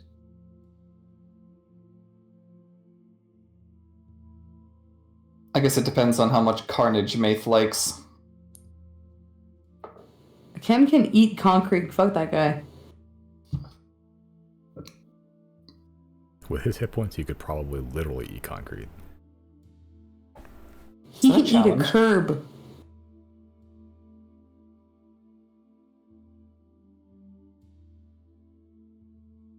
Okay. Ha! That was impressive, but I haven't even been using 5% of my power.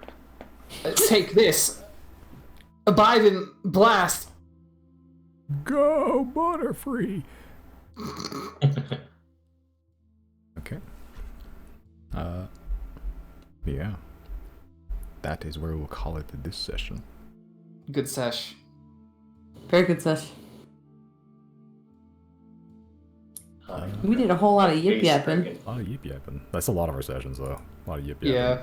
Can the session just be called the gang is saying something? Yes, please. I can do that. The gang says something. I'll give y'all 3,000 XP. Sure.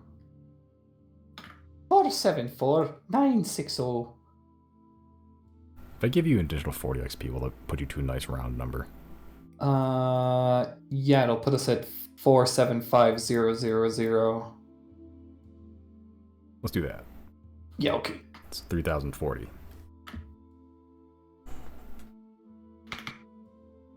How much more?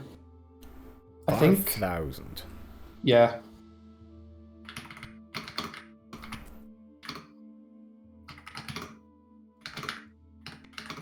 We made progress. Did.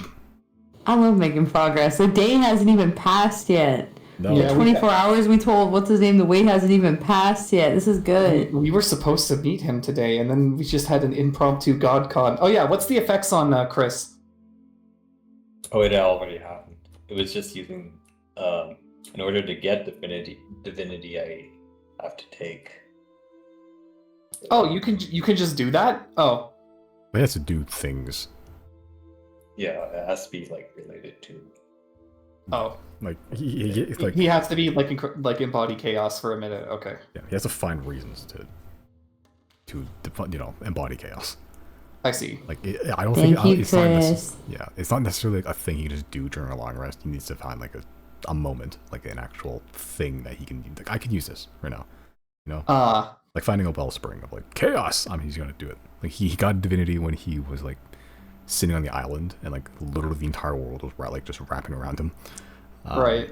And I don't remember what he was doing in his room. I think he had to make a roll first, and he rolled like okay, so he got into divinity, but he also withered a little bit as a result. Right. So like yeah, for now there's costs and little things need to check. But this is the benefit of divinity. Kind of sky's the limit. All right, who we bringing to GodCon for? All the ones we don't want. A Kev. Maeve. A battle royale. It's not even a meeting. We're just like, fight. Yeah, Or fight. the ones that we don't want, or the ones that we don't think are relevant.